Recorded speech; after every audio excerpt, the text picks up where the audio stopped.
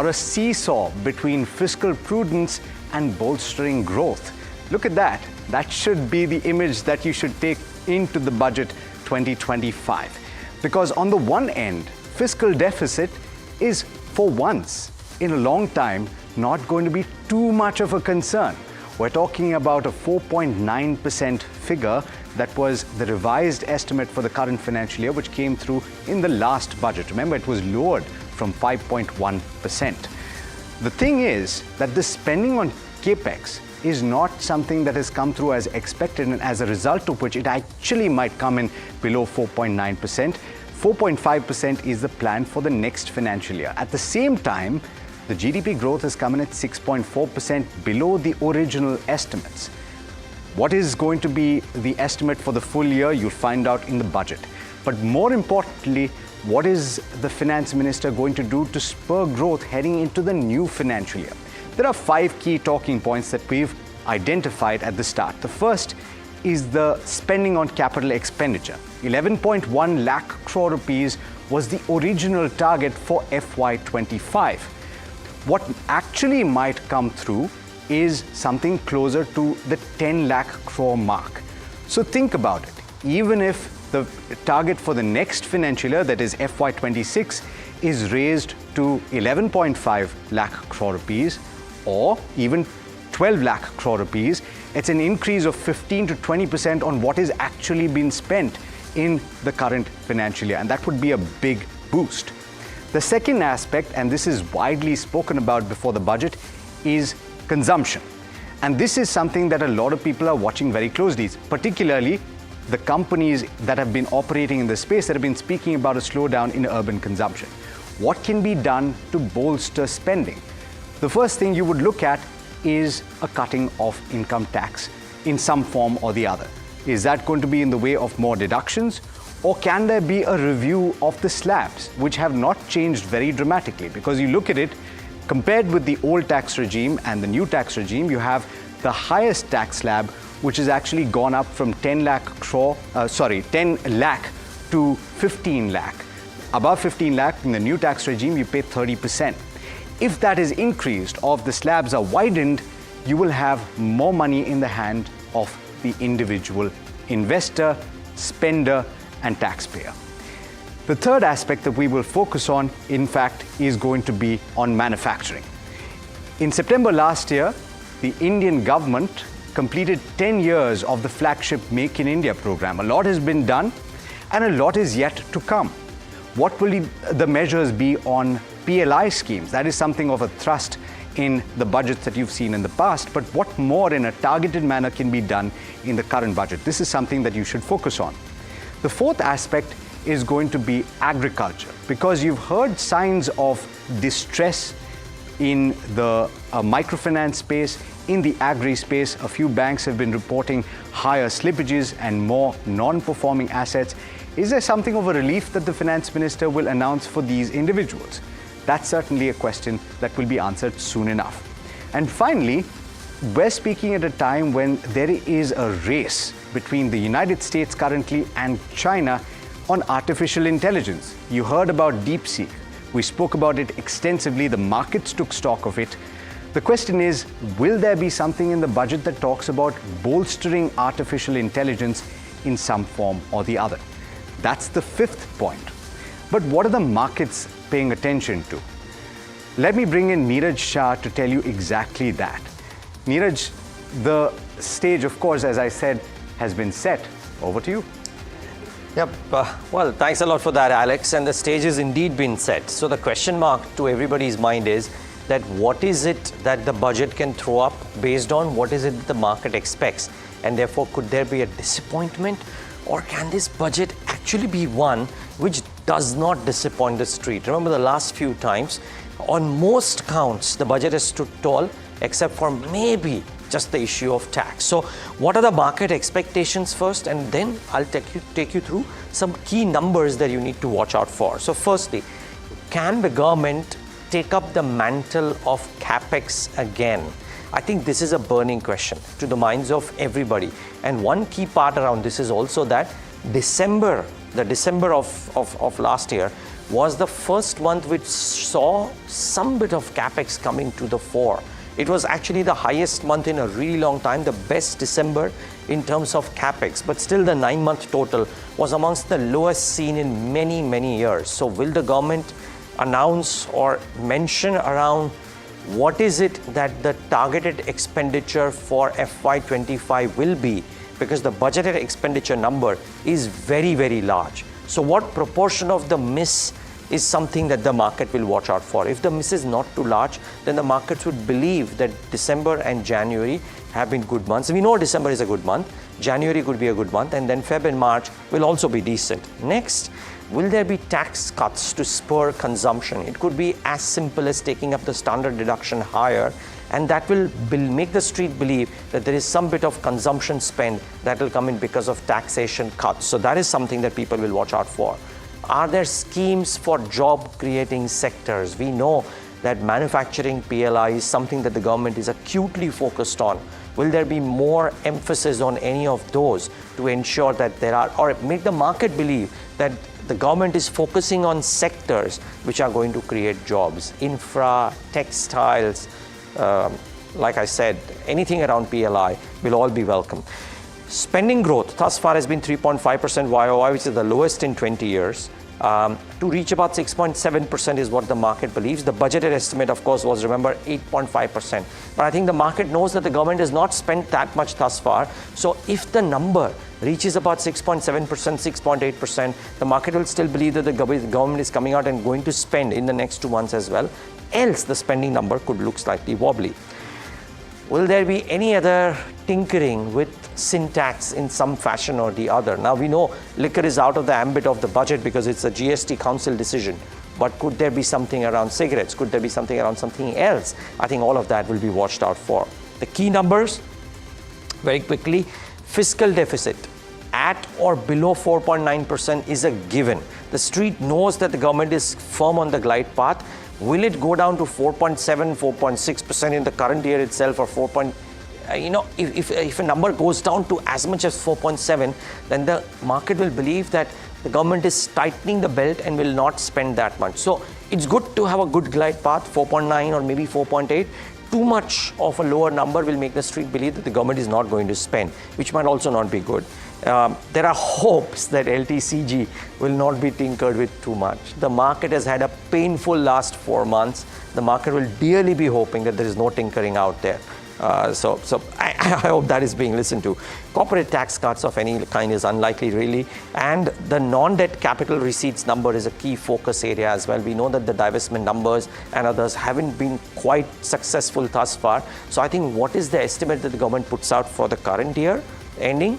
And what is the estimate that the government puts out, more importantly, for the next year, considering that the budgeted estimates thus far have not been met for the last couple of years, I think becomes a key number. So that is something to watch out for. But Hiral, I would say 2 key numbers, the capex spend number and any kind of taxation on capital markets, the 2 most important things that I'm watching out for. Absolutely. You've actually given out what the street is watching out for, but let's just also keep in mind what the markets were unhappy with and what the markets have done since Budget 2024.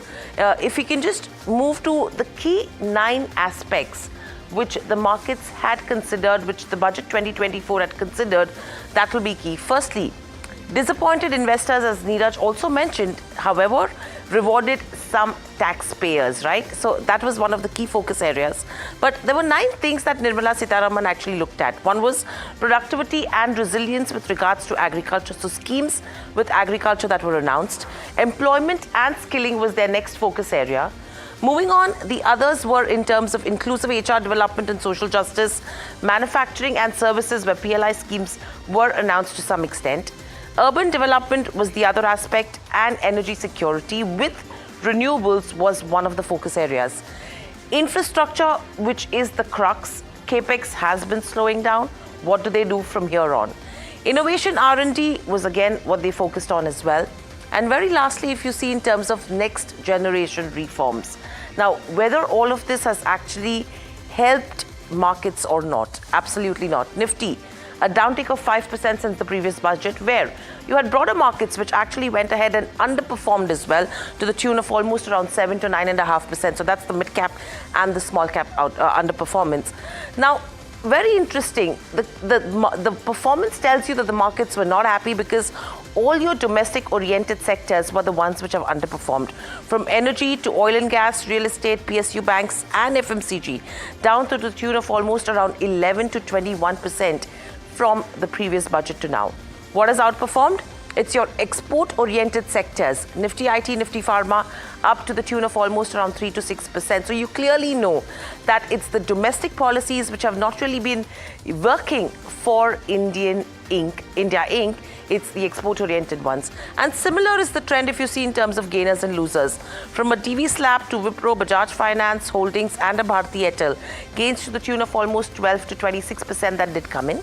What was losing? Adani Green did lose out. Yes, there was a Hindenburg impact coming in there.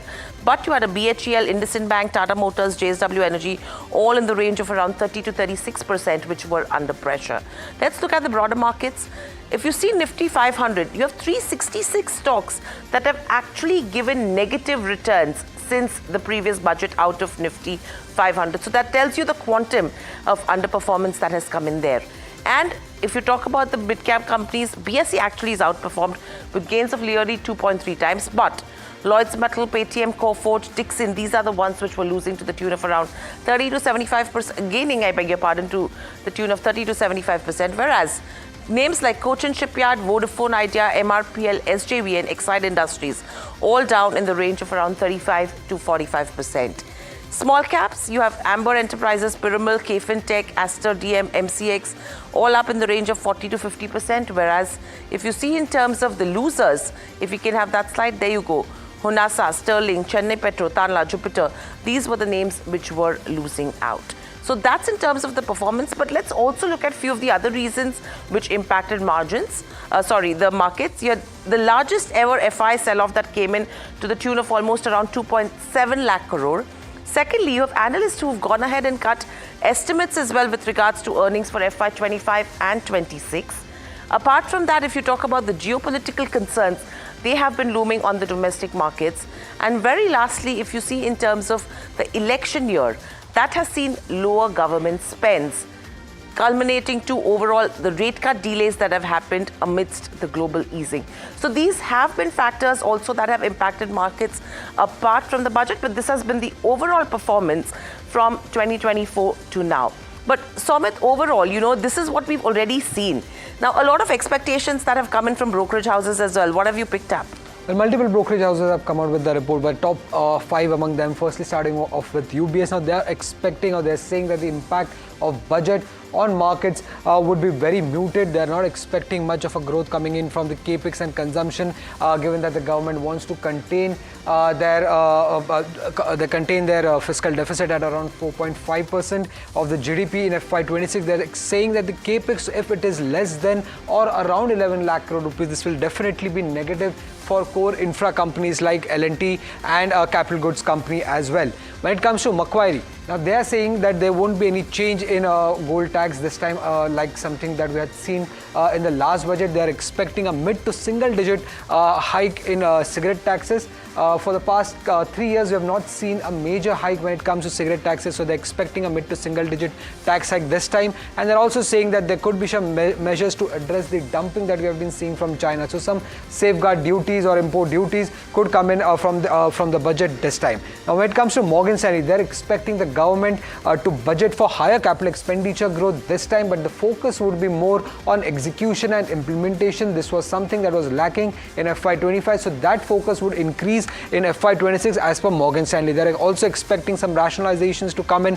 when it comes to direct taxes and some sector-specific incentives to come in from the government side. Now, they're all continue to remain overweight when it comes to financials, consumer discretionary, industrials and technology, while they're underweight on all the other sectors in the market. Now, when it comes to Jefferies, they are saying that less than 15% capex growth would definitely be negative for core infra companies like L&T and EPC contractors as well. So, more than 15% growth is only something that could cheer the market, at least the capital goods stocks, as per Jefferies. They're expecting some welfare measures to come in. They're expecting expansion in the PLI schemes, and they're also expecting a capital gain tax hike that could come in this budget as well. But they're also advising their investors that if there is a dip post the budget, then that should be a buying opportunity for in the Indian markets. And when it comes to JP Morgan, they are saying that the government spending would be limited, given the fact that they need to maintain the lower fiscal deficit target, and also the indirect tax collection was lower this financial year. They're expecting government to prioritize on infrastructure, public investment, and some support for consumption also should be given by the government in this budget. Now, the key focus sector areas would be railways, housing, urban infrastructure, and defense, and the brokerage continues to remain overweight on financials, consumer staples, healthcare, real estate, and industrials. Thanks so much, Somit, for that. So you've gotten the key numbers so far on the budget that you should watch out for. We've spoken about what the street is expecting. We've spoken about what the brokerages are expecting. But in the run-up to the budget, particularly over the past couple of weeks, we've been bringing you a lot of breaking news. Budget breaking, we've been calling it, about what the finance minister might do, what the deliberations have been.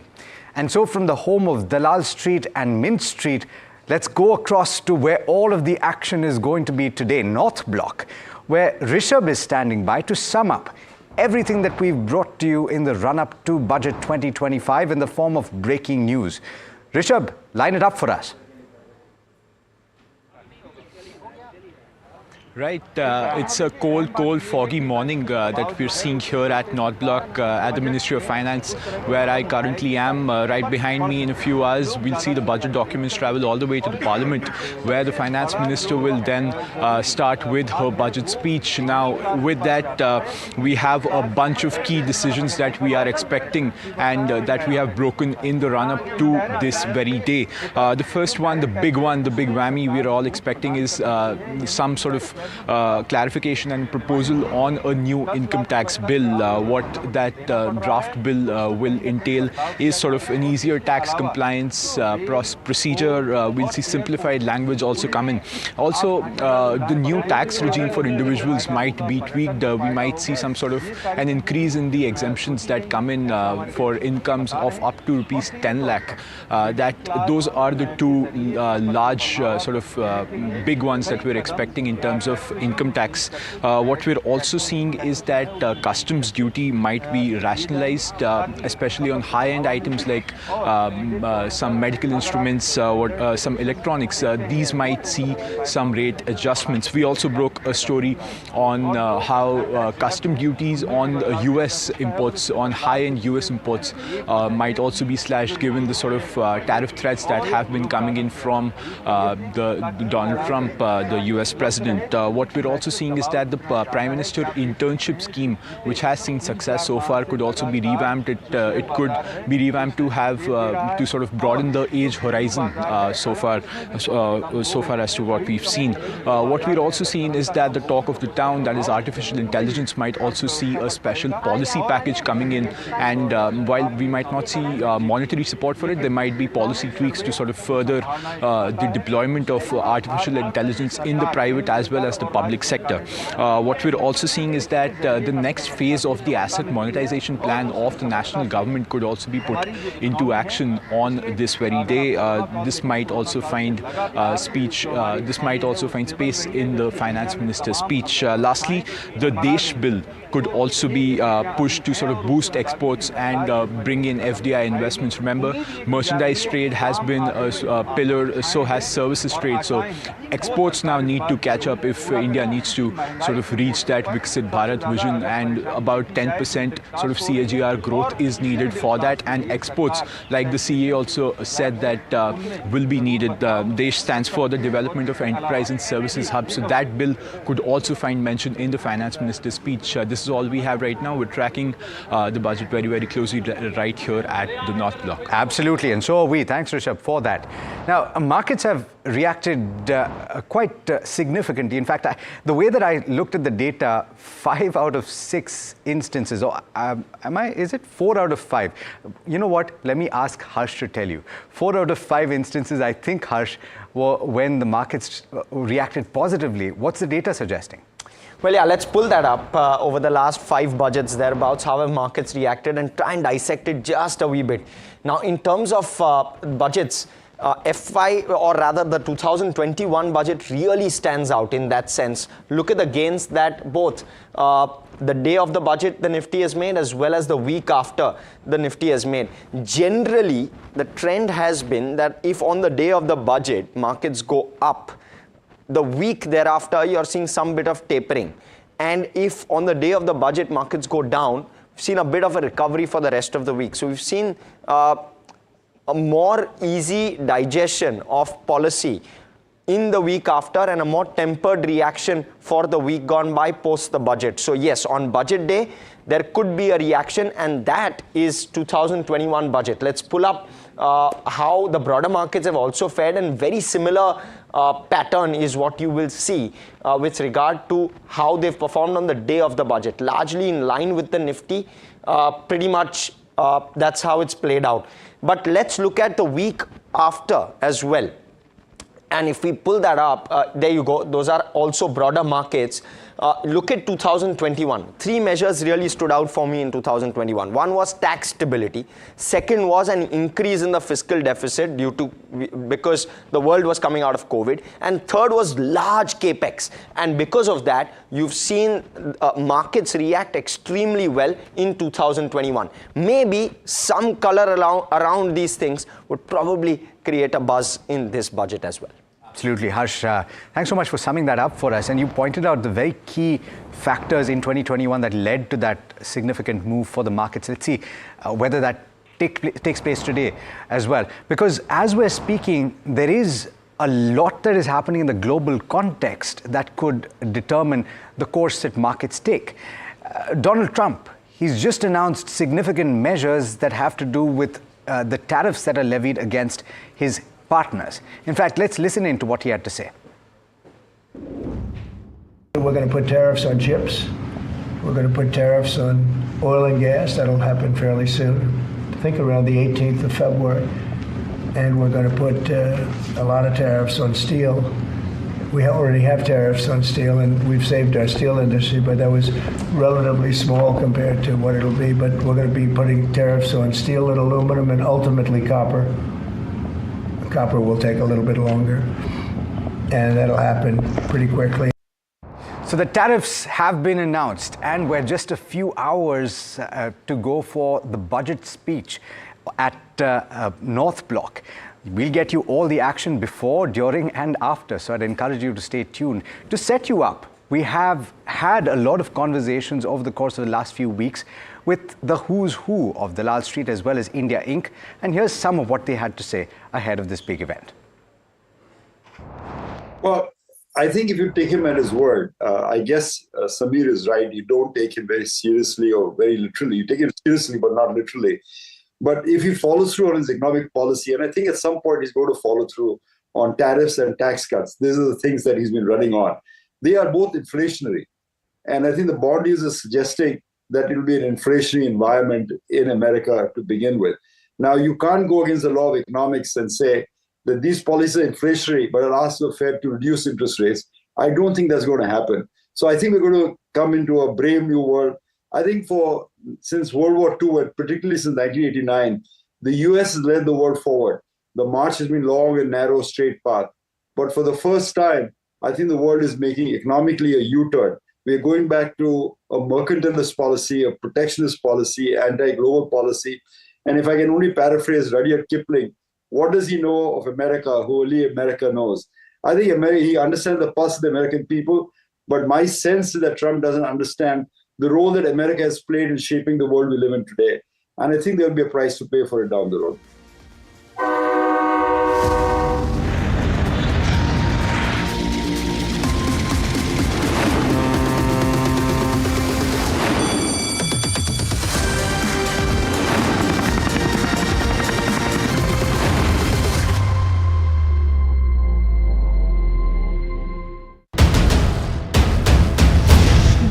day that shapes the future of a billion dreams.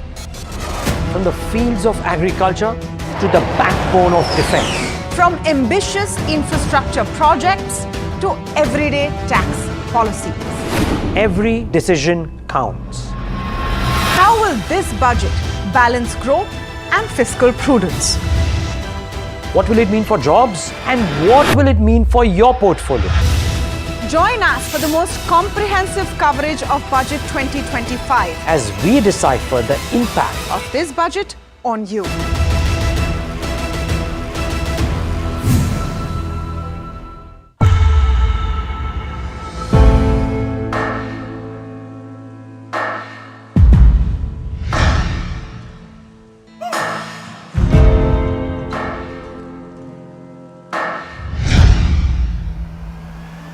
I present the budget for a historic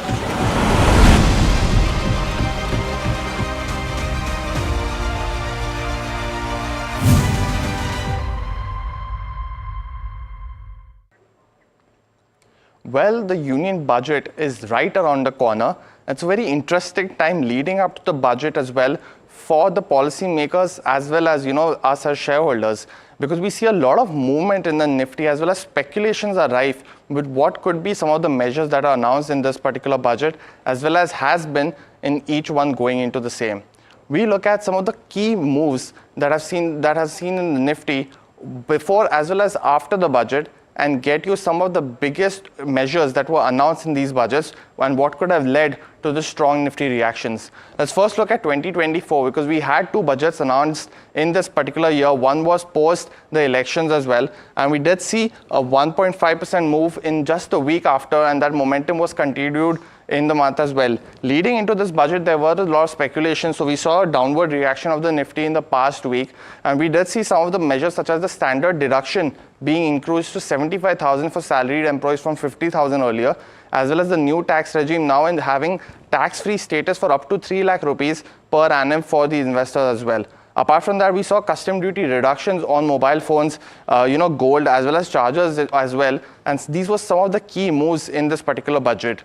Leading up to the election, we had, the 2024 budget in February as well. Let's see some of the reactions as you can see in this particular time frame as well. One of the key moves was increasing the budget for capital expenditures to 11 lakh crores, the first and a very huge budget as well compared to the last decade. And we did see one of the positive reactions in the week and the month after as well.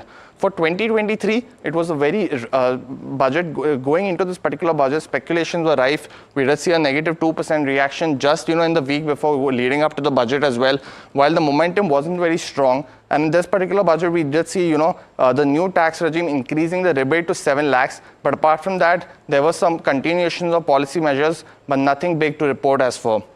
For 2022, it was a very interesting budget because we did see a strong reaction going into the budget just a week before by roughly about 2.5% on the positive side. But in the next week, as well as the month after, we saw a sharp reaction on negative 5% of the Nifty reactions. Some of the key measures were like they had involved rupees 2 lakh crores as additional credit to MSME firms. Apart from that, we also saw roughly 48,000 being allocated for building 80 lakh houses, but none of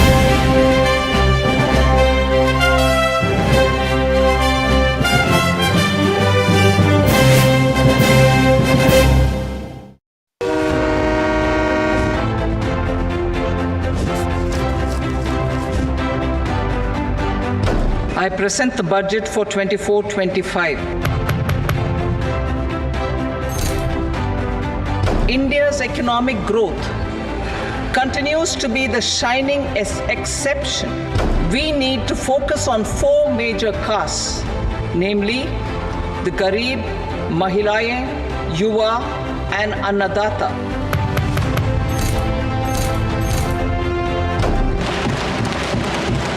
माननीय वित्त मंत्री श्रीमती निर्मला सीतारमन, मैं मां लक्ष्मी से प्रार्थना करता हूं कि देश के हर गरीब एवं मध्यम वर्ग समुदाय पर मां लक्ष्मी की विशेष कृपा रहे। साथियों, ये देश की जनता ने मुझे तीसरी बार ये दायित्व दिया है और इस तीसरे कार्यकाल का ये पहला पूर्ण बजट है।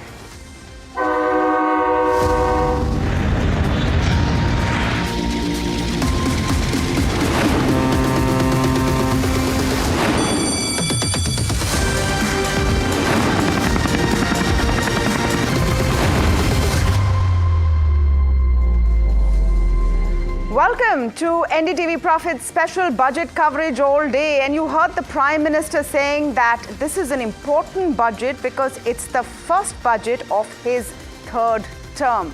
We will, over the course of the day and till we lead up to the Finance Minister's speech, tell you exactly how to prepare for this day, which has become even more crucial than the last many budgets. And here is why. It's coming at a time of so much uncertainty globally and some questions domestically. So let me start and set the stage there for you before we get on to all of our programming. First of all, it's coming at a time when India's GDP forecast is lowered. For FY26, the range that the Economic Survey has said starts at 6.3% at the lower band. So we are seeing a tough time there. Budget has to set the parameters to boost growth. The other big reason is why this is important right now is because consumption is lagging. While rural consumption has come back, it's important to bring up urban consumption as well.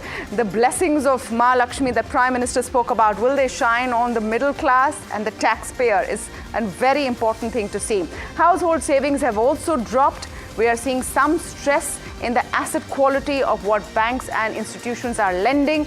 That needs to be nipped in the bud as well. And I suppose the biggest reason, because Donald Trump has in a sense tried to steal the show this morning on the news floor, threats of global tariff war loom. From today, 25% tariffs on Mexico and Canada have been put in place, an additional 10% on China. We have to wait and see what comes next. How can this budget Trump-proof India in these times to come? And of course the dollar. As the dollar gets stronger, will it attract global flows at the cost of emerging markets, including India? These are some of the big reasons that this budget becomes very, very crucial.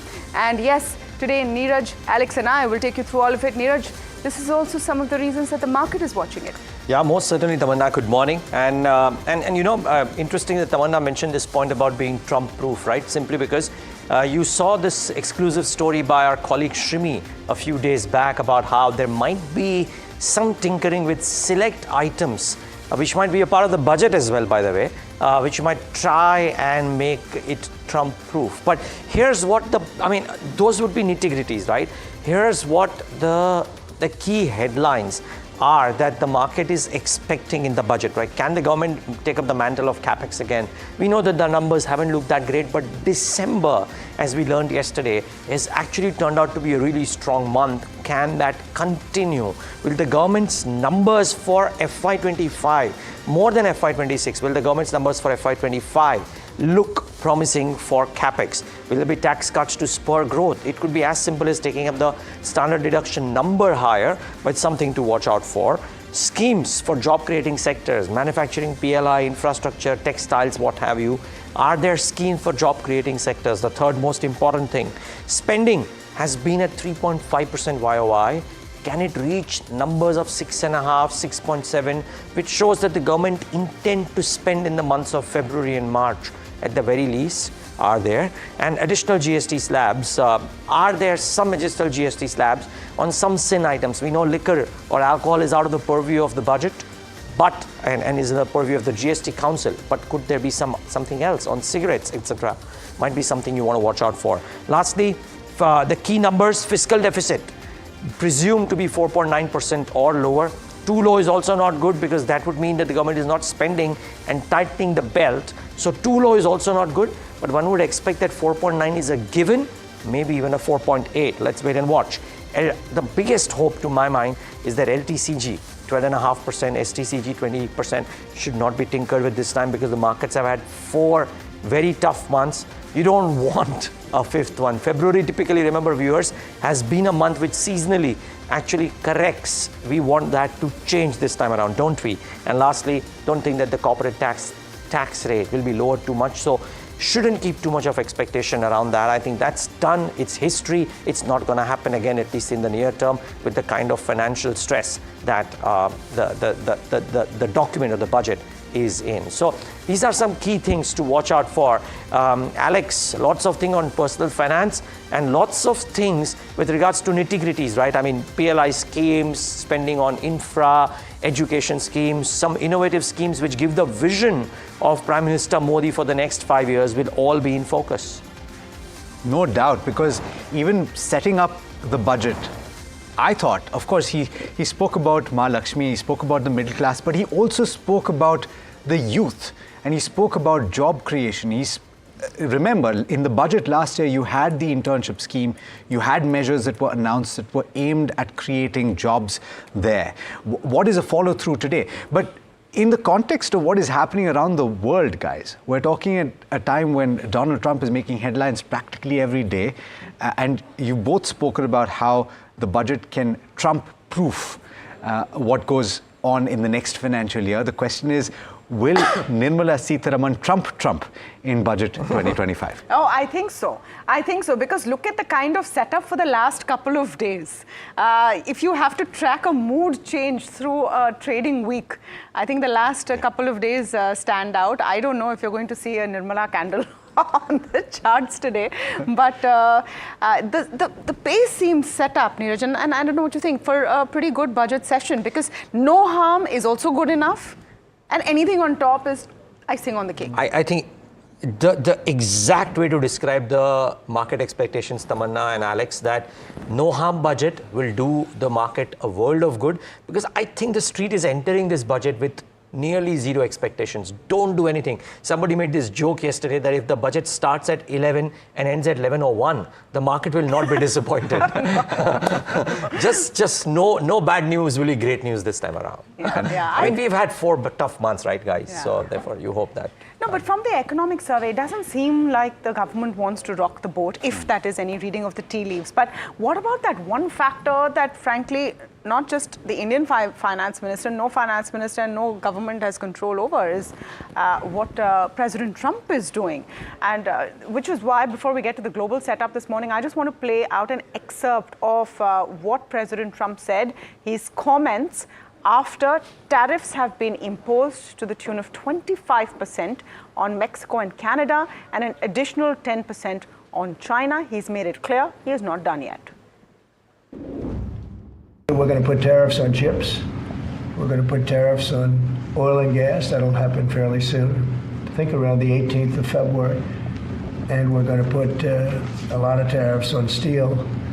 We already have tariffs on steel, and we've saved our steel industry, but that was relatively small compared to what it'll be. But we're going to be putting tariffs on steel and aluminum and ultimately copper.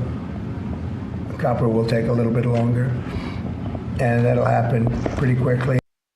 Okay, the Dow was down about 300 points. After that, we'll just check out what futures, Dow futures are doing right now. So, of course, pain point in the markets because of this. And yes, you see Dow futures down as well. I want to pull up the implied open before I get to our first speaker today, just to get you a sense of what's happening in India. 87 points down is what is being expected. And maybe that's more of a Trump impact. 11 onwards, we might see a Finance Minister Nirmala Sitharaman impact. But to speak on the Trump impact part of it, Marco Papic is joining us. He's macro and geopolitical expert at BCA Research. Marco, thank you so much for speaking with us. It's a big day for us here as we track the Indian markets because of the union budget and what we expect it to do for our economy. But I suppose the bigger factor, and one which is an uncertainty, becomes what comes out of the United States in terms of tariff control, isn't it? Yes, absolutely. And, you know, investors sort of fall into two camps right now when it comes to tariffs. One is that tariffs are a tool of negotiating and therefore not something to worry about in the long term. President Trump can impose tariffs of 25% on Canada, can impose 50, 60, but eventually, you know, they come together and they get a resolution. The other view is that actually tariffs are a way to raise revenue for the government over the long term. I think that the truth is somewhere in between. Some of the tariffs really are a tool of negotiating, and they will be removed, and so the market should look through them. But it is also likely that President Trump will increase tariffs across the board in some fashion in order to raise revenue. I don't think that's going to be that much, but I think it's going to be significant enough to cause more volatility in the markets over the next 3 months. Volatility, certainly the name of the game. The last time we spoke, Marco, you spoke about the dollar and you spoke about the fact that it might just be the last hurrah. And since that point, the dollar has given up a little bit of ground, but it's been active overnight as well because of those tariffs. Where do you see it going, and what are the implications for capital markets outside of the US? Yeah, I think the dollar action over the last month, since last time we spoke, definitely speaks to my argument that in 2025, it's unlikely that the dollar is going to go up another 3, 5, 6, 7, 8%. So far, so good. However, there's probably still more upside in the very short term, just because, as you've seen over the past 24 hours, the dollar did rally pretty strongly, given the announcement on the tariffs in Canada and Mexico. And obviously, that is going to be a headwind to emerging markets over the next 3 months, including India. But I think that once the clarity on the tariffs has been put in, once President Trump has finally announced those across-the-board tariffs, that's really what we want to see. Is it 10%? Is it 20%? Is it 2.5%? Is it 5%? That will be the last hurrah for the dollar. All this little stuff with individual countries, I wouldn't worry about it, because those are discrete negotiations. You know, with Canada, it's really about border security. With China, it's about fentanyl. I'm not too worried about that. It's really that across-the-board tariff. Once that comes in, we want to know where it is. Got it.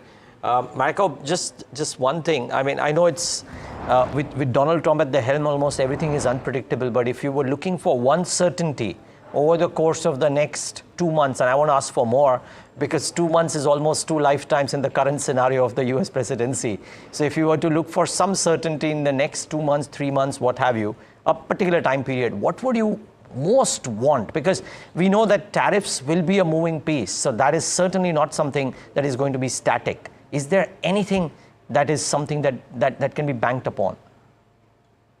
You know, perhaps it's a little bit of a controversial view, but I think that what we can bank on is that President Trump will not deliver the type of a budget, you know, speaking of a day of budgets, so let's stick with that theme.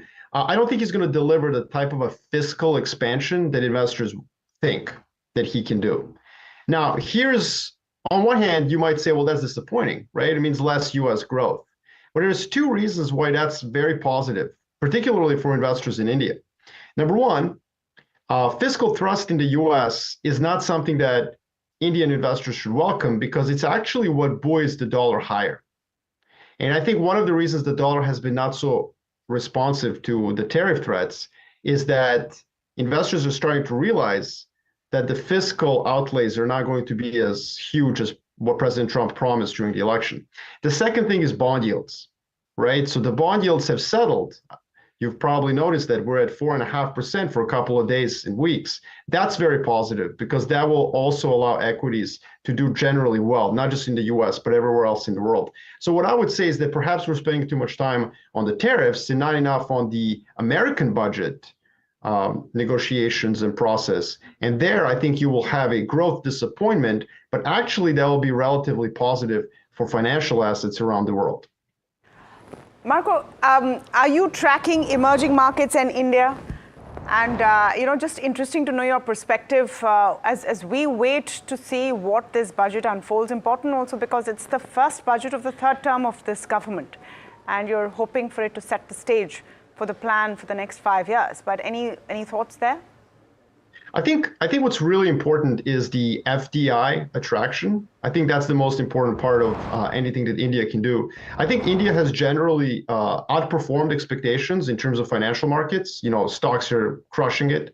On the other hand, I think that India has, from a macroeconomic perspective, disappointed, actually. I mean, it's not just that growth is coming down, as you mentioned in the early part of the program. It's also that exports have not really done as well as people would have thought. So what India really needs to do is attract FDI. They can lead to more exports and more competitiveness.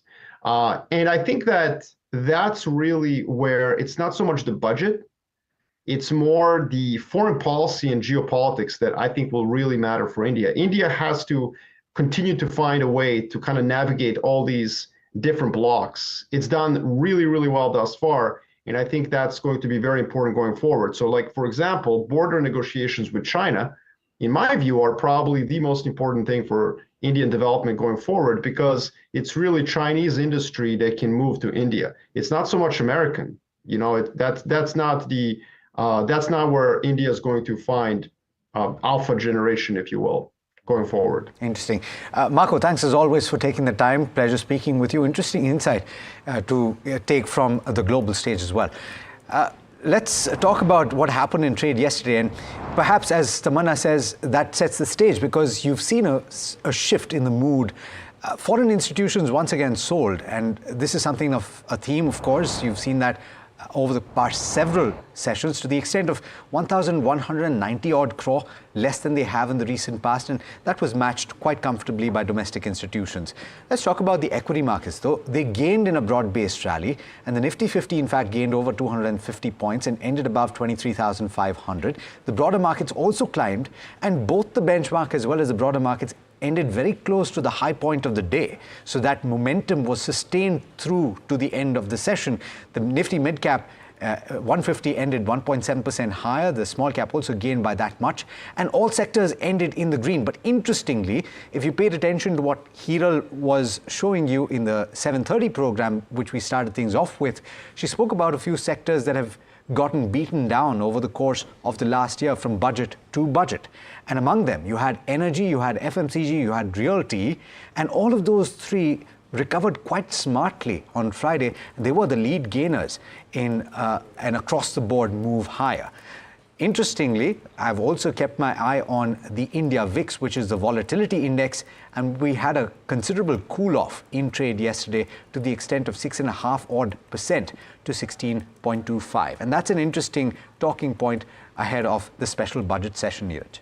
It is, but I think just from a near-term trade perspective, right? And one doesn't know what quite will happen post, let's say, 11:30, 12, if indeed the numbers around capital gains tax or capex or otherwise fiscal consolidation are different. But with an assumption or with a hypothesis that there isn't too much of deviation into any of the key landmark numbers that the street is working out for, I think the market has found a little bit of mojo, if you will, by virtue of the fact that we've now had an incessant 4-month ongoing correction, which is kind of reversed only in the last 2-3 days, and that is accompanied by 2 or 3 factors. One, that the numbers at the margin have started looking okay. I mean, quite contrary, right? Because corporate numbers, you mean? Yeah. Corporate numbers, earnings season, simply because the belief all through this, right, that the first 15 days, the numbers which come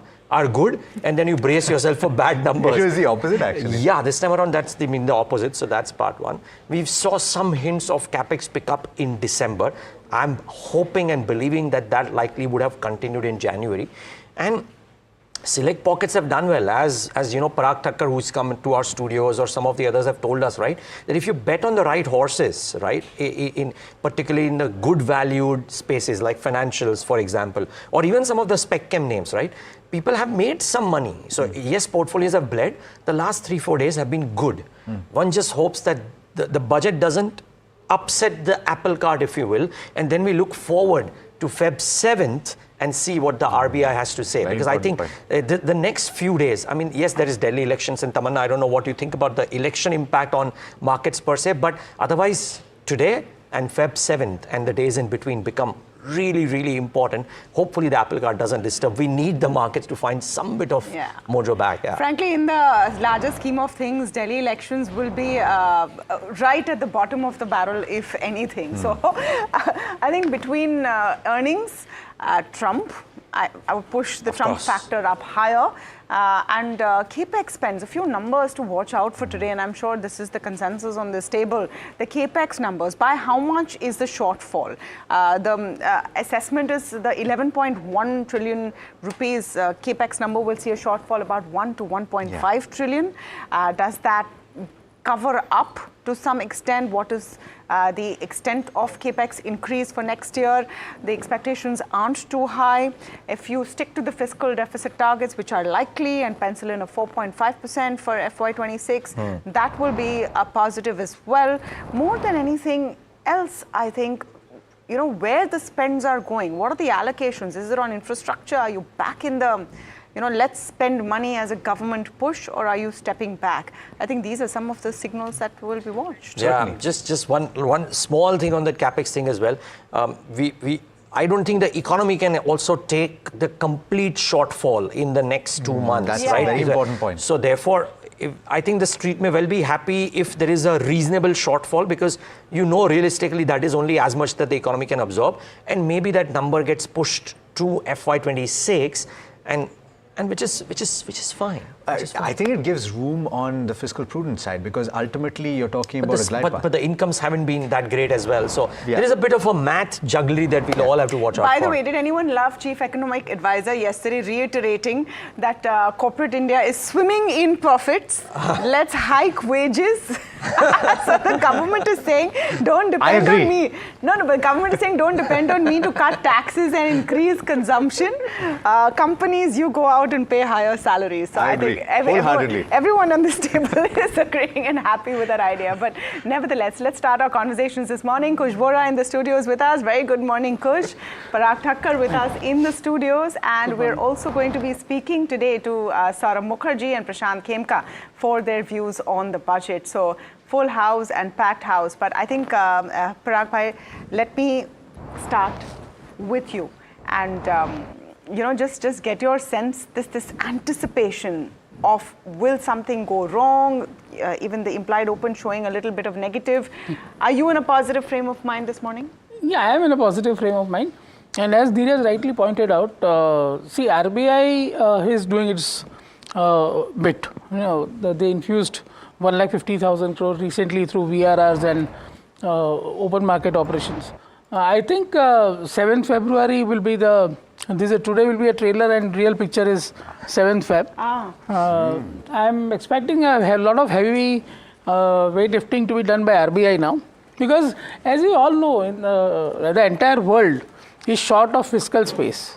Right? The fiscal space is very limited. You cannot satisfy everything, right, through fiscal. So it will, and monetary is something which is easy to do.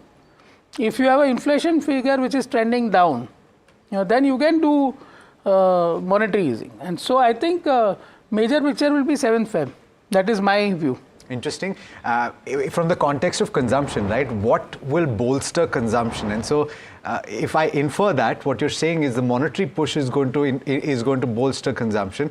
I want to know what Prashant Khemka and Saurabh Mukherjee have to say about this. I'll come to you, Prashant, first. What do you think is going to be the push? Because ultimately there's a lot of noise, there's a lot of clamor for some break on the taxes. Is that something that will push, or as Parag Bhai is saying, is it going to be monetary policy? We are just not geared, neither myself nor our team, to think about such opportunities in the very short term. And the reason is we are geared this way is because there are, in my view, no such opportunities in such a short time period that you can. A budget is a very tightly held secret. Nobody knows what comes out till it comes out, is my view. Unless if you have some insights, then maybe there can be some short-term trade that can be created out of it, but it's not our style or not our view that money can be made or trades can be built around an event like budget. You'll know it when it comes up. When it comes up, for sure. But I think it'll be interesting to see if at 12:30, and I'm presuming 12:30 is when the speech ends, is the first thing that we say on the table is ke picture abhi baki hai mere dost. I think that will be the most important thing. The other thing is how to trade this right now. Kush Bora, you wear a difficult hat simply because what the budget dishes out makes it completely difficult to call it out right now as to what the trade should be. But nevertheless, since you're sitting on the chair, I'm asking you, would you initiate trades which you will square before 11 a.m.? Or are there trades that you're initiating that you might as well keep for the next 2-3 days, assuming that the budget doesn't do too many big moves? First up, a very good morning, guys. And excellent question to begin with, Neeraj. Especially from a trader's perspective, I personally prefer to make trades which I can hold on beyond the budget, almost agnostic of the budget, but then you can't remain agnostic of the budget, right? And I was going to start the conversation with something like, if you don't have any expectations, you can't be disappointed, correct? That's the kind of budget that we're getting into. But I think, Tamanna's probably given us another talking point, which is a hike in salaries and wages, right? So, Chief Economic Advisor bol rahe hain. Achha, he's also saying ki have a health tax on packaged food. I thought that was excellent. Yeah, I'm sure there are other measures of curbing that than just tax. Adding he doesn't like that idea. I don't like that idea. No more taxes. Yeah. No. So just to come back to the trading question, I think I'll stick with the format which we did yesterday, and I think it played well. Which is I will give you a view from a technician's perspective and a trader perspective as well. Remember yesterday we spoke that from a purely technical standpoint, the Nifty was knocking on the doors of the 20-day moving average at 23,300. A breach above that will take us at 23,500. We're there. I think this momentum is going to continue for some time. The momentum indicators have seen an uptick, so I think my target of 23,800 and 24,000 is pretty much on the cards now. And from a purely technical standpoint, now my stop loss is revised to 23,300, and I will continue to hold my long positions. From a trader perspective, I'll do a similar trade on the Nifty, which is initiate a long position if I don't have one, with a stop loss of 23,300. But again, because of the nature of the event and the day itself, I'll keep my positions light, but the bias firmly remains on the long side. All right, let's take a look at what stocks you should have on your watch list today. And it's a mix of budget and impact, and it's a mix of some of the numbers that have come overnight. Big news on Hero as well, and we will address that. So even as the overall budget theme plays out, these are some to look at. Let me start with some of the budget stocks. ITC, of course, one. If there is any kind of a hike on cigarette taxes, that would be a negative. If it's a double-digit hike, definitely a negative. A mid-single to a high single-digit would be neutral. Less than mid-single-digit hike would be positive. L&T IRB, take a look at that because of capex. Key to watch, capex growth of less than 15% could be disappointing for these. In terms of the consumption play, Imami, Dabur, Jyoti Labs, Chambal Fertilizers, GSFC, M&M, some of those, L&T Finance, increased allocation towards rural schemes in agricultural sector will be important to watch over here. Okay. Now, there's more, of course. In the housing space, we're talking about the affordable housing being one of the talking points there and what can be done there. Of course, overall housing, right? So you could see the likes of PNB Housing, LIC Housing, Awas Housing, an increase in the allocation for the housing schemes is certainly something to take into account today and watch very closely. Of course, there's a wider universe beyond the stocks that I've just mentioned. In the oil marketing space, IOCL, BPCL, HPCL, a lower subsidy allocation would be negative on account of the high losses in LPG segment. These are stocks that have buzzed quite significantly in the recent past, and you should also keep on your radar. In the power space, and this is an interesting one because I think that this particular scheme, the amount of money that has so far gone towards, and I'm talking about the corporate level, something like a Tata Power, how much of their portfolio is in rooftop solar, because this is something of a dream project for this government, and there's a lot of potential there if you think about it. Adani Green, Tata Power, Wari Renewable could all react if there is an announcement of there's an increased allocation to bolster the scheme further. So certainly something to watch out for, Neeraj. Yeah, I mean, and of course you keep an eye out for all of those rural beneficiaries, right, which we spoke about. So the Emamis, Daburs, Jyoti Labs of the world. Fertilizer stocks will make a move during the budget speech, no matter what happens. Please keep that in mind. Doesn't mean that those stocks will actually have those gains. So keep that in mind. And some brokerage notes that you want to keep an eye out for as well, I think, which will be very, very important, considering that in stocks like IndusInd and Bandhan, for example, that the numbers, Bandhan in particular, right? The numbers haven't looked that great, but is it pricing all of that in? So UBS, for example, on IndusInd Bank has maintained a neutral rating. They've cut the target to 1,070. They say that it's a miss all round. The weaker NIMs and the fee income and higher credit costs are something to factor in. and there is weak business growth, of course. The slippages have increased to 2.5 versus 2.1% quarter on quarter. Management for now remains cautious of asset quality, but the stock looks cheap, and to consolidate until there is more clarity on unsecured retail asset quality cycle and management succession. So this is something that you certainly want to keep an eye out for. And the one more name before I ask actually, Parag, about some of these as well, is Hero MotoCorp, because this is big, guys. 7 days before the results, Niranjan Gupta has stepped down as CEO. Vikram Kasbekar has been appointed as acting CEO, and Niranjan Gupta, remember, had joined the company in 2017, and Gupta will move to pursue other opportunities, which brokerages, well, they have maintained a sell. UBS, for example, saying that the exits add to Hero's leadership woes. This is not great news at all. Okay. This was a bit of a surprise because, all of our auto enthusiasts and reporters and analysts who covered the Bharat mobility, Niranjan Gupta was front and center on everything that they were releasing, and then suddenly this comes in. So Hero is a thumbs down today, IndusInd Bank as well, and Bandhan also, howler of numbers. Yeah. The question only is priced in. So Parag, sorry, you want to come in? So just one result we all forget, PNB. It was a very good result. It was good. 4.9% QOQ deposit, loan book growth. They are at 72% CD ratio, so they have operating leverage. And they have a 91,000 crore worth of trading, technical write-off kitty, from which some recoveries can continue to happen. Management has already guided on the call that Q4 they are expecting 1,500 crores recovery. So NIMs were maintained at global NIM, I'm saying, is 2.9 to 2.93%. So I think everything is in place, and I think on 26, the book value is 120, 27 book value is 138, and stock is at 100. So PE multi, if you just count, market cap is 1,16,000 crore. And this year they'll end with a PAT of 17,000 crore. Are you buying PNB today, Parag? So we have already bought. So let me ask you a slightly difficult question, right? IndusInd Bank, bad numbers we know, but a private sector bank which has enjoyed heady valuation levels, currently available at 0.9, 0.8 book, PNB available at 0.7, 0.8 book maybe. I know you have a bias towards PNB, of course, you like it. My question is for somebody with a disclaimer, of course. With a disclaimer, of course. But nothing is out here is a recommendation, of course. But is there merit in trying to look at a IndusInd kind of stuff? So this is a very interesting conversation, I'll tell you. And of course, we own ICICI Bank, Axis Bank, HDFC Bank in our portfolios.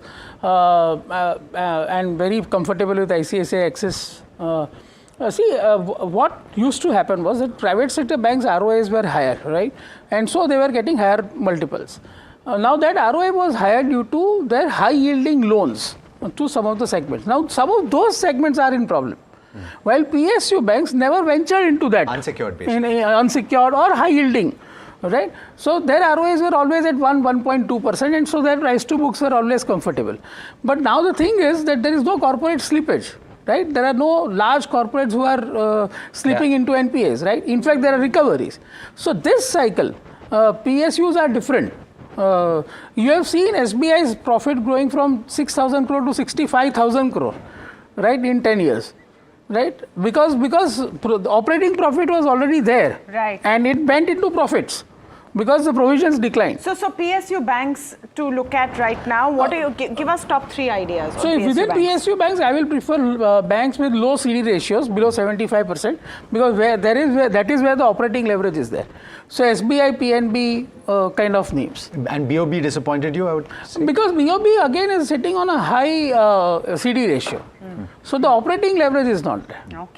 Okay, so you're going to get this morning a lot of stock ideas. You are going to get budget news, which is useful, de-jargonized, simplified, and you're going to get a lot of exclusives. So NDTV Profit has been breaking a lot of exclusive stories in the last month on what the architects of the budget have been working on.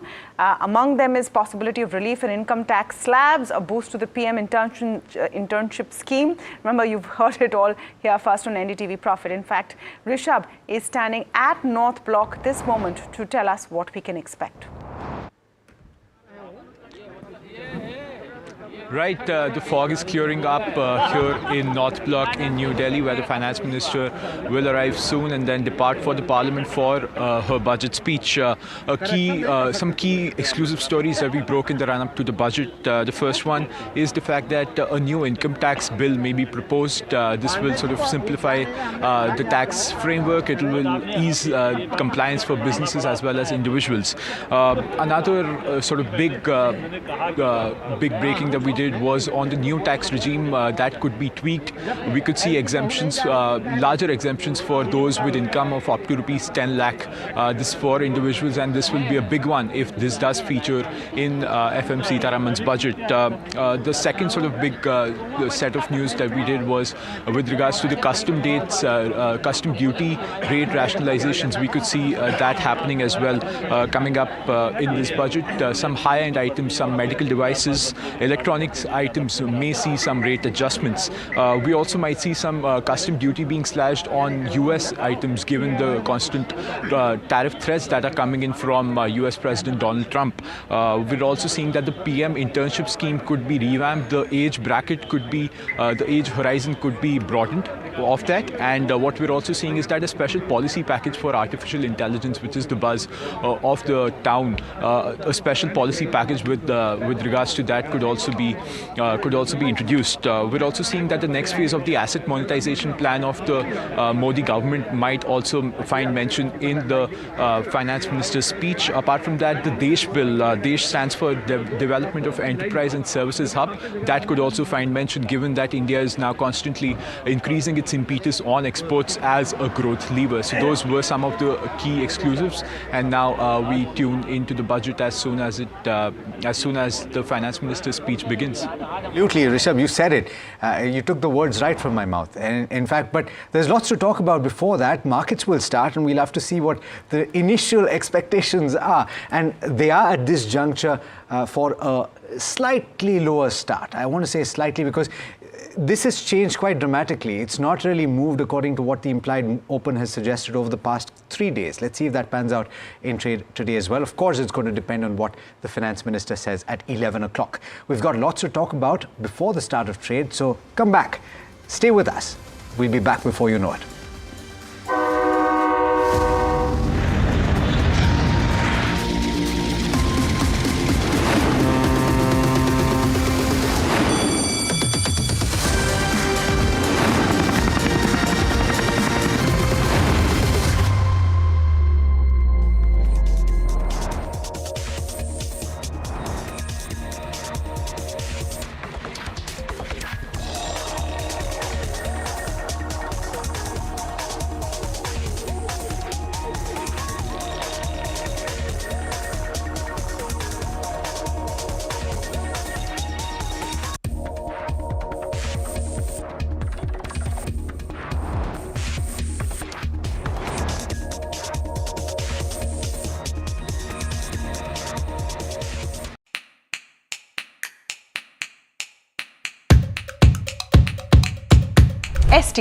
STT definitely needs to change. Old tax regime. The 1991 budget was truly a game changer.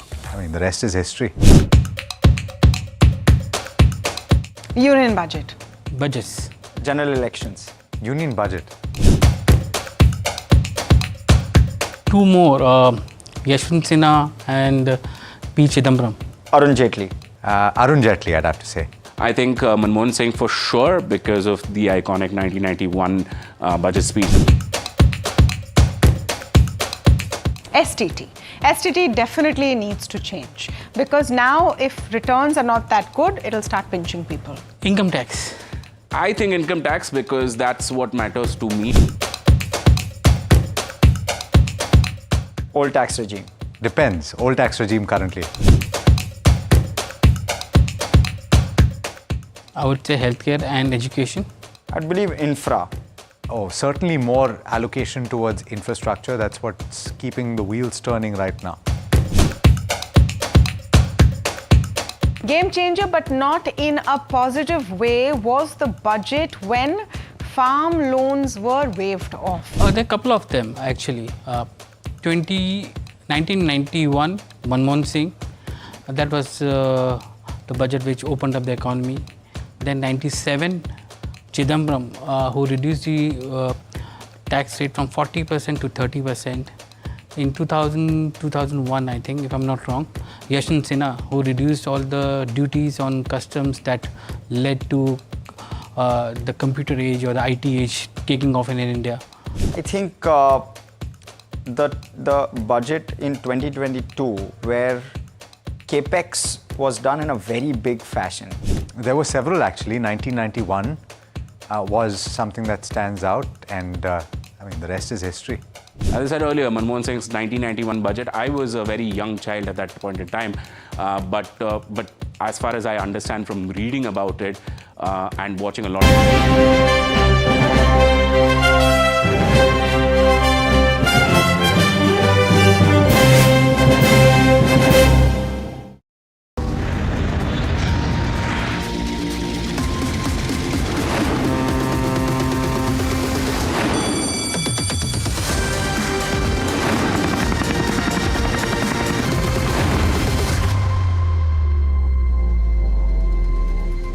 Right, on to the budget coverage on NDTV Profit, and joining us on this very special day and a special session, I might add, on a Saturday, which not too many people would be happy about, but that's okay. Ashish Somaya, CEO of White Oak Capital AMC, Dheeraj Agarwal, MD of Ambit Investment Managers. Gentlemen, both of you, thank you so much for taking the time out and being with us.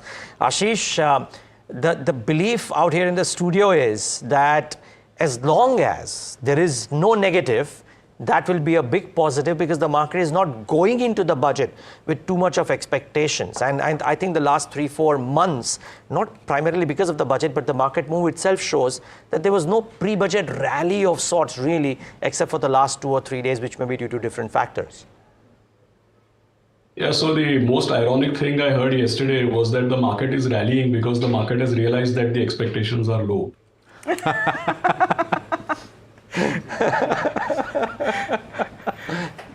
Yeah, okay. So, we are on the same page. I think you described the state of affairs. But, I think it's in the nature of market to, hope for a surprise or hope for something. If you see the economic survey, it doesn't lay the foundation. It talks more of, it's giving a very realistic kind of sense. That's also not talking very ambitious or not talking big plans or, laying out a map for aiming 8% or something. Even the economic survey says that, whether it's FY25 or FY26, we are going to be in the 6.4, 6.8 kind of ballpark. So I think we should be realistic and we should wait for the actual thing to come out. Yeah, well, Dheeraj, what do you say to that? I thought that line was fabulous. The market is rallying because the market doesn't expect too much. But be that as it may, I think the point is well laid out, right? That we don't expect too much. We just expect that there is no tinkering with the key things, right? So what is that one thing that you would be watching out for, Dheeraj? Would it be around capex spends, and is it a realistic number? Is it around taxation, which is always the one news that the market looks out for? Or is it something completely different? So I think I'll split the market and the economy, right? And market in the direction the budget will provide. Remember, this is the first full budget, or rather the first budget, actually proper budget of the new government after being elected in June. And there has been fears or expectations or concerns that one lesson that the government might have taken after the June setback in results is that they need to be slightly populist. So what I would look for in the budget is signs of continuity for structural reforms and structural work for the economy, and not really too much of backtrack on that. I do understand there is some need for maintaining a bit of a balance for consumption versus capex. But apart from that little bit of tinkering on the balance, what I would like to see is a continuity of what this government has done over the last many years, which is lay the foundation of a stronger and a better economy going forward. And as Ashish said, no matter what the government does in this particular budget, I think the fact that there is a little bit of an economic slowdown is here to stay. Right. And we can't really flip that Can I ask switch. you why you think it's here to stay? And by the way, what you just saw were live visuals of Finance Minister Nirmala Sitharaman reaching North Block, getting ready to present the budget. Dheeraj, why do you think it's here to stay? And when you say it's here to stay, for how long? I mean, is there nothing that can be done in the budget, or what can be done in the budget to change that perspective?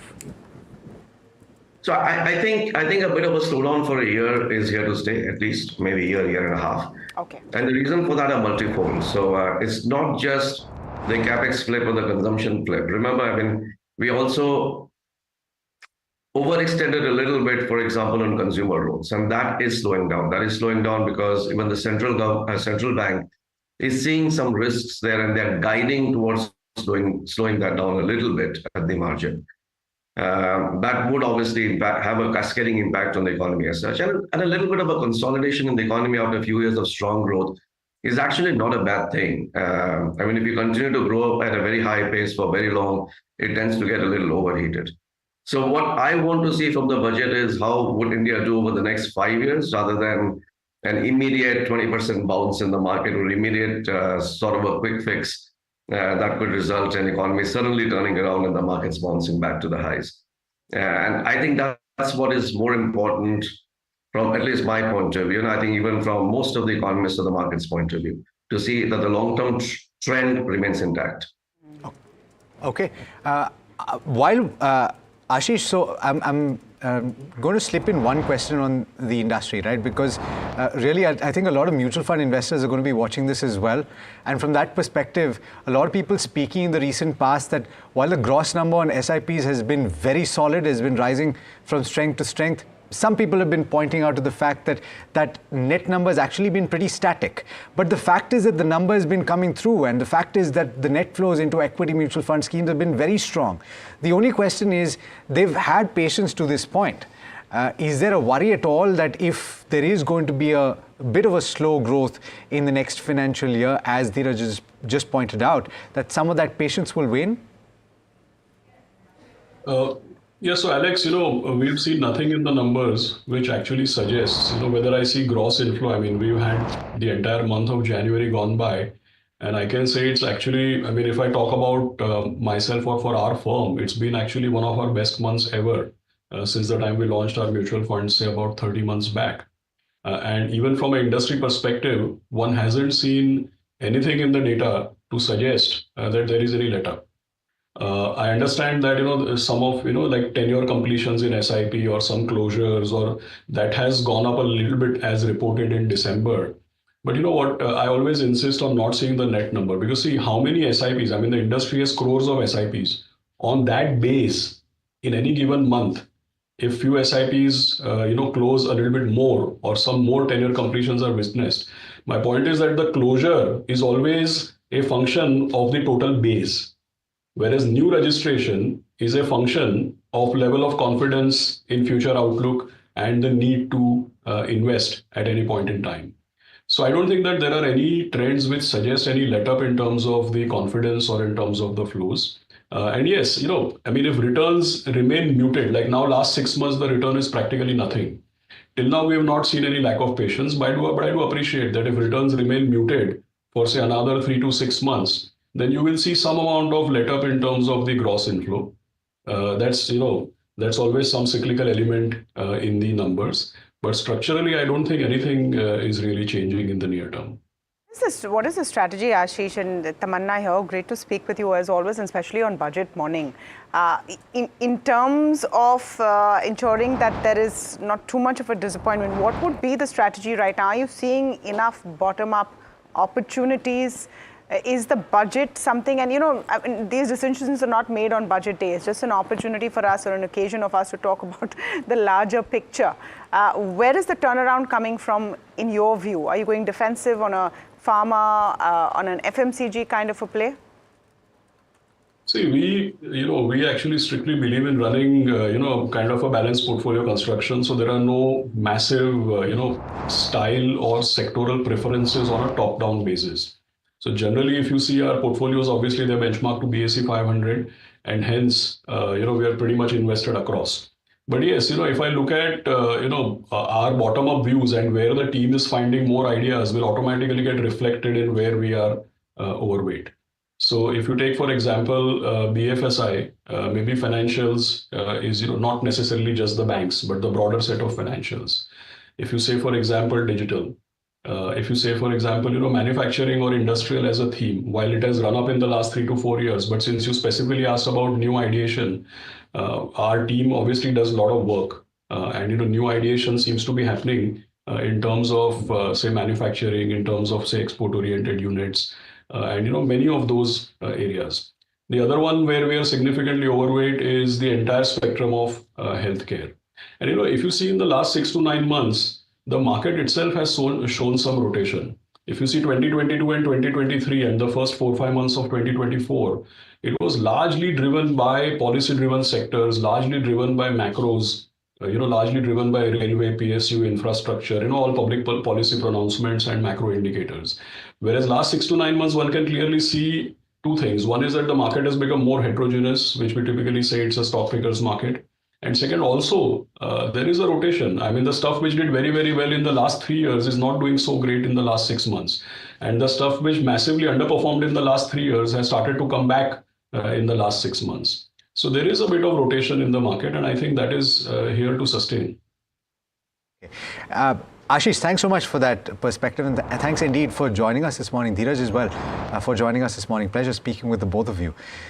We have Soni Patnaik, who's AVP at GM Financial Services, joining us in the studio. Thanks so much, Soni, for taking the time.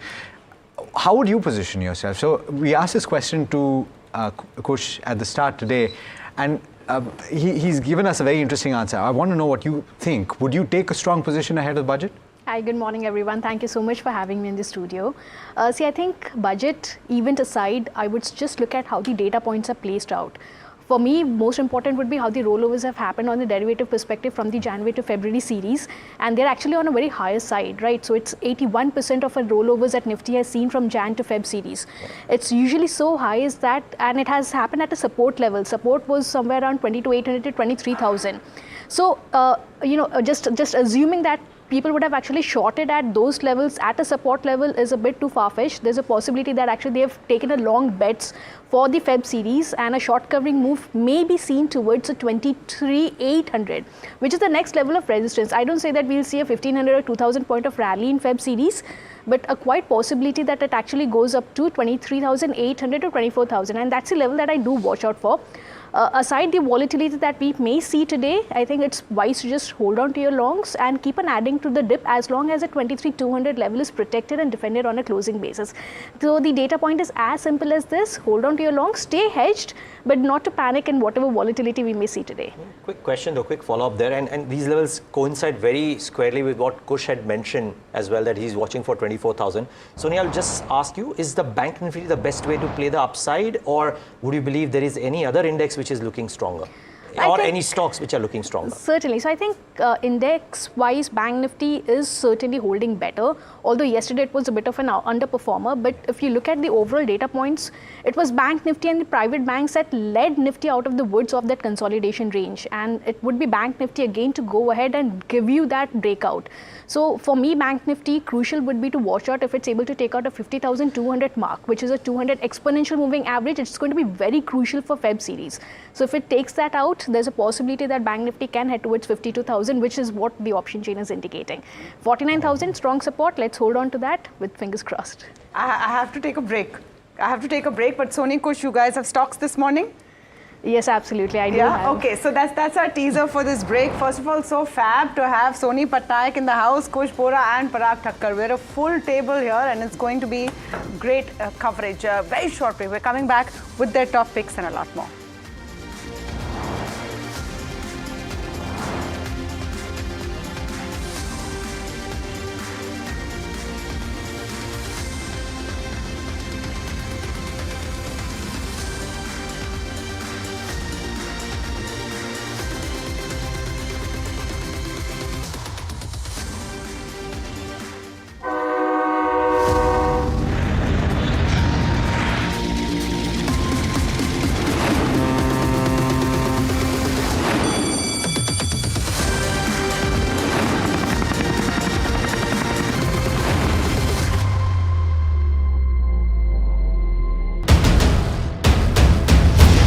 is the day that shapes the future of a billion dreams. From the fields of agriculture to the backbone of defense. From ambitious infrastructure projects to everyday tax policies. Every decision counts. How will this budget balance growth and fiscal prudence?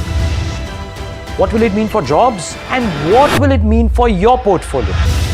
Join us for the most comprehensive coverage of Budget 2025 as we decipher the impact of this budget on you.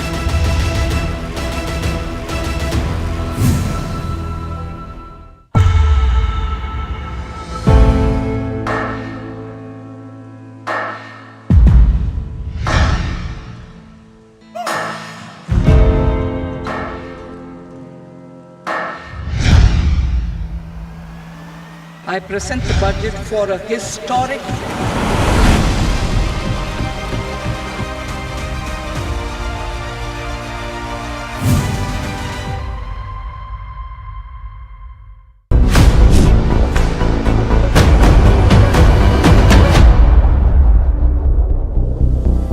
The union budget is around the corner. What could be announced and how will it impact the market? UBS comes out with a key report. UBS thinks the impact of the budget on the stock market would be muted as the capital expenditure and consumption boost could be limited in this time around. But what does UBS estimate the government could announce? We bring you what UBS expects in 5 key aspects. The first one's, of course, the impact on the stock market. Government's fiscal deficit, which occurs when the government's total expenditure exceeds its income. The third aspect would be infra companies to be impacted in this key budget, changes in the capital market structure and taxation, and finally, what government companies could be divested this time around. Now, UBS feels that the budget might not boost the market as the expenditure on consumption as well as capex might be lesser compared to the previous budget. Now, this time, it is assumed that if the fiscal deficit is contained at 4.5% of the GDP in 2026, it could of course be a shortfall met by borrowings. Apart from this, UBS feels if the capital expenditure for 2026 is budgeted at a similar levels of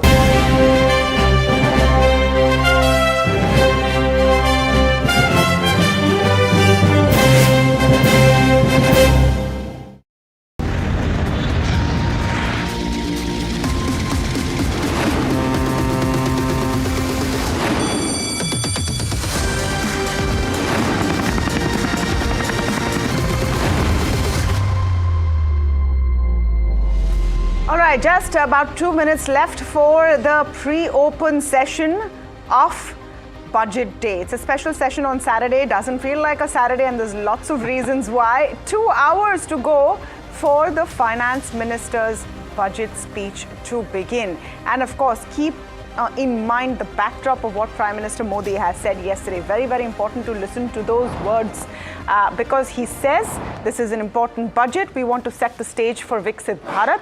It's the first budget of my 3rd term, and we hope that there are blessings on the middle class.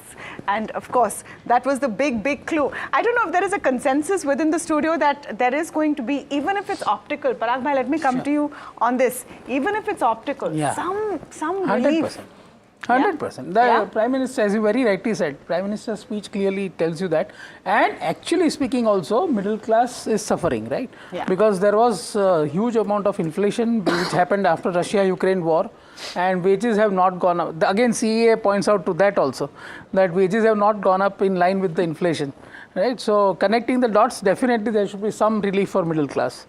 Of course, whether it moves the needle for consumer companies or not is yet to be seen. But sentimentally, of course, definitely, and optically, definitely something is coming for middle class. Yeah, I mean, it will move the needle on the economy maybe, even if it doesn't move the needle for a lot of FMCG stocks, etc. and stuff like that, because I think consumer is now so divided amongst the listed and the small private names or the regional private names as well. So that's interesting. But the key thing before we ask stock ideas from our guests is Parag, from your end, you believe banks, PSU banks in particular, but banks are the centrifugal force around which your portfolio would be dominated for the near term. So because of valuations, second in PSU banks, I'll stick to only those who have a CD ratio below 75%. That is why SBI and PNB. Of course, ICICI Bank is our top holding, and followed by Axis and of course HDFC. So I like select banks where you don't have asset quality problem. And in PSU banks, of course, there is no asset quality problem at all, but those with the operating leverage. So CD ratio below 75%. That permits you to lend, right, more than you gather deposits. So in this environment, when deposit gathering is a challenge and liquidity is a challenge, in spite of RBI infusing so much money, the banks with lower CD ratios will always benefit. How the tables have turned now. Exactly. In the last 10 years. People say, right, history often repeats but doesn't rhyme this time around. People need to relook that with a fresh lens, because what is historically true for PSU banks may not be true this time. No, and just that historical idea that bad books, corporate, corporates not paying back, asset quality, and today you have a completely different. And the asset quality is improved quite significantly. You see the profits of PSU banks, SBI 69,000 crore, PNB 17,000 crore. You see the PAT and the market caps. So when CEA and the balance sheet size and their market caps. When Chief Economic Advisor says big profits raise hikes, I think SBI employees should be listening to this first. All right, we promised stocks. We promised stock before we went into the break from Sony and Kush. So let's start with that. Yes, Kush. Just one quick update, on the Nifty. While the number of contracts, that are short on the Nifty is, I think, a little less. Sony was telling me about 1.7 lakh odd, and that's down from 3.3 lakh, 3.3 lakh contracts. The percentage short that FII still have is 88%, right? So that's something. So as we said, no news is good news. Any kind of, positive impetus will actually kick in that short covering rally also, and hence the 23,800, 24,000 kind of levels on the Nifty. Now, as far as stocks go, I said I like to, trade or invest agnostic of the event, but, the stocks do have a flavor of the budget event. So Colgate-Palmolive, we've been discussing that. I think, in the recent past, Parag Bhai had also mentioned this. The stock had done rather well after that. It's seen a fair degree of correction, but now there is a base formation and a recovery in place where the stock's taken on the 20-day moving average on the back of good volumes. So from a near-term perspective also, 2900, 2980 are the targets, 2740 is where you place that stop loss. The second one is almost a consensus buy now, which is Maruti Suzuki. The stock's already seen a fair bit of revival, but the reason it turns into a call now for me is because for the last 15 odd sessions, the stock was resisting around the 200-day moving average. Yesterday, it broke above that, again on the back of good volumes. So this momentum could well continue for levels of 550 and 12,800, with 12,050 being the stop loss. What about you, Sony? So I'll have both on the buy picks. The first would be in NCC. Now NCC, purely on data points, yesterday I've seen very strong short covering. Somewhere to the tune of 6% is a short covering that we witnessed yesterday, and it has broken very well, very strongly above a 20 EMA mark on technical chart. So NCC remains a buy from current levels, and you can keep a stop loss of 246 for targets of 260 to 262. The second buy pick is from the financial space, which would be HDFC AMC, which has seen a very strong recovery from lower support levels of 3,600, 3,700. So one can actually buy in HDFC AMC at current price and on small declines up to 3,900, keep a stop loss of 3,800, and a strong target towards 4,200 plus levels can be seen.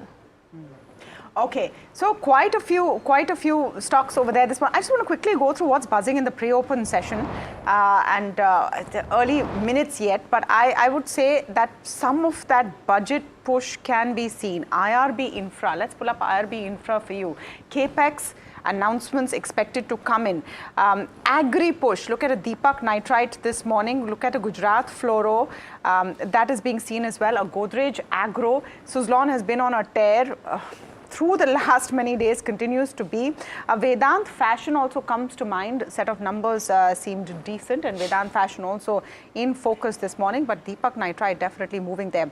Bajaj Finserv, again, good set of numbers. Remember, we went very, very quickly over the numbers this morning as we opened the show, but there are a good set of numbers, Bajaj Finserv among them. Punjab National Bank, let's pull up Punjab National Bank since we've spent so much time talking about it this morning and see what's happening over there. PNB also seems like it will perhaps have a good morning, at least the first few minutes. On the other hand, a Poonawalla FinCorp, again, impact of numbers. I want to see what's happening to an IndusInd Bank as well. Street seems disappointed, at least if you go by brokerage reports on IndusInd Bank, but the numbers looking decent. I mean, at least the stock looking okay in this first couple of minutes. Bandhan Bank is the other one that I want to pull up as well, and let's take a look at what's happening with Hero. Bandhan Bank about 5.5% down in the pre-open session. Hero also hero not showing any action right now. So these are some of the plays that we will see. In terms of the budget play, Parag Bhai, how would you look at this? And we said briefly that yes, fertilizers will show some movement, but if you had to pick a theme, government capex push plus focus on strengthening the rural sector further, what would be the key pick of stocks? So one point which is there, irrespective of the budget, just because of monsoon and all, rural consumption is picking up, right? So that is one of the theme which is irrespective of the budget. Even if second theme which I told you, and where I think government has done a wonderful job in my view, is PSU banks. They just cleaned up banks. The profits have shot up, and there is no intervention from government in terms of whom to lend or not to lend, and the full credit to government for completely turning around PSU banks. From budget perspective, I can come to that housing is a sector which should be pushed, and some sort of affordable housing. Affordable housing, some sort of tax deduction which we get on the interest paid on the housing, that should be increased because there is a need to incentivize housing buying, because housing actually is a counter-cyclical thing. It pushes, it creates a lot of jobs, right? So it creates demand for cement, steel, and various other allied sectors. So I think housing, apart from rural and middle class, of course, what we discussed, housing is one area which I am looking at very closely, where government, if they can do something on that and increase that tax deduction, I think it will be very useful. And so how should you play housing therefore? So basically, see, I'll tell you, I can talk about our portfolio. We have Awas Finance and LIC Housing in our portfolios to play this theme. Right. Because Awas is a 15 lakh and below ticket size with a credit cost of just 0.13 bips, guidance of 0.25%. So best asset quality and 20% growth kind of story. LIC Housing Finance is like PNB, trailing P is 6-7. So how can you go wrong in this kind of stocks? Even if suppose one result is bad, suppose if NII growth is disappointing in LIC Housing Finance. And it was this quarter. It was this quarter. So I am not so much worried. It's 6-7 P trailing P for a business where you are lending money for 7 years. So your 7 years earnings are in your pocket. So why to worry? You looked at the numbers closely. What did you make of LIC Housing Finance? It was a tough quarter. This time around, margins have taken a bit of a knock. Yeah. Of course, some credit cost support was given to profit after tax, but outside of that, margin pressure is there. So LIC Housing, IndusInd, Bandhan, you looked at IndusInd as well, looking on the weaker side, but IndusInd seems to be doing okay. Yeah, seems to be doing okay in trade, but the commentary, Tamanna, seems to suggest that at least for another quarter or two, the pain will last. So especially within that MFI basket. Okay, that's the shot. That's the money shot of the morning, right? Finance Minister Nirmala Sitharaman with the Bahi Khata.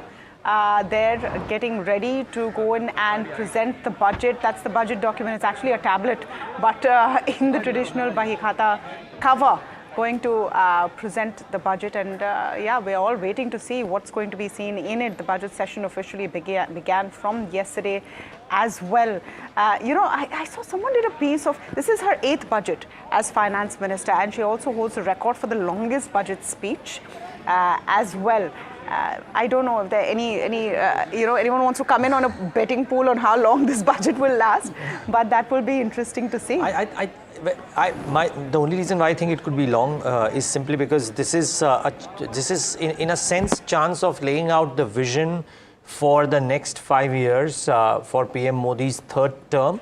I think there could be a lot of announcements around this. Considering the state of world affairs that we are in as well, you never know, that could be the case too. So, and no matter what, I believe that the devil will be in the detail. As always. So while actually, the speech... actually not this time, Harsh. I would disagree as well. Okay, but you tell us why first. I always believe that there are a couple of surprises which do spring up as part of everything that you read. But she doesn't do that. That used to happen. That used to happen for a while, where you wait for the budget document, and then there is one booby trap that comes in on some tax that you didn't see. But what we have seen last few years is that the finance minister, all of the tough stuff as well, gets mentioned in the speech, largely speaking. No. Yeah, and Sorry. Yeah, I mean, that's also because the tough stuff has been around individual taxation and slabs, and therefore that warrants mandatory mention of sorts. Nothing is mandatory. Nothing is mandatory. No, officially nothing is mandatory. The finance minister can actually just place the speech and say, this is the budget, thank you so much.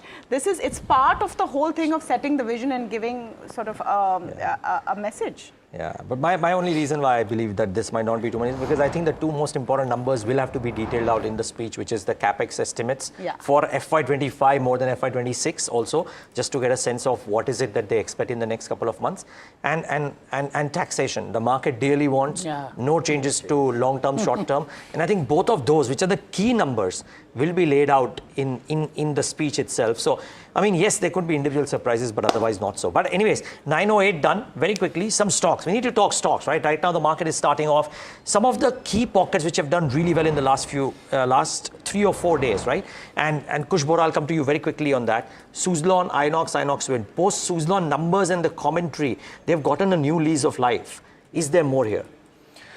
There seems to be, for sure, in the sense, there is a fresh lease of life. It's just that the volumes and the move already in the short term is quite exaggerated. So I would actually buy it on a dip if at all I get one, and that could be closer to the 55, 56 mark. For the last 2-3 sessions, the stock's been on an upper circuit yesterday as well. So I don't think that's an opportunity. Closer to 55 is perhaps your opportunity. Okay, Parag Thakkar, very quickly. These wind energy companies, there will be some mention about energy transition for sure. We have an NDTV profit exclusive, rooftop solar, etc. and stuff like that. But Suzlon, Inox Wind, Wari, etc. Anything? So basically, it is out of my circle of competence, so I'll not comment on it, and they are not there in my portfolios also. Okay. I would like to see them to go through the cycle. Okay, fair call, fair call. Okay, Sony, based on the pre-open session, for some of the things, like, I mean, is there a trade, for example? I know I'm coming back to IndusInd Bank quite often, but because it's not started off as badly, is the chart saying or the position saying that, hey, we know the results are bad, it's discounted, we want to actually go long? So maybe not. Or no, particularly not for this stock. Perhaps, I think it's just wise to wait it out. And if you want to still go on any banks, I think better would be to bet on HDFC Bank, which has shown a very strong data point, very strong rollovers of 96%. It's aggressive, and there's a possibility it can actually head again toward the 1800 level. So I think hold on to that stock would be better than getting into IndusInd Bank for now. Sony, any views on a Suzlon or an Inox Wind? So Suzlon on technical charts is decent, I would say, but I think as Kush has already mentioned that it's better to actually enter into a dip, and the dip would be somewhere towards the 4500 mark, 45 mark, and it's a positional dip. I think just hold on to that. You can accumulate in those levels, and from there again it comes back to the 60-65 is where you will have a decent profit to book out on. So I think it's better to just wait for the dip to come. Yeah, and another interesting stock to see actually, if we have time, is Wockhardt, and we have an exclusive conversation with Dr. Havil Khorakiwala. We've not had the chance to play it out, but Wockhardt has been one which has been buzzing because of a new stock. All right, you're seeing live pictures right now from outside North Block. Is that the budget document? Yes, that's the budget document being brought in. I just love this shot. In those sacks, those budget documents being brought in, because of course they will be distributed physically to all the members of parliament as well. There it comes. So that whole process, just the whole process of budget making is also so fascinating. And while we look at it purely from the impact of financial markets, there's so much more to see. Look at how the pre-open session has ended. I think that's important to note as well. You're pretty much flat. You can expect perhaps not as bad an opening as the Nifty implied had put into place, but pretty much flat. The question right from here is, what is the positions that you can take before the speech comes in, so that you are not scrambling as you move forward? And I suppose that's the big one. What is the one top call, Kush, that you would give our viewers before we go into the pre-open session? Gen irrigation, it's been consolidating near the 200-day moving average with some sort of a positive bias. I think that's the one that you can look at for targets of 75 and about 78 from a near-term perspective. And the stop loss comes in, as I said, at the 200-day moving average close to the 68 mark. What about you, Sony? Macrotech Developers, I think that's a stock to look out for. Very strong correction, and it's giving you a good reversal from lower levels. It has actually given an option chain breakout above a 1200 mark. So as long as it defends 1200, possibility of it heading towards 1260 is quite possible. Wow, well, those are some ideas to certainly work with for sure. We'll of course keep in mind, one is the top ideas that you do. Some of these ideas might be relevant till 11 a.m. for the trade as well. So please bear that in mind, because the budget might change things on a few sectors, if not the entire market at large. But 30 seconds left for what is a special trading session this time around on the budget day, which is a Saturday. Doesn't feel like a Saturday. As Kushbora was saying, TGIF didn't quite feel like TGIF yesterday. But the key thing is, viewers, that while the global markets are shut, will Indian markets make a large exaggerated move based on what the budget dishes out? Or will the budget be kind enough to not really make wholesale changes and be what it should be, which is that it is a statement of accounts?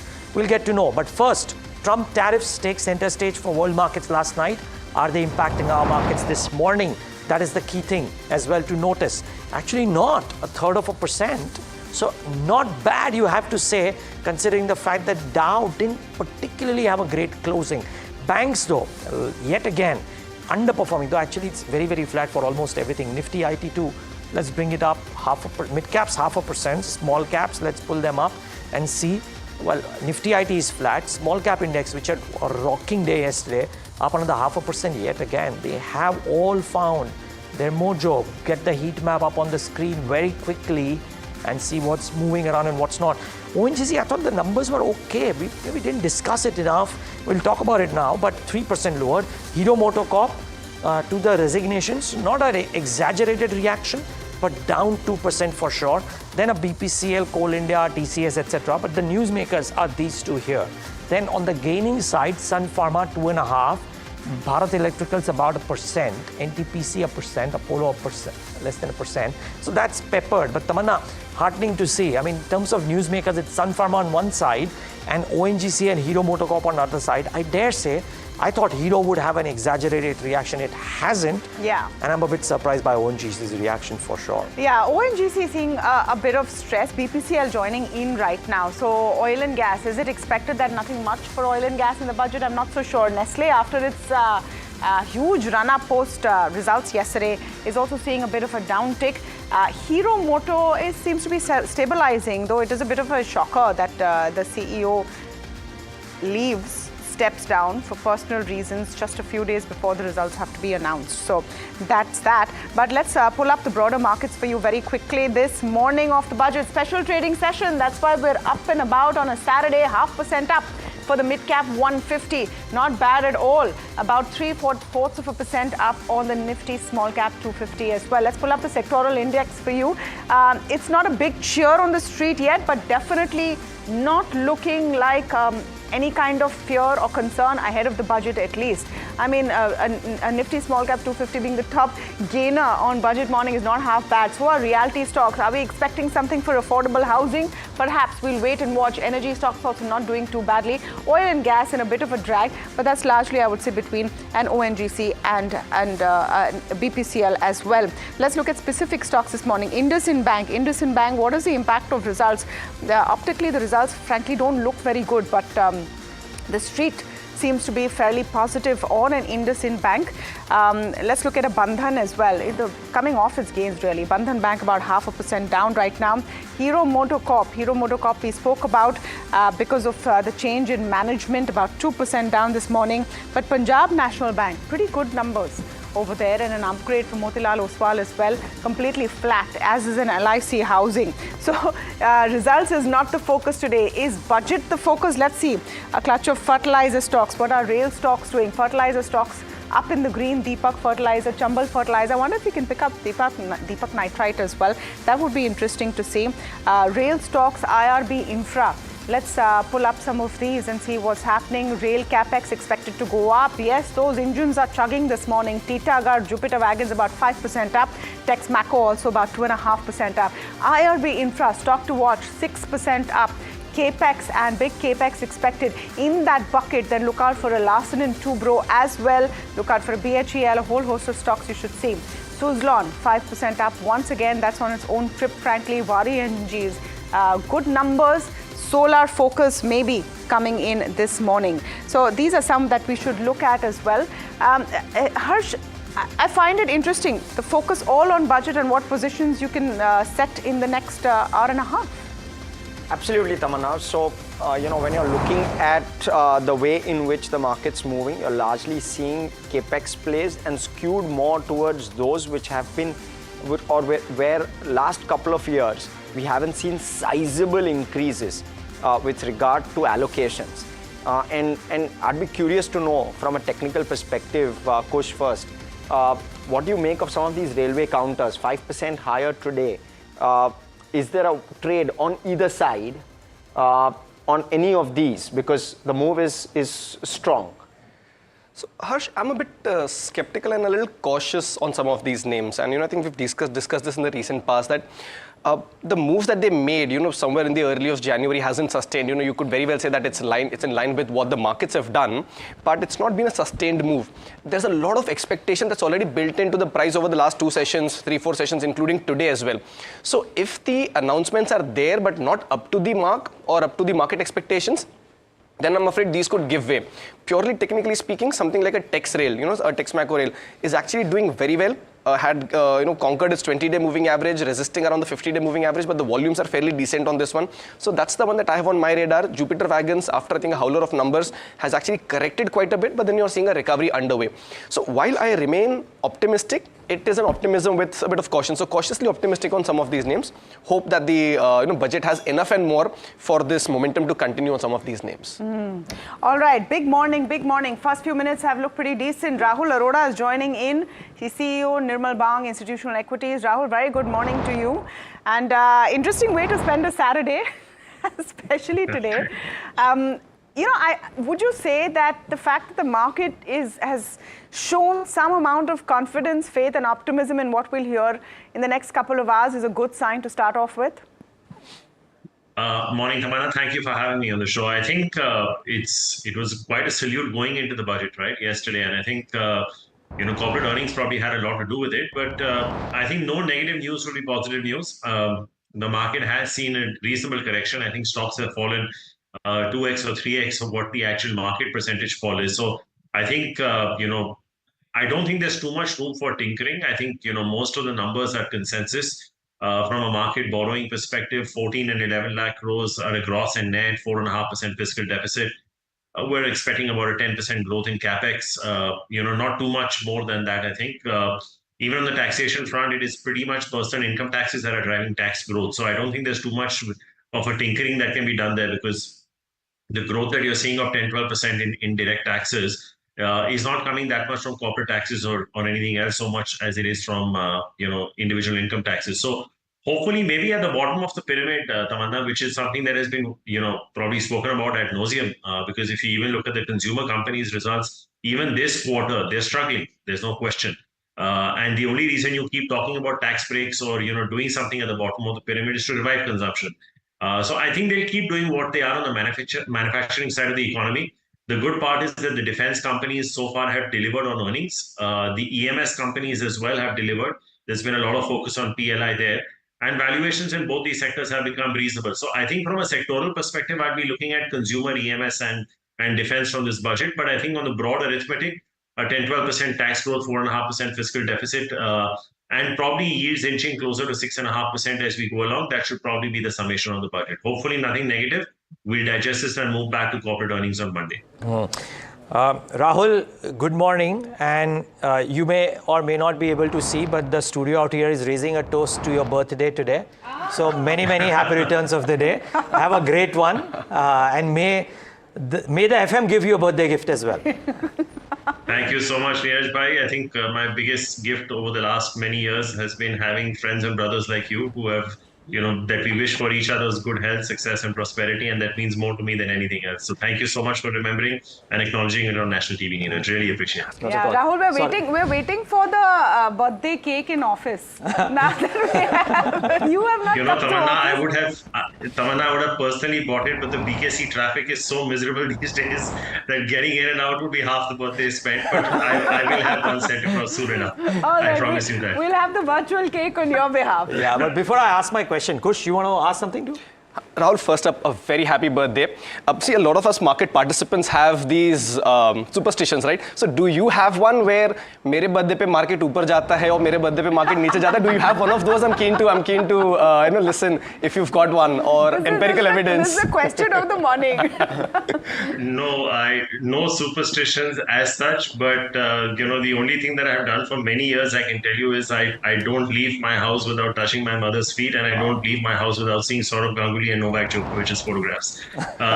These are three people that really inspire me, and no more superstitions beyond that. I just hope we have a good day at the bourses, and So we Rahul, can have a good Saturday evening for all of us. Yeah, most certainly. Rahul, very quickly. So if there is no tinkering with taxes, long-term, short-term capital gains, and if the capex estimates turn out to be okay, would that be a budget well done? Absolutely, Niraj. No question. And I think like I said, if there's no negative surprise, I think, even the pharma earnings that have started coming in are looking all right. I don't see any reason why the market can't rally today and going into Monday as well. Because I think, Neeraj, let's put it into perspective. I think the economic survey has been too optimistic in terms of projecting growth. 6.3 to 6.8% is too optimistic on current evidence. But let's say that number is closer to, say, 6.2%. We're still the fastest growing economy in the world. Yes, China valuations had become cheaper relative to India valuations a while back. And yes, of course, some monies have gone into the US after Trump has been elected. But I think these are more short-term phenomena. I don't think an Indian market that's heading towards a 4% fiscal deficit in a year or two from now, maybe by FY 27-28 towards the FRBM target, and a 6% growth. And Neeraj, I think this budget will probably set the tone, and we've got some hints from the recent Reserve Bank of India's operations that we potentially may be looking at a beginning of a small rate cut cycle, but that may also augur well. So I think all things considered, the start of the result season wasn't that good, but like you rightly said, if there's nothing negative, combined with what our growth projections and earnings are, I don't see any reason why the market could not have found a short-term bottom. Rahul, what were you thinking when you heard about all the tariff noise this morning? And perhaps you won't see an impact today. Today is all about the budget, but 25% on Mexico and Canada, 10% additional on China, and then a promise of round 2 on the 18th of Feb, and a lot more actually. So I think there are two parts to this, Samantha. One of this is not entirely unknown. I think if you've heard his speeches and even the presidential debates that he has had in the run-up to the US elections, he has spoken about this ad nauseum, and I think there have been enough and more articles written about it in the New York Times and Washington Post over the last many months. So I don't think this has come as a surprise. If anything, India could be a beneficiary on the items these tariffs are levied on, because if there is an alternate country that they look to source these or procure these materials from, and India is a producer of that, we could stand to benefit. I think we have made a great start on the External Affairs Ministry with speaking to the counterparts in the US by allowing ourselves to take back illegal immigrants there. I think that will go a long way in terms of easing tariff concerns on a market like India. Add to that, our currency has been relatively stable. Our external sector has been very stable from the current account deficit standpoint. So I think the macros, and the most important point, Tamanna, I think if you look at the deficit that China has with the United States, I think it is close to $350 billion. India is just about $45 billion, give or take. So we are a fraction of what China is.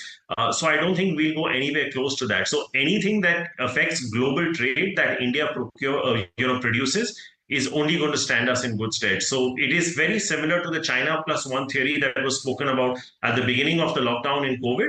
We did benefit through sectors like EMS and chemicals, and I don't see any reason why that cannot persist going forward. And last point on that, from a foreign flows perspective, if you're looking at countries or global large investors that are looking to allocate capital, you would not go to countries where tariffs are being applied, because you would view it as a destabilizing equation between the US and that country. And if the US and India are able to find that equilibrium, we'll be incremental beneficiaries of foreign flows to that effect as well. Rahul, Harsh also joining in. Curious to know, last 3 to 4 budgets, the focus has been on government capex. But the handover to private capex was always expected to happen, but hasn't really happened. That's where I believe somewhere we've fallen short. What's going to be that change in this budget that you're expecting to actually drive private capex? So you've touched on a very important point, and it's a very good observation. I think if you look at the CMI announcements for the financial year, if you look at center, private sector, and state, they're all down 20 to 30% in terms of announcements. I think a bulk of the announcements that had happened in the previous fiscal year, and I'm talking pre-Hindenburg, were predominantly by one group that was looking at, which is the Adani Group, which was making a lot of announcements into alternate energy, ports, so on and so forth. So capex was pretty much being driven and announcements by one or two large business groups in the country. That took a little bit of a backseat, but I don't see any reason why that cannot revive in a very substantial way. I think the point about capex growth that you make, that's going to be, and the reason I say 10% is because the center, in their calculations, they also factor in the amount that they're giving to states for their capex in their capital expenditure number. And if you see, a lot of states have actually used that amount of money for what we would call populist measures. So and because we've had a lot of state elections, let's be fair. So I'm not sure how much the government of India would be, incrementally keen to devolve to the states from what they consider capital expenditure. But you're absolutely right, because I think, to the point that we were discussing with Tamanna a little earlier, when you have a period where global trade is going to be in a state of influx, the X and M component of GDP is not going to be in your control. So you're left with, consumption, investment, which is government and private sector. And then, of course, you have government spending. Private capex is not happening in a material way, neither is consumption. So the onus of GDP growth is going to lie on government reviving capex. The other important part is NHAI awardings haven't been that great over the last 2 years. And if you look at most road contractors, they haven't been reporting the best of results as well. So I would not be surprised if the government decides to make some more announcements to that effect, and they center it more around increasing PLI schemes and look at giving a boost to sectors like EMS as well as defense in this sector, and so also for roads. I think, Mr. Gadkari was doing a remarkable job. It's gone off the boil the last couple of years, but there's no reason to suggest why it can't come back in a material way. Okay. Interesting piece. Okay, Rahul, stay on. Let's stay on, Sony. Just before we let you go, though, 15 minutes into trade, is the screen looking okay on this budget day? Is there anything specific you'd like to point out? Absolutely, Neeraj. I think it's looking quite more than decent. It has not given you any sort of a volatile movement till now. VIX is cooling off. Like I said, it could be more of a sideways trade, and stock specific is also actually performing quite well. One particular stock which has caught my eye would be Hudco, which is actually closed above a 200 exponential moving average, and a positional basis is looking quite strong. So possibility that stock can actually head towards the 250 plus levels quite strong. I think just hold on to the stock. 225 very good supports, and that's all from the stock specific and the markets. Let's hope out the budget plays out well, and not too much of a volatile movement for the day. Yeah, well, that would be welcome. Less volatility on budget day. Usually we don't see that, but let's wait and watch. But Sony, take a moment to thank you for joining. I really appreciate your time this morning, by the way. Likewise, thank you so much for having me. And we hope to have you back in soon. Absolutely. Sooner than soon. All right, very short break. So much happening on the other side. We have a fantastic lineup of speakers. When we come back, stay tuned.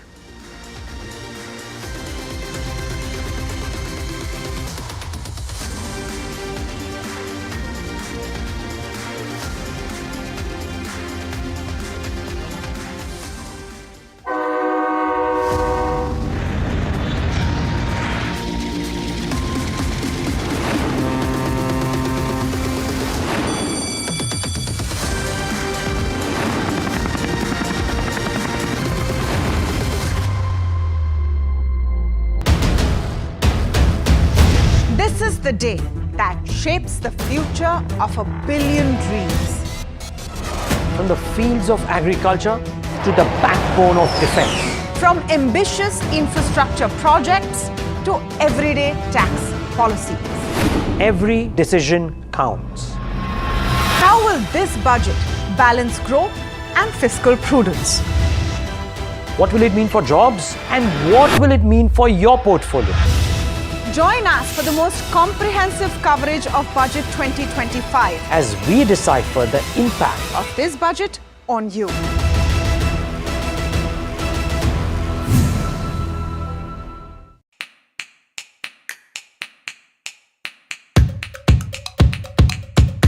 STT definitely needs to change. Old tax regime. The 1991 budget was truly a game changer.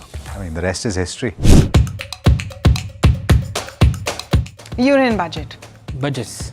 General elections. Union budget. Two more, Yashwant Sinha and P. Chidambaram. Arun Jaitley. Arun Jaitley, I'd have to say. I think Manmohan Singh for sure because of the iconic 1991 budget speech. STT. STT definitely needs to change because now if returns are not that good, it'll start pinching people. Income tax. I think income tax because that's what matters to me. Old tax regime. Depends. Old tax regime currently. I would say healthcare and education. I'd believe infra. Oh, certainly more allocation towards infrastructure. That's what's keeping the wheels turning right now. Game changer, but not in a positive way, was the budget when farm loans were waived off. There are a couple of them actually. 1991, Manmohan Singh, that was the budget which opened up the economy. Then 97, Chidambaram, who reduced the tax rate from 40% to 30%. In 2001, I think, if I'm not wrong, Yashwant Sinha, who reduced all the duties on customs that led to the computer age or the IT age taking off in India. I think the budget in 2022 where capex was done in a very big fashion. There were several actually, 1991.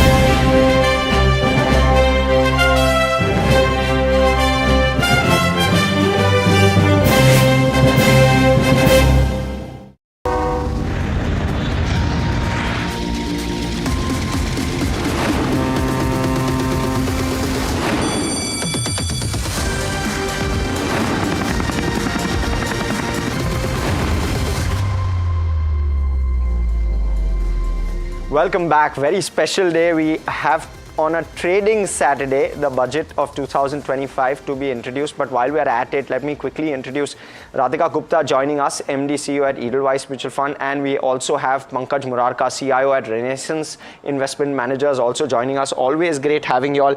Even more special when it's in person. So thank you so much, both of you, for joining us.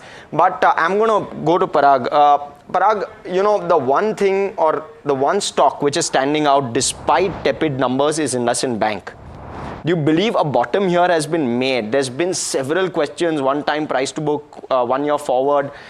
Despite the poor numbers, stock is up 2%. So just a quick view on that one. No, I think stock was oversold, definitely. And the numbers expected were horrible. And so it has not come so much horrible. So I would say that, and if you must have noticed, now the result reactions are often based on the positioning before that day, right? And so that positioning swings.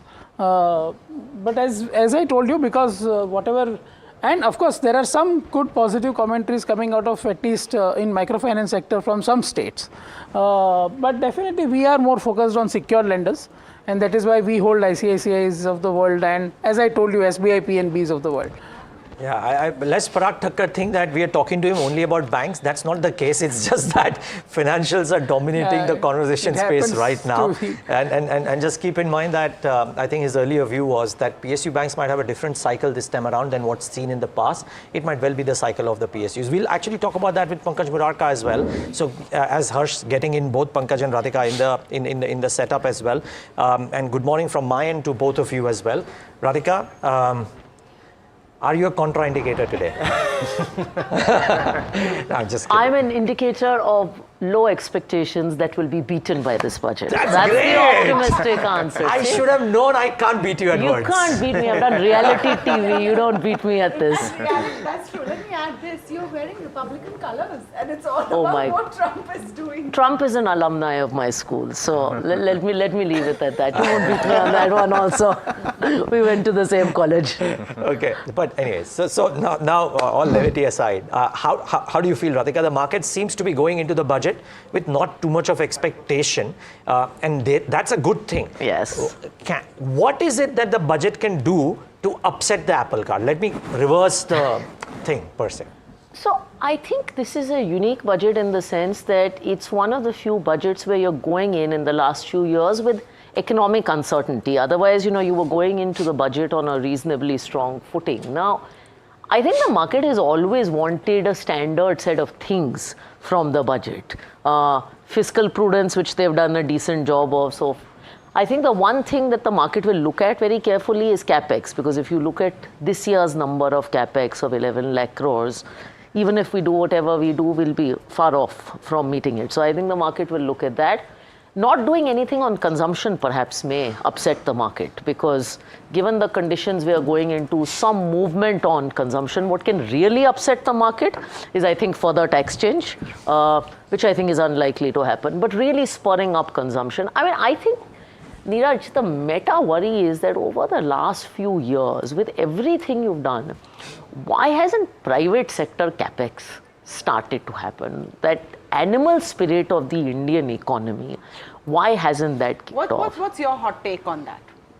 I think people are, it's chicken and egg. I think people are waiting for demand to kick in order to start taking those bets. And demand is not kicking in because people are not taking those bets. And you've done things. You've had corporate tax cuts, you've had PLI schemes to a certain extent.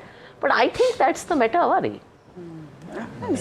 Pankaj, what's your take? Yes, we haven't seen capex kick off, but December was a good month for capex. Some very strong numbers that came out. Can the budget fortify that, or will there be disappointment? No, I think, Neeraj, let's acknowledge the fact we're coming at a stage where private investments is weak. And there is a cyclical slowdown in the economy at 6.5%. I don't think so. We are discussing whether the economy is in a slowdown. It is. It is. That's not a point of discussion. We need to acknowledge that. No, sorry, just an aside, because earlier Rahul Arora said that even 6.3 is optimistic. No, I don't think so. I am not so bearish. I think India's base case growth is somewhere around 6.5%, which is what the RBI also believes, and we are somewhere there. But I certainly think we can do much better in terms of our growth. Given the fact that we're coming on this backdrop, there are certain positives that we as an economy bring to the table. We are at an environment where when we talk about corporate capex is not picked up, we need to acknowledge, I have now come to a conclusion that in a cyclically slowdown economy, there is a structural slowdown in private sector capex. Because it's been 15 years, I have not seen annual spirits in corporate India. The last time I saw that was in 2006 and 7. Wow. It's been out 17 years, I have not seen that. Something seriously needs to be done. If you look at the private sector capex, the government has done its bit to an extent, because the central government capex has gone from 3.5 lakh crores to 10.5 lakh crores this year, even after undershooting their budget estimates. It's gone 3x, it's grown at 16% CAGR. The private sector, government was hoping that the private sector will take over the baton. They have not. The environment or the mood when I talk to corporate CEOs still is of measured or cautious optimism. They're optimists, but they're very measured in their approach. And they don't want to put the good thing is, but private sector balance sheet and the financial sector, banks balance sheet are in a very healthy state. The question is what is holding back the animal spirit? In segments of economy where the government have stepped in, investments have actually picked up. So you look at defense. Defense has done phenomenally well over the last 4 years because the government has stepped in. Railway capex has done well because the government has stepped in. You look at PLI.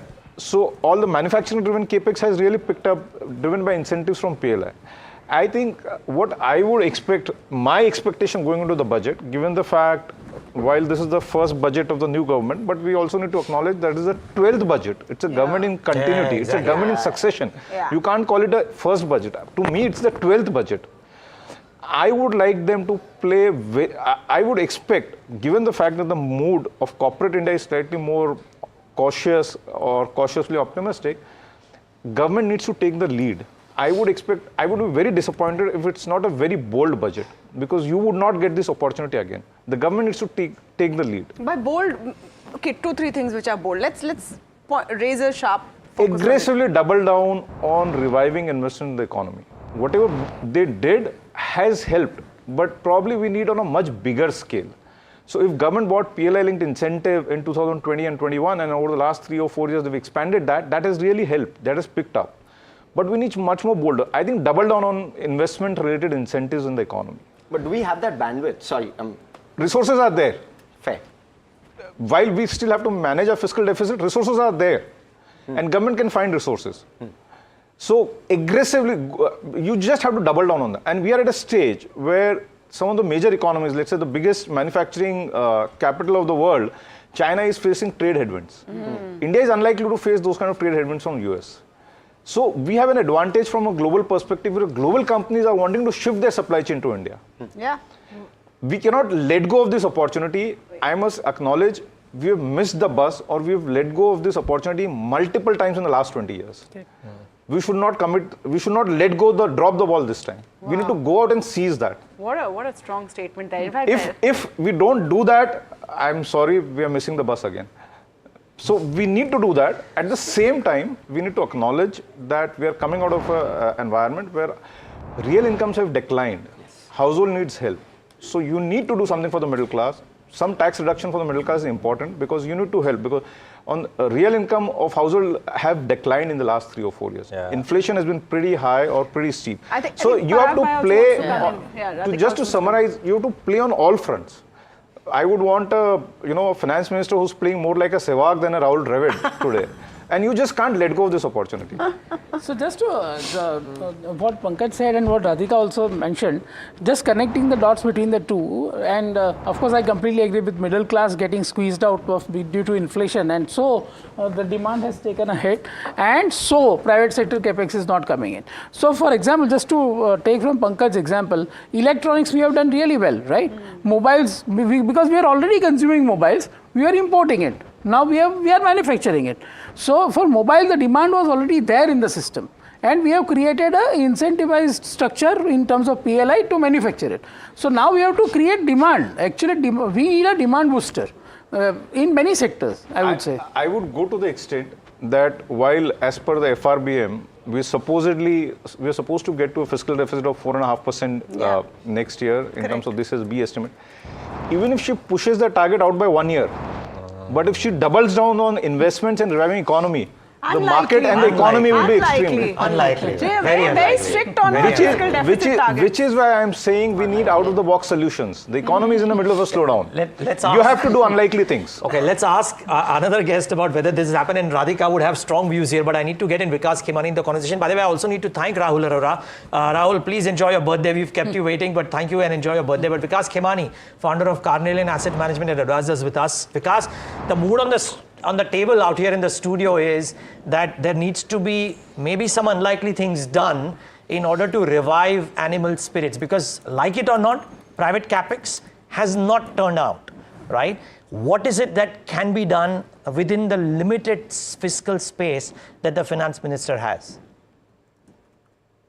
Hi, Neeraj. I think, first of all, I'm sure there are lots of initiatives government will take or is taking will take to kind of push the economy forward. Of course, government front-ended lots of public sector investments has been doing. I think first half of the economy, maybe due to elections, infrastructure investments slowed down or government spending slowed down, and I think that got compounded actually by squeezing the liquidity, and that is where I think the recent measures of RBI is quite helpful.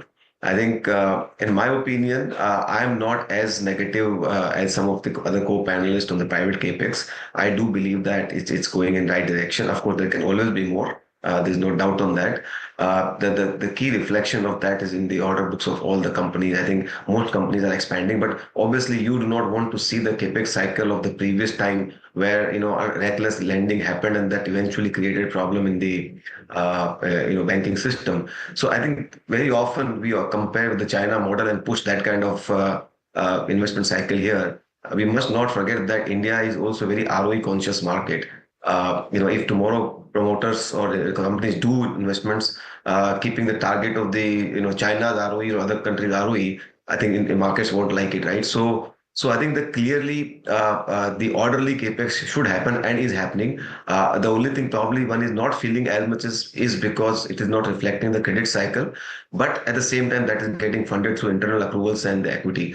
So I do believe that. I think, of course, a lot can happen to accelerate investment cycle, and I'm sure government is conscious, and there would be some measures on the in the budget to push that forward. And other thing I would make is that actually what numbers they put in the budget really doesn't make as much difference as much as the execution. because we have seen that execution is what is going to drive the real thing, and I think that matters the most. And at least I was reading some article somewhere, yesterday, that government plans to spend a lot of money in this, current quarter. To kind of where they lost out in the first half of the year. So I guess some of those things are being done. So I would say that we are on the right track. Also joining in, I want your quick take. So from a global standpoint, demand seems to be difficult in terms of recovery. So we are relying on domestic. Now we've spoken for too long about how GDP per capita has to go up. It's not really moving in a significant fashion when you're looking at it over the last 5 years as well. What is it going to take in this budget to get there? I think clearly, in my opinion, the income tax rates in India, especially the personal income tax rate in India, is very high. And I think middle class takes very, very big knock of it. In my opinion, even the maximum marginal rate is very, very high. So we definitely need to bring down the income tax rate. Government did bring down the corporate income tax to a reasonable level. I think that needs to happen. And if that happens, I'm sure it will be very, very positive sentiment, which will boost consumption, which will boost also ease the bit of pressure on the middle class. So I think that is one thing, in my opinion, and I guess that's the most likely outcome of this budget. Rest, I would say that government has been doing a lot more great things in terms of pushing forward the same agenda, execute more faster, more sharper. That is, in my opinion, far more important. And identification of the problem is there, but execution, I think, should be, in my opinion, a lot more accelerated. Okay, let's do a quick round the table. And of course with Vikas on what is the top expectation on this budget, and no prizes for getting it right, but bragging rights. So, so let me start with you, Pankaj. You talked about a lot of things that you think should happen or hope will happen. What do you think will actually happen? One thing. I think there'll be some relief for middle class households. So essentially, I'm expecting for some relief on personal taxes, expanding of the exemption limits or lower tax rates on the middle income household. I think there's a real acknowledgement. It's been about 3 or 4 years where real incomes for middle income households have declined. So we really need to solve that to help our consumption, because and a big hint from Prime Minister. Yeah, exactly. So I think, Mahalakshmi I hope so. Yeah, so I hope so. Mahalakshmi, Goddess Lakshmi, really gives that. Okay, so tax cut for middle class. Radhika, what about you? I'll expand it and say, he mentioned bold thinking on capex. I think you should do really bold thinking on this tax cut and middle class. So it's not incremental 20,000 rupee, 30,000 rupee. I don't think that's the need of the hour. I think severe reduction in tax slabs, really rethinking some of these old limits, like the investment limit is, I think, 1.5 lakh. The interest on housing, I mean, it hasn't been revised for years and years. Yeah, it's been over a decade. I mean, 1-2 lakhs of interest income in a city like Mumbai, Delhi, Pune, where real estate prices and rental incomes have gone. I think those need overhaul, actually, and absolute rethinking for the current reality. So part of it is expectation, part of it is a lot of hope, but I think you really need big, bold thinking on consumption. Sorry, but where does the money come from for doing all of this? So, look, GST, that's what I was going to say. You're not getting that much. Tax collections are up. They're not bad. Okay. And plus... And by the way, I agree with him. I know Neeraj made a face when he talked about pushing out fiscal deficit targets. I don't think it'll happen. I talked to my bond CIO, and usually bond market guys are fiscal deficit. He's like, this time if they let it slip a little bit in favor of growth, it's not such a bad thing. Yeah, I would go that far. Unko chalega. No, वो हो जाएगा. But my making a face is not about whether it should be done or no. Which is that I don't think it will happen. So that's but we have a right to withhold now. The point is, when you're giving your 12th budget, if you can't be bold and you still have 4 years to go, see, that's an incident. Then whom do we expect to give up out of the box reforms? In fact, who else will do it? In these circumstances, it should happen. You still have 4 years to go. Correct. To do your course correction. Parag Bharat. So for once is middle class, 100% I agree. Some relief has to be given through some way. I think tax, reducing the tax bucket and all which Pankaj mentioned. I completely agree with Radhika on housing part, which I also mentioned earlier. Yeah. That housing tax, that reduction has to increase. Because if you want to, as she said, right, that even if you want to buy a house in Bombay, you know, what does that 2 lakh rupee deduction mean to you? You know, so that has to, and remember, my center stage of my thinking is that right now we need demand acceleration in the country. See, you can not just say that PLI, I'll give PLI, so plants are put. As I told you, electronics, demand was already there. And so you just balance it, that now you are not importing it, you are not increasing your current account deficit, and you are manufacturing it, which is a very good thing to do. But in some sectors, you need to create demand, right? If there is no demand for tractors, how Mahindra is going to put the plant? So to revive the capex cycle, private sector capex, I think you need to revive demand. Maybe just one more point on this whole thing when we are discussing this. I think the highlight or the headline of the economic survey really acknowledges this. Deregulation, deregulation, deregulation. On one hand, we want to revive animal spirits in private sector. On one hand, we want to regulate. Central governments, state governments just need to get out of the way. Just unleash the private sector. This is what Chief Economic Advisor said yesterday. Exactly. Government, so please get just out of get the out way. of the way. Wow. Let the private sector. These are corporates who can decide for themselves what is good and what is not good. Let the government not sit on judgment in terms of what you can do and how much you can do.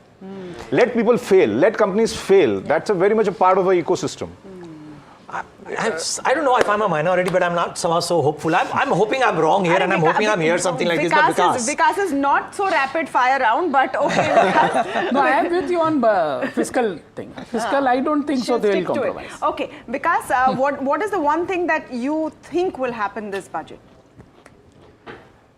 Common expectation is about the sort of personal income tax.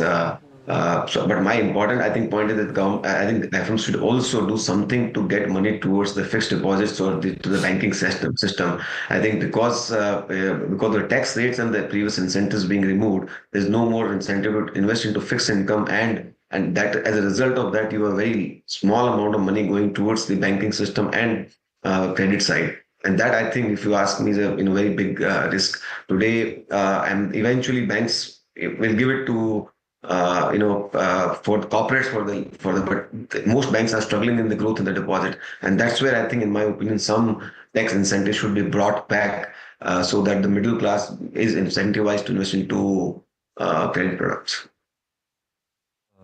Yeah, I think, Vikas, it's an interesting point, right? I mean, we're just making this point that it's very rare to see a stock market enthusiast and investor talking about encouraging money or capital flow towards fixed deposits, but maybe because banking needs That's it. the right thing to do for the economy. Yeah. No, I get your point completely. Because Radhika is over here and she's like, if the money is going to go to FDs.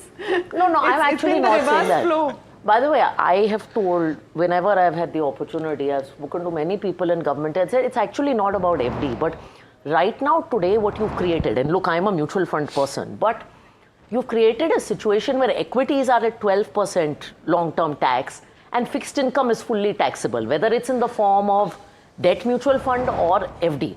It's a little bit of a wide gap from an asset allocation point of view. So you can rethink FD, but you can rethink debt mutual funds also. Radhika, Neeraj isn't liking you just set the cat amongst the pigeons. I should have. Am I wearing green? Yes. I think me and Radhika are opposites today. But she is not suggesting increase in the equity. She is suggesting reduction in the tax on income. Now does that change? No, I know she was not saying that. I would never say that. Exactly. Just one more point on the fiscal deficit. Since we're discussing, or I made that point of letting go of fiscal deficit targets. Probably the FM can borrow courage from US. Look at US. They're in 5th year of this economic cycle. Yeah? They are running 6% fiscal deficit. Correct. I understand that we don't have the privileges that US has of having a sovereign currency. Yeah. But if an economy like US is running 6% fiscal deficit in the 5th year economic cycle, I certainly think we can let go of 30-40 basis points to accelerate our growth. Sir, okay, little poor joke. Courage of the US is President Trump back again after promising to put tariffs everywhere. Just one thing I wanted to say on this. See, disinvestment, we are not doing anything. Yeah. We actually missed a bus of a huge PSU rally. Right, huge PSU rally. IRCTC and Hindustan Zinc, if I add the government stake value at today's price is 80,000 crore. But that's off the table now because that's unpopular. So don't expect anything which is not. Saying is, that's been the grouse always, right? No, but that intent is also clear. They do not want to let go of the family silver. The idea is let's fix it and run it. No, but PSUs need to be looked at. But just the point that we need to slip into a break. But this has always been the grouse, and the government is not able to disinvest at the right valuation, which has always been the pain point. Don't think it's changing, unfortunately. But all of you, thank you so much for being with us today. It's great, this conversation that's happened today. Vikas, thank you so much for being with us on the show today as well. Really appreciate your time. We do slip into a very quick break, but more budget coverage on the other side. Stay tuned.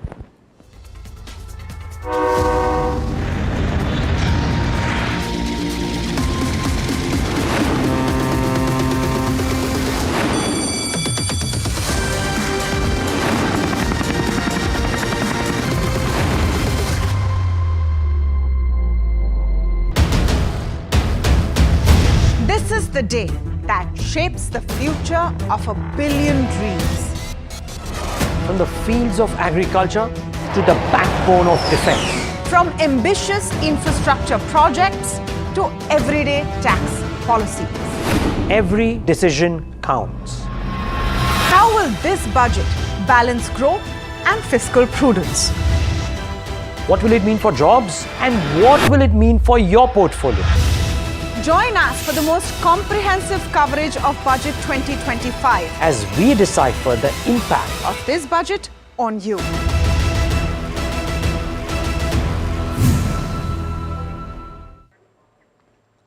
Well, the union budget is right around the corner.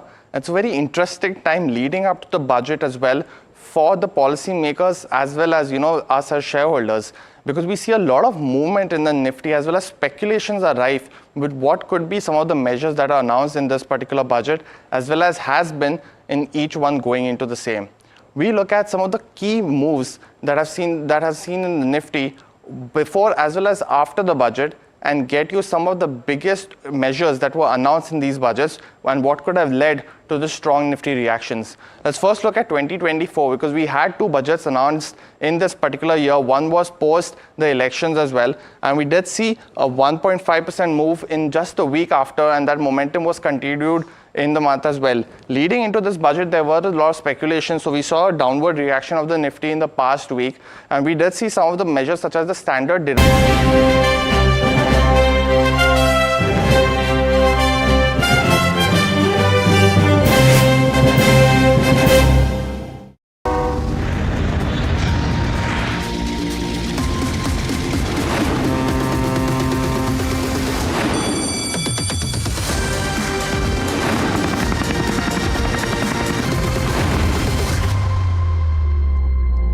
All right, just about an hour to go for the big day. Live pictures coming in outside Parliament.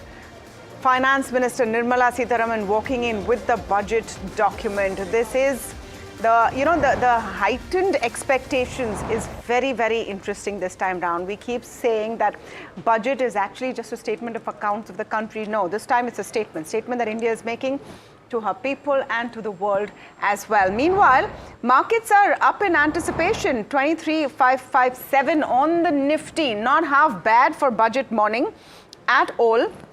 The setup has been going on for the last couple of days as well. But look at some of the big movers this morning that we are seeing. Definitely the budget play in action can be seen very clearly. If you look at some of the fertilizer stocks that have been moving, and IRB Infra that has been moving, KPI Green. So I would say more action in the broader markets than on the main line as well.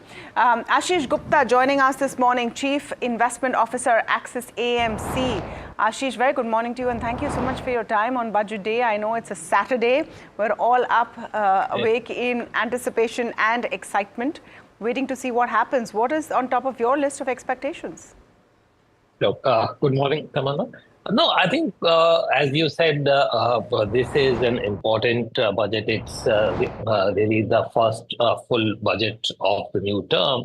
And I think, to my mind, the fiscal deficit is really what we need to see the paths of consolidation continue. Of course, there are growth imperatives as well, but I think in the volatile global macro environment that we have, it is important that India continues to demonstrate its strong macro fundamentals. And it will be important that the government continues on the path that it had indicated last time, that in FY26, the fiscal deficit will drop below 4.5%.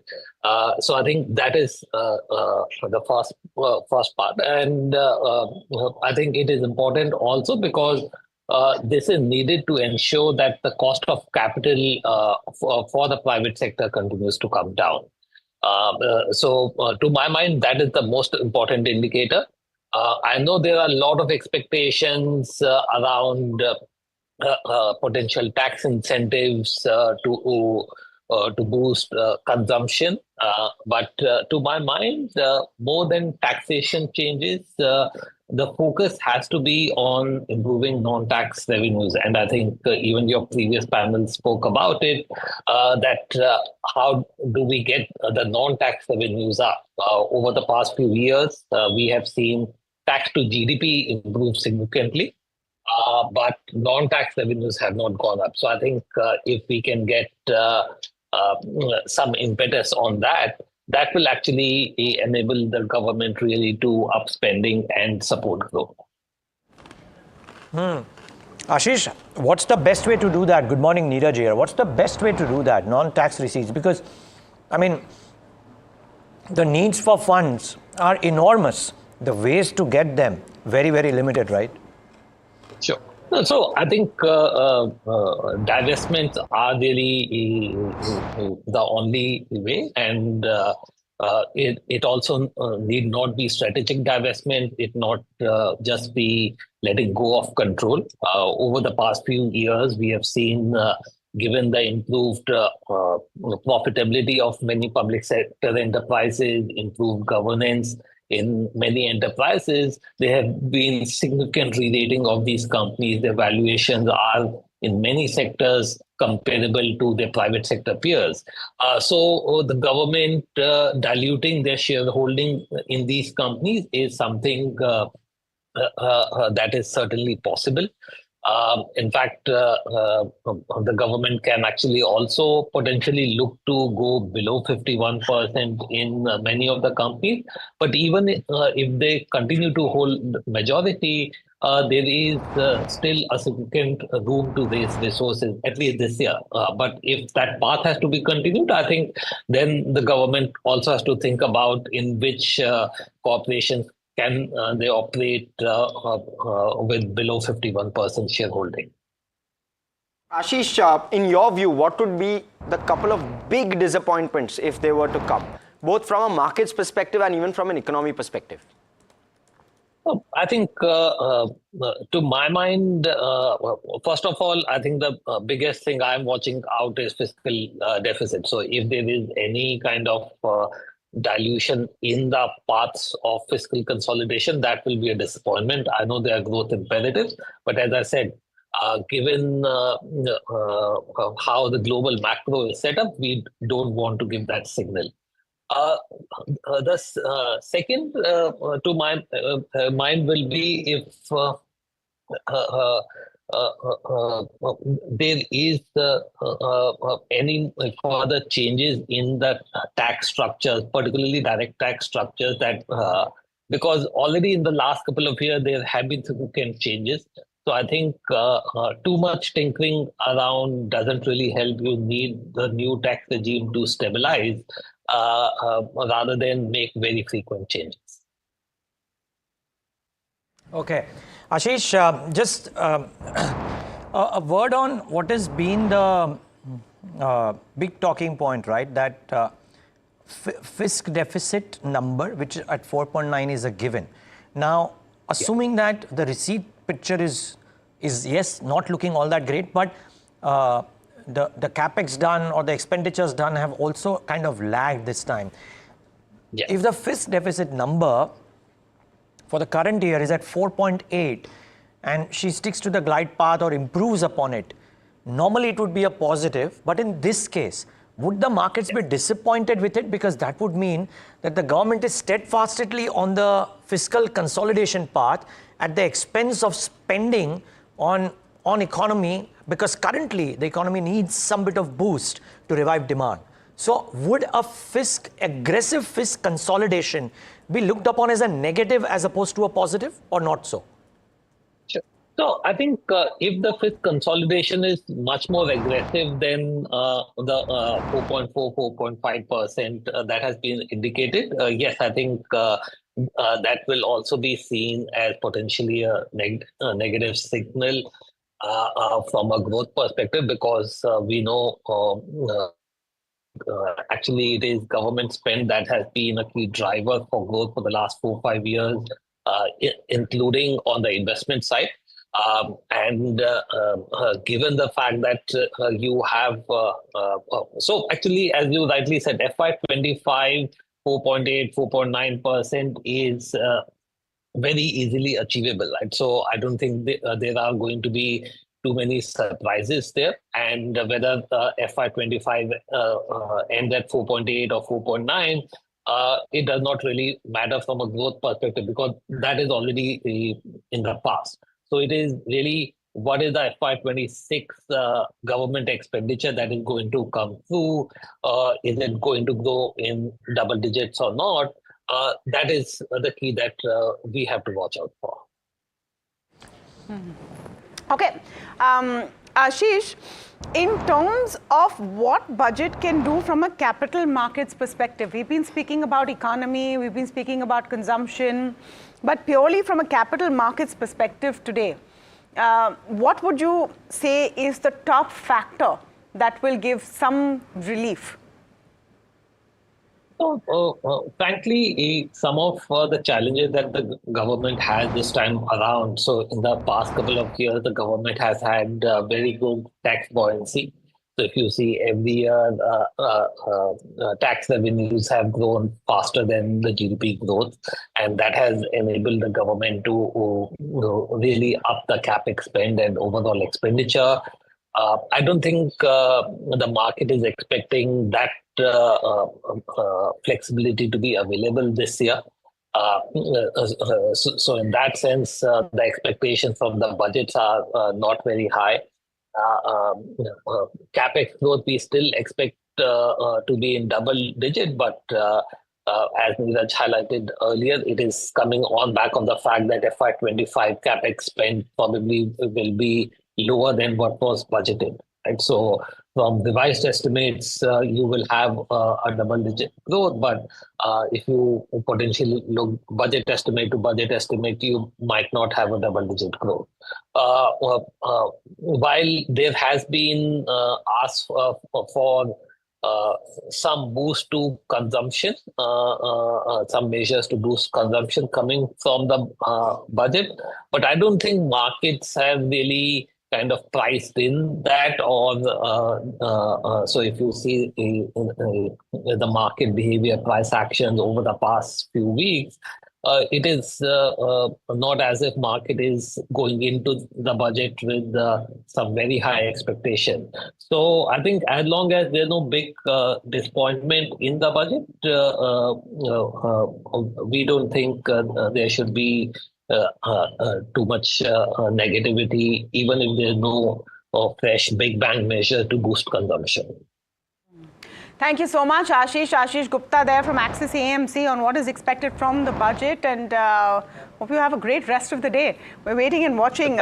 Just about 45 minutes ought to go for the budget speech to start. But meanwhile, quick look at the markets and what's buzzing at this point. Mahima is joining us with a list of top buzzers in trade right now. Mahima.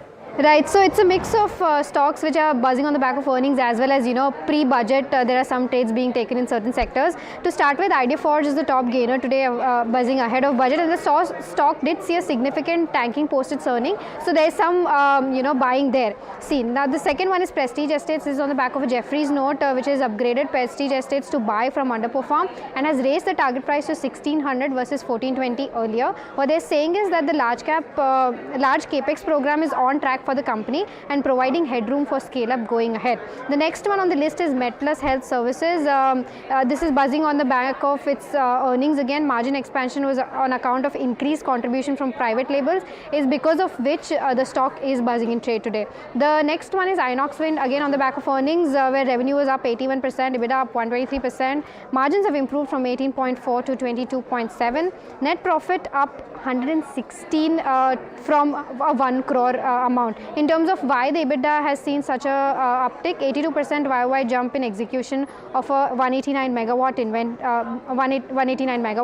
There was an inventory reversal of around 364 crore and 28% annual drop in EPC, O&M and common infra expenses has taken place. Another set of stocks that is buzzing in trade today is the railway stocks. This is ahead of budget, of course. SJVN, Jupiter Wagons, Titagarh are all buzzing.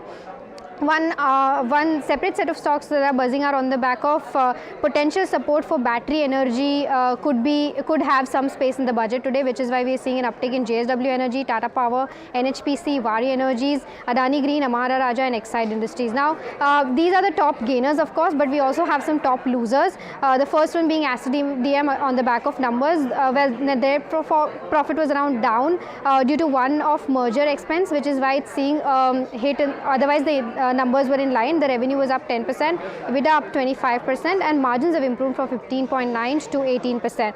The second one is 5-star business, which is taking a hit in trade today, where net profit was up around 26% and total income was up around 28%. And lastly, Karnataka Bank is also seeing some profit booking in trade today after its earnings, where net profit was around 284 crore versus 331 crore. Gross NPA at 3.11%, net NPA at 1.4%, and the net interest income was down by 4%, which is why we are seeing a downtick in that particular stock. So all of these counters either in green or red, but are buzzing today. Okay, so a lot of buzzers. One of them is actually Wockhardt as well. Let's pull up the Wockhardt stock because it's their new super hit Zenic, which has got a nod and will go into second phase of clinical trials. In fact, we spoke exclusively with Wockhardt chairman Habil Khorakiwala on this wonder drug Zenic. Listen in. We have just completed phase 3 clinical trial, and this clinical trial establishes Zenic as a superior treatment, which is very rare happening in antibiotic or any drugs. Second is that we should be expecting this drug to launch in India by early next year, and in US maybe middle of next year, because we will be filing in US sometime in middle of this year, and then we expect sometime in the middle of next year to receive approval.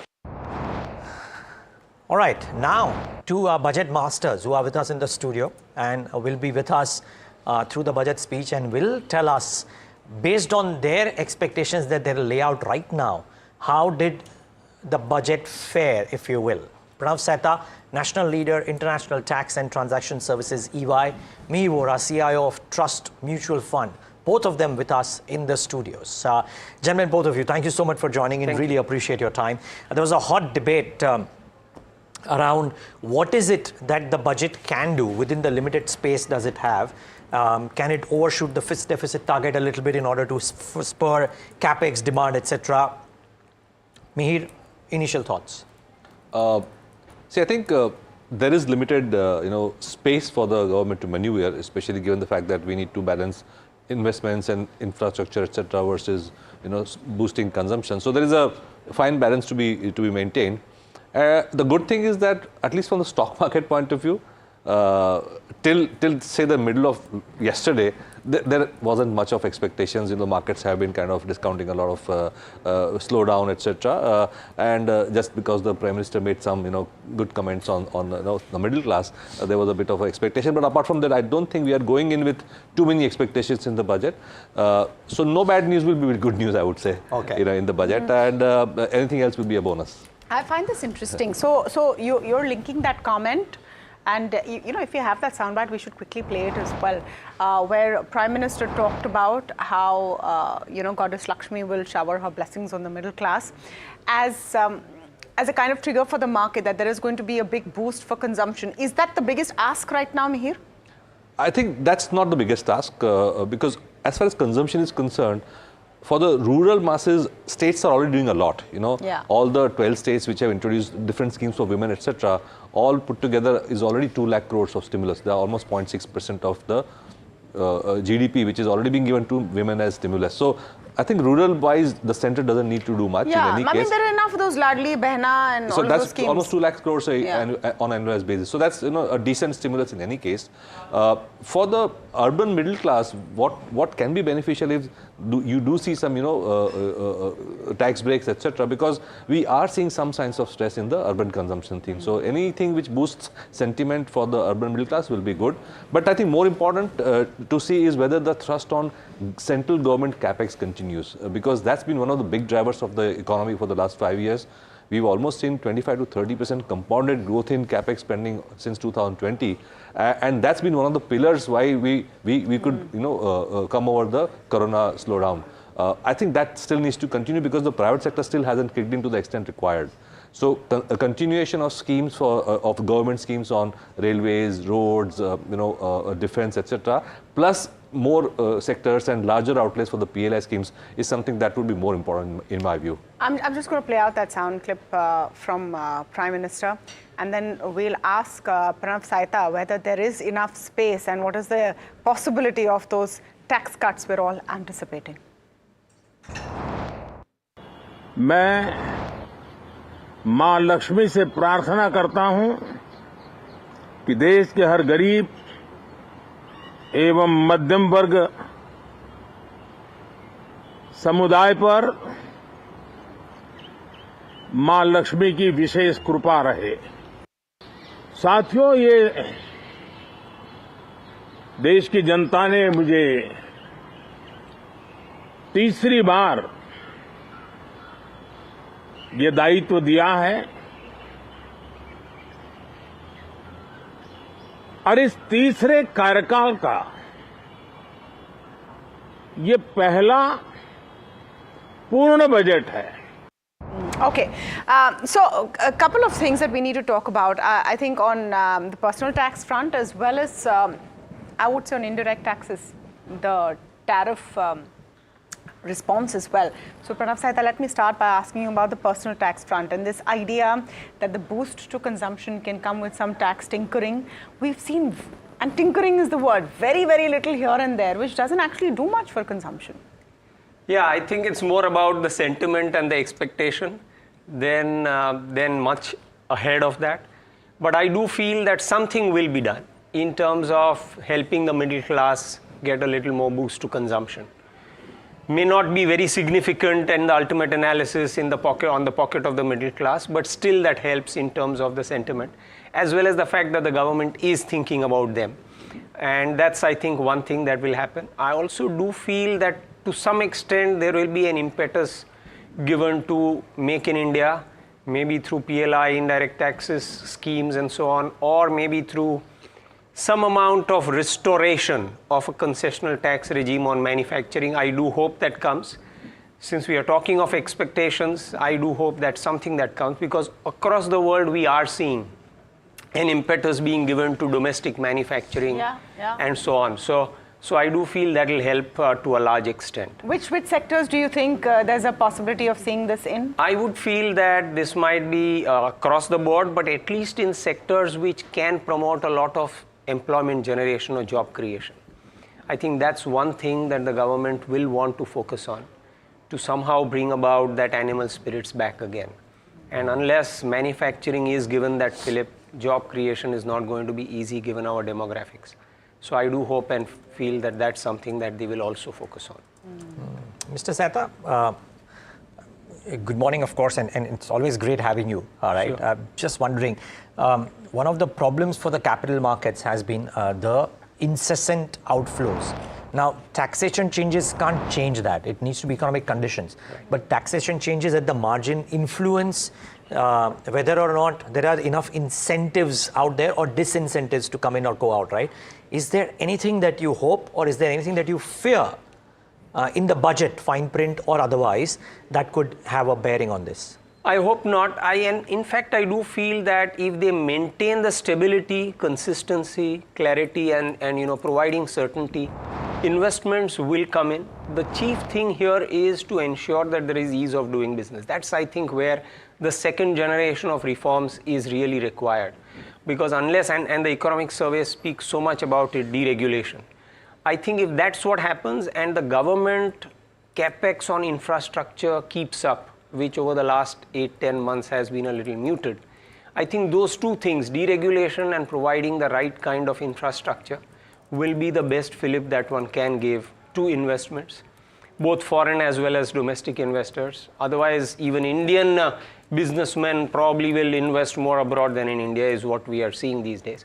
So I do feel that that's something that will be very important. One, keeping the regime stable and predictable, which I think the government has done a good job so far and will continue to do that. Second, capex, which has been great over the last few years, but the last 8-10 months have been really very tepid, and that I think needs to pick up, government capex infrastructure building.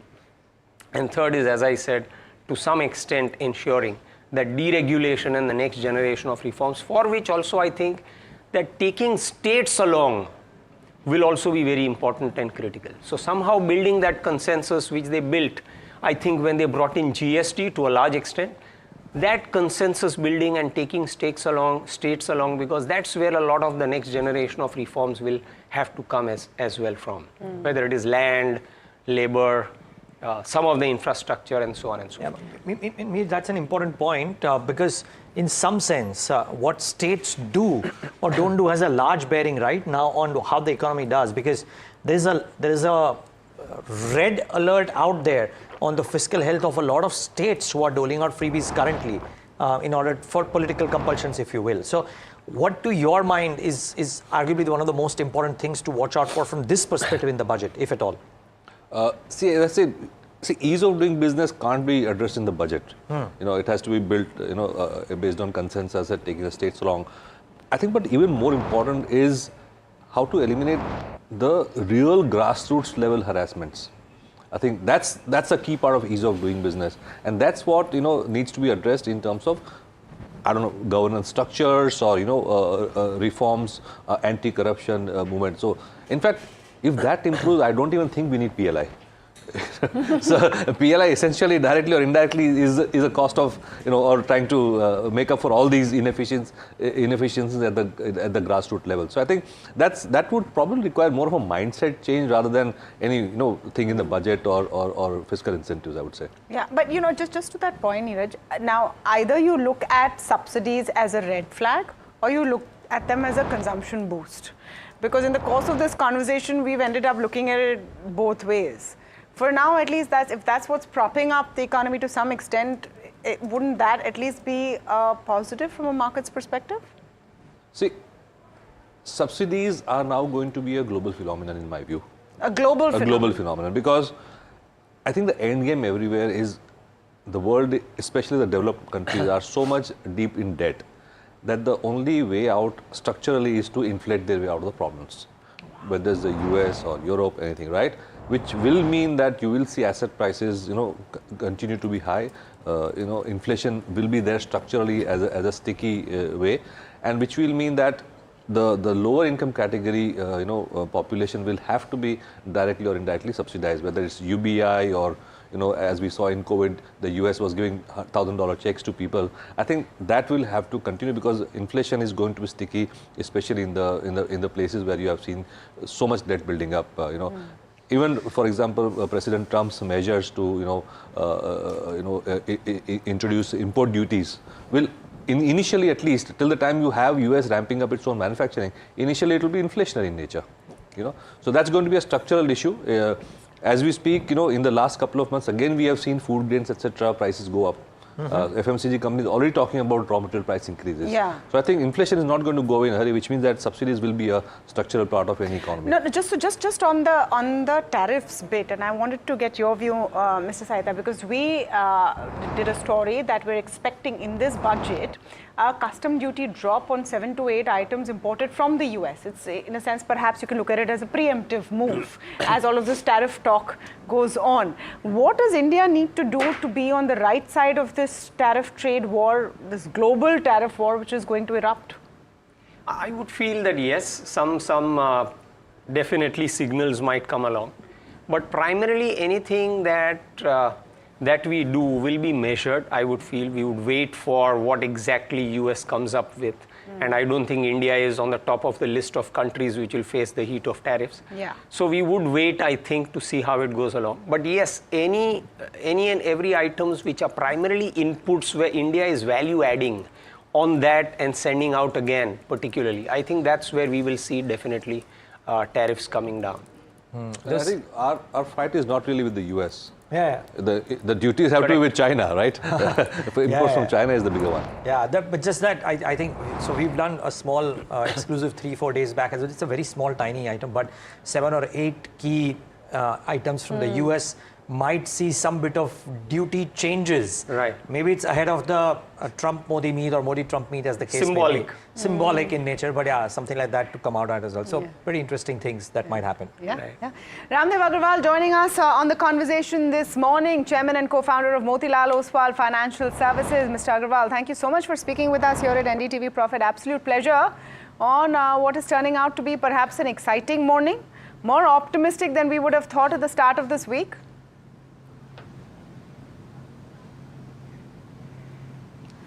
Hello, yeah. Good morning. So clearly things are kind of evenly balanced, and there's a lot of hope that the FM is going to shower goodies for the middle class and women class. That looks to be what even PM's expectation is. So I would think that the commitment to what you call Viksit Bharat, that's coming out very clearly, and one of the ways to increase the GDP growth rate from say 6.5% to maybe 7.5% would be the giving some kind of incentive to the middle class for consumption. That looks to be the theme right now. And do you think that that's the single most important perspective? I'm just wondering, on a budget morning, and we're speaking half an hour before the budget, what does a Ramdev Agarwal have on his checklist to look at? Will you be looking at the capex figure, the fiscal deficit figure? What is that top point that you're looking at? Yeah, so I've noted down 3 points. One is the middle class, what exactly they end up doing for the middle class, and where FM has said, clearly PM knows what exactly is going to come. So his wishes are around middle class and women class and poor. So clearly we are going to see some bundle of measures out there, whether it stands up to anything in the market or not, that's one thing. Second is the commitment to 8% growth, whatever it takes. I mean, it is for the leadership to say that we are committed to 8% year on year. There will always be some cost here and there, but growth solves a lot of problems. So how committed they are, bureaucracy as well as the policymakers and leadership, to 8% thing. Third, the credit flow. I think one of the biggest things which has hurt the economy in last 12 months, in my limited understanding, is the credit flow into the entire economy, which has come down from 15-16% to 10-12%. If we remain at 10-11%, do whatever, I don't think we'll ever touch 6.5%. That's my sense. Okay. Mr. Agarwal, good morning. Neeraj here. I love the backdrop, budget bullets. Maybe dodge any bullets that might come our way if they do. But here's my question, sir. One of the things that some of the panelists have stated today, of course, the unequivocal focus on growth, and therefore, if the FM and the government, or the FM in her wisdom, decides to deviate a little bit from the fiscal glide path, if that shows an intent to invest for growth or creating demand. So if the next year's number is not 4.5, right, and it says that it is being done to stimulate growth, will the markets take it well or will the markets be disappointed? I don't know about the market, but I'll be very happy. In the sense that, to me, growth is paramount, and if you can do fiscal, to me, if you can do the growth and then consolidate fiscally, that will be very good. But I would not put fiscal consolidation as a priority over the growth. Because once growth comes, even fiscal consolidation is possible because your tax revenues, they get boosted. Okay, that's one. And something that I'll ask Mir Vora also, but just a follow-up question to that, Mr. Agarwal. We want to do a lot of things. There is very limited resources as well. This time around, we know that this year the revenue picture also has not looked that strong, right? So let's assume the fiscal path is maintained, if you will. There is not, I mean, we haven't done enough capex, and let's assume that number stays as is and doesn't really increase too much, if you will, and therefore misses the budgeted estimates too. Will that be a disappointment or will that be a need of the hour because revenues also have been lower?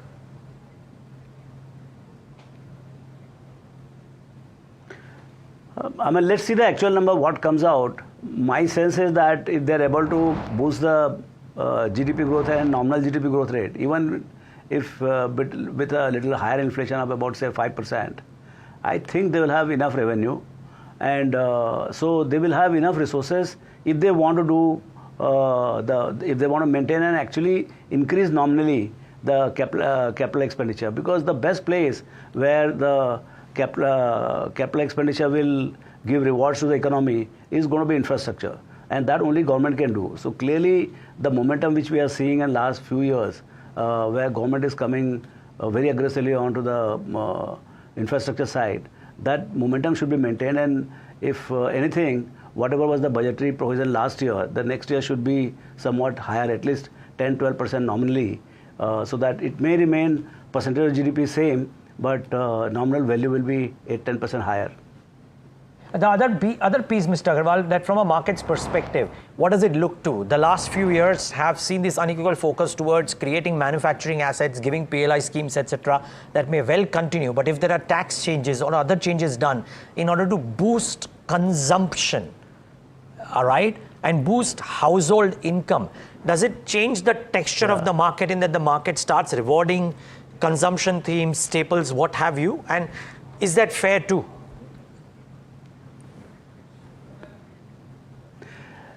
See, Neeraj, actually market is looking for earnings growth. I mean, from whichever sector it comes. It is not necessary from the only consumption side the earnings growth should come. If aggregate earnings growth, which is now flattened from last year 1,000 rupees EPS for Nifty, it has come to about 1,050 for the current year. Next year, if it doesn't scale up to 10-12% from 1,050 to say more like 1,200 or 1,150, I think market will not be excited.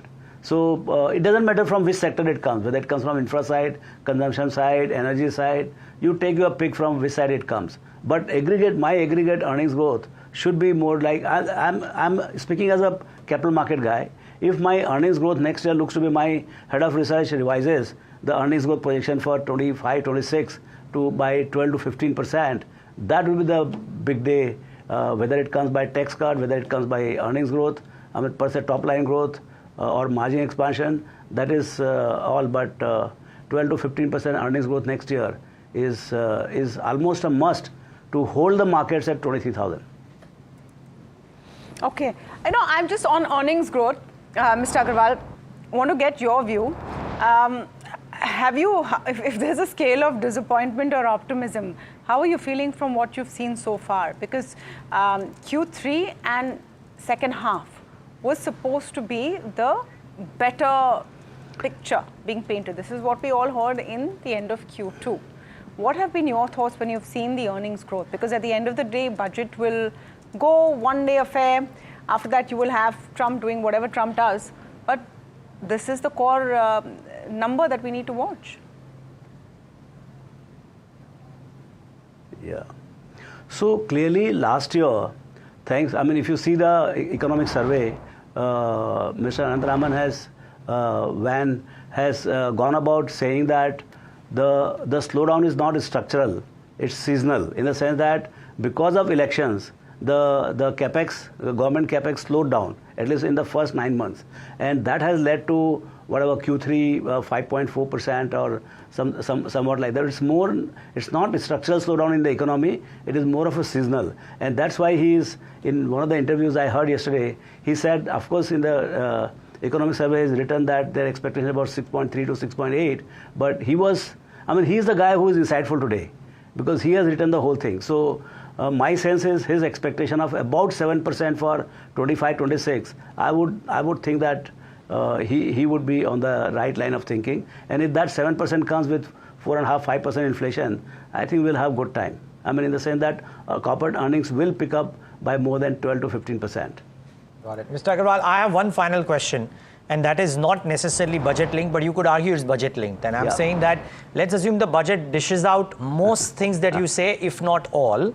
I would love to know at the start of 2025, how bullish, bearish, neutral is Ramdev Agrawal from a 12-month perspective? I know you're very bullish over the long term. Just trying to think for the slightly shorter term, which is 12 months. Yeah.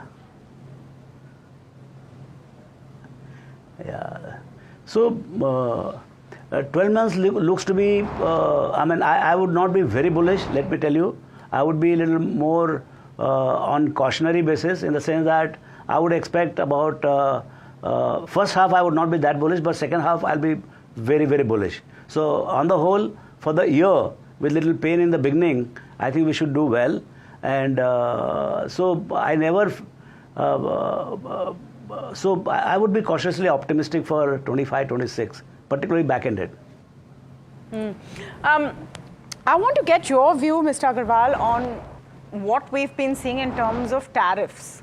And while, if I would look at it from three factors: one, what the government does; one, what corporate India does in terms of its earnings and its performance; and then one is geopolitical. And geopolitical factors are going to be dominated by tariffs. All the announcements this morning, how did you look at it? And is this an opportunity for India or a threat? I think it will be both ways, in the sense that I think it will be more of an opportunity, because the big daddy in the global manufacturing is China. And if China is being restricted, clearly the tenor of Trump's tariff policy looks to be make Chinese imports a little uneconomical, so that the local manufacturing becomes a little more viable. To that extent, if there's not so much of tariff on Indian imports, probably it will be a huge tailwind, longer term tailwind for Indian manufacturers to step up their effort and export a lot more to the US. But that looks to be pretty, simple analysis of what is going to come. It's a very complex thing. We have to play as it comes. So let's not speculate anything till final things have come. Okay, fair enough. We don't know yet. If tariffs for China, good for India, we don't know what's going to happen from the Indian perspective. But in the context of this budget, Mr. Agarwal, what do you think we need to see? Would you wait to hear some clear policy direction there?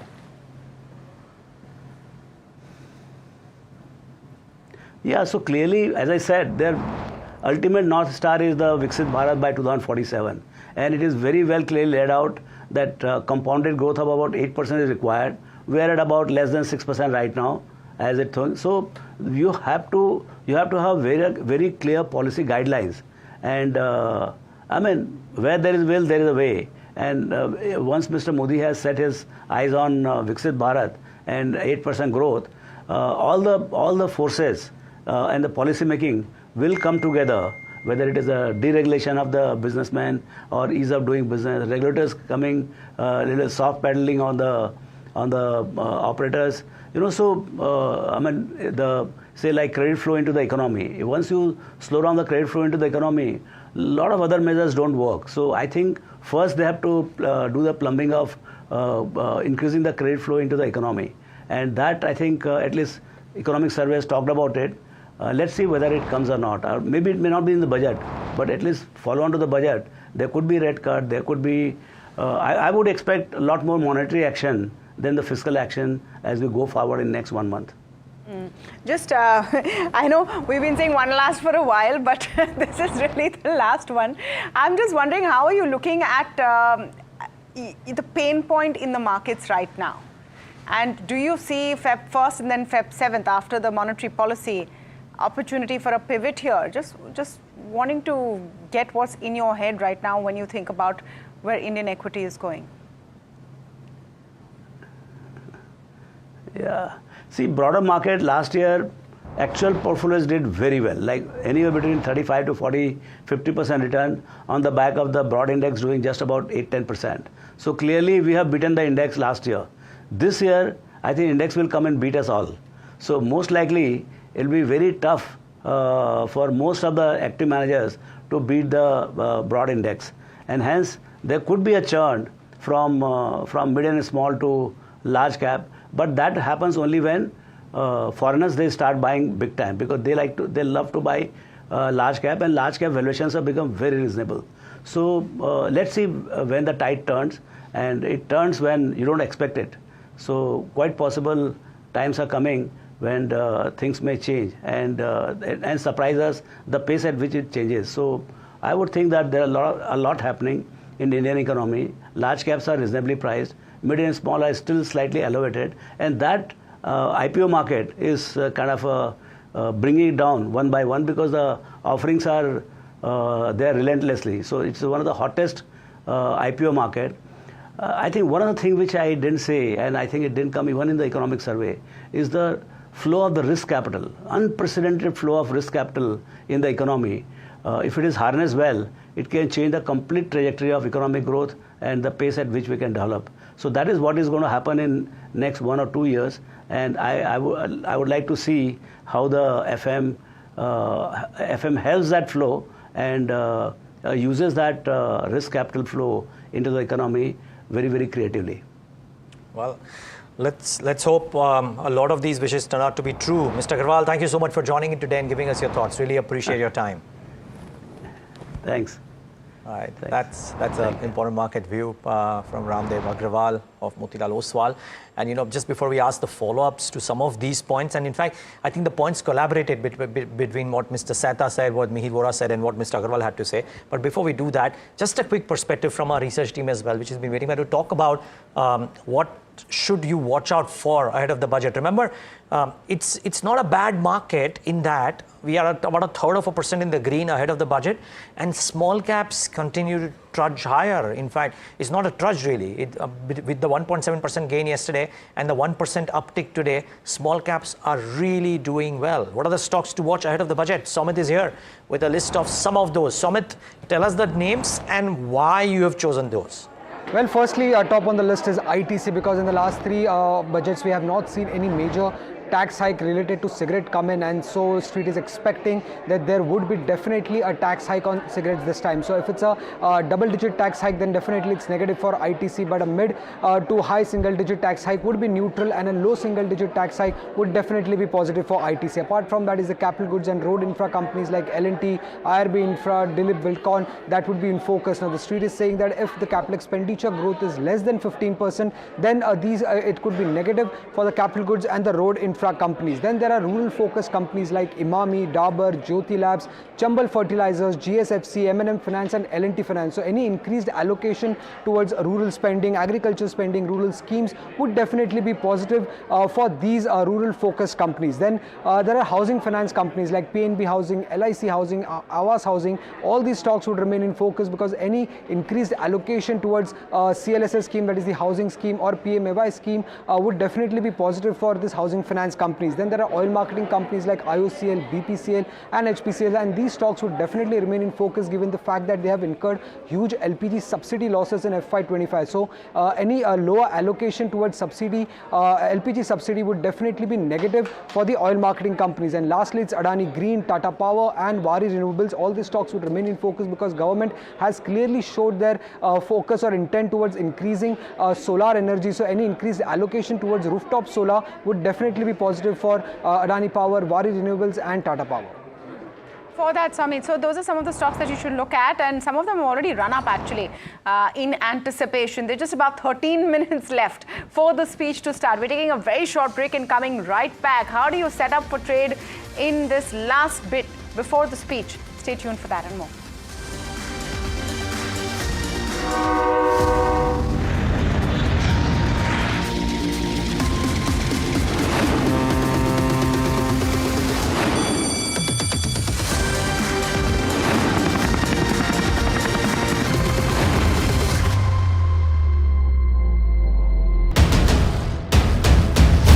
This is the day that shapes the future of 1 billion dreams.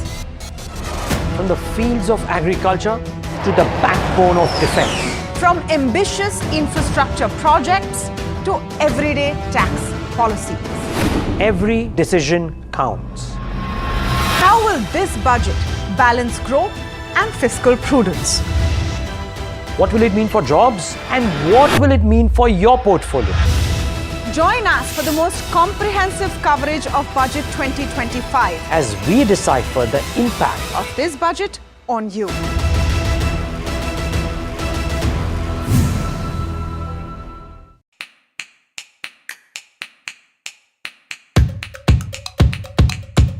STT. STT definitely needs to change. Old tax regime. The 1991 budget was truly a game changer. I mean, the rest is history. Union budget. Budgets. General elections. Union budget. Two more, Yashwant Sinha and P. Chidambaram. Arun Jaitley. Arun Jaitley, I'd have to say. I think Manmohan Singh for sure because of the iconic 1991 budget speech. STT. STT definitely needs to change because now if returns are not that good, it'll start pinching people. Income tax. I think income tax because that's what matters to me. Old tax regime. Depends. Old tax regime currently. I would say healthcare and education. I'd believe infra. Oh, certainly more allocation towards infrastructure. That's what's keeping the wheels turning right now. Game changer, but not in a positive way, was the budget when farm loans were waived off. There are a couple of them actually. 1991, Manmohan Singh, that was the budget which opened up the economy. Then 97, Chidambaram, who reduced the tax rate from 40.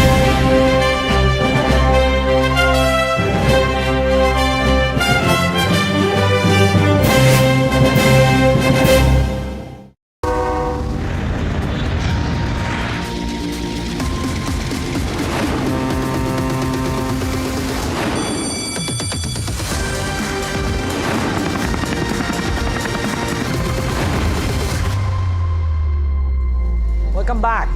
Thanks so much for tuning in, staying tuned to NDTV Profit. Now, this is something that has come up in conversation in the last 1 hour, 15 minutes. And that is it okay to miss the fisc glide path targets if the intent is to spur growth? And Mihir Vora, you look at these numbers very, very closely, right? The fisc deficit, the income that the government has, the fixed expenditures, etc. One, does the government have enough headroom for FY26, not just FY25 by the way, to keep that momentum on capex example and at the same time boost consumption? And if it does not, is it okay to miss the fisc deficit glide path target for FY26 if they are doing it in the right spaces, which makes the market believe that they are wanting to spur growth? And what would you have, even if they have the budget, or even if they have the numbers, is it prudent to do that or would you not want it? See, I don't think the RBI and the government are in a mindset to deviate too much from the glide path that has been shown to the market, because I think we as a country are very conscious about the fact that we tried so hard to get into the global bond indices. And that does come with some kind of soft commitments and understandings about where the fiscal direction should go. So the mindset is not really to deviate, that's one. Having said that, if you look at the tax collections and if you introduce a little more discipline in the taxation regime, there is a scope for tax to GDP to go up. In spite of having introduced GST, etc., the tax to GDP ratio is creeping up very slowly. So there is a scope for better compliance, better this thing, not terrorism but compliance, right? There is scope there. So I'd rather that they focus on increasing the tax to GDP rather than increasing taxes. And if we can get a nominal GDP growth of closer to 12% rather than 10.5%, then there will be scope for extra spending, I would say. Okay, Mr. Sethap, just the same question to you, really. Yeah. So I don't think they will want to miss the fiscal deficit number for next year as well. Yeah. Maybe year thereafter, because of the 8-pay commission, this, that, there might be some aberration. But at least for next year, I think they'll still stay with the fiscal deficit number. At the same time, I do feel that they will want to bring growth much higher than what we are currently seeing. And while it's a wish, I'm not sure whether it will happen. If it means that government capex, in order to be maintained, needs some revenue, I think the best course and the correct course for them to take would be more aggressive on the disinvestments. I think, while I'm not sure they will do it. Believe it, sir. Sorry? While the market even believe that if they're aggressive, because they are not meeting the targets even for this year, right? Or the last year, or the year before that, what have you? Yes. So the point that I'm trying to make is what they ought to do. Okay. And probably if they do this, they should not give up on infrastructure building, government capex, because that's what will crowd in even private investment. Sure. But giving up on growth would be a bad idea, because taxes will really come from growth as well. The buoyancy in taxes will come to a large extent also from growth. So I don't think they should sacrifice growth. They will not want to sacrifice fiscal deficit. So I am trying to say that if you sacrifice growth, in any case taxes will come down and fiscal deficit will be a problem. So you must maintain growth, and if that requires disinvestment, but capex, government capex has to be there. So that's the way I would feel they should balance their books. But government capex should not be sacrificed. Fiscal deficit they won't, and I think they should not. We've tasted the fruits of a good macro stable environment, and I don't think they'll want to give that up very easily. Just some of the focus areas that we need to look at, and Mihir, let's get, we have 5 minutes to go for the speech, so let's get a little specific on the markets, just for a bit. And we were speaking in the break about how a lot of people just don't want to trade on the budget day, but there are a lot of people who do, and many of them watching us right now. Thank you for all your views, even on our YouTube stream. Just trying to understand whether the typical rail, solar energy, defense push is something that is a safe play this morning. 100%, because these are structural plays and the direction is very clear, whether it's indigenization of defense manufacturing, whether it's the shift from coal and non-renewables to renewables. So those are structural changes and those are not going to go away. So irrespective of the budget, these are certain themes which are going to be there for the longer term, I would say. Okay, and if the budget gives focus, that's an added impetus. That's an added impetus. Absolutely. Okay. So, well, watch out for that bucket, if you will, of pockets wherein there has been the continued focus and that continues too as well. Mr. Setha, you're not a markets person, but very, very quickly, if there is some tax changes, etc., in order to spur consumption, you think that would be a welcome move? And does that spur the sentiment around consumption? Absolutely, I think so. Okay. Okay, so interesting piece on, and this budget important because the last budget was in July, and Mihir, you walked in and said, budget phir se aa gaya itna jaldi. That sets up perfectly for this piece that our colleague Hiral has done, where she's tracked markets since the last budget in July and today. Important because what a change in mood since these two events. Take a look. If we can just move to the key 9 aspects which the markets had considered, which the budget 2024 had considered, that will be key. Firstly, Disappointed investors, as Neeraj also mentioned, however, rewarded some taxpayers, right? So that was one of the key focus areas. But there were 9 things that Nirmala Sitharaman actually looked at. One was productivity and resilience with regards to agriculture. So schemes with agriculture that were announced. Employment and skilling was their next focus area. Moving on, the others were in terms of inclusive HR development and social justice, manufacturing and services where PLI schemes were announced to some extent. Urban development was the other aspect, and energy security with renewables was one of the focus areas. Infrastructure, which is the crux, capex has been slowing down. What do they do from here on? Innovation R&D was again what they focused on as well. And very lastly, if you see in terms of next generation reforms.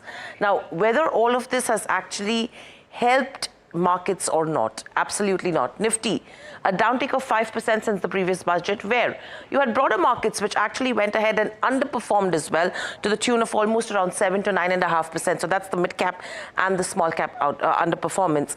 Now, very interesting. The performance tells you that the markets were not happy because all your domestic-oriented sectors were the ones which have underperformed. From energy to oil and gas, real estate, PSU banks and FMCG, down to the tune of almost around 11 to 21% from the previous budget to now. What has outperformed? It's your export-oriented sectors, Nifty IT, Nifty Pharma, up to the tune of almost around 3 to 6%. So you clearly know that it's the domestic policies which have not really been working for India Inc. It's the export-oriented ones. And similar is the trend if you see in terms of gainers and losers. From a DV slab to Wipro, Bajaj Finance, Holdings and a Bharti Airtel, gains to the tune of almost 12 to 26% that did come in. What was losing? Adani Green did lose out. Yes, there was a Hindenburg impact coming in there. But you had a BHEL, IndusInd Bank, Tata Motors, JSW Energy, all in the range of around 30 to 36%, which were under pressure. Let's look at the broader markets. If you see Nifty 500, you have 366 stocks that have actually given negative returns since the previous budget out of Nifty 500. So that tells you the quantum of underperformance that has come in there. And if you talk about the mid-cap companies, BSE actually is outperformed with gains of nearly 2.3 times. But Lloyds Metal, Paytm, Coforge, Dixon, these are the ones which were losing to the tune of around 30 to 75%, gaining, I beg your pardon, to the tune of 30 to 75%. Whereas names like Cochin Shipyard, Vodafone Idea, MRPL, SJV and Exide Industries, all down in the range of around 35 to 45%. Small caps, you have Amber Enterprises, Piramal, KFintech, Aster DM, MCX, all up in the range of 40 to 50%. Whereas if you see in terms of the losers, if you can have that slide, there you go. Honasa, Sterling, Chennai Petro, Tanla, Jupiter, these were the names which were losing out. So that's in terms of the performance, but let's also look at a few of the other reasons which impacted the markets. You had the largest ever FI sell-off that came in to the tune of almost around 2.7 lakh crore. Secondly, you have analysts who have gone ahead and cut estimates as well with regards to earnings for FY25 and 26. Apart from that, if you talk about the geopolitical concerns, they have been looming on the domestic markets. And very lastly, if you see in terms of the election year, that has seen lower government spends. Okay, first visuals coming in from Parliament. And the customary noise around it as well. Remember, it's also the start of the budget session. Honorable Speaker in the chair, let's listen in.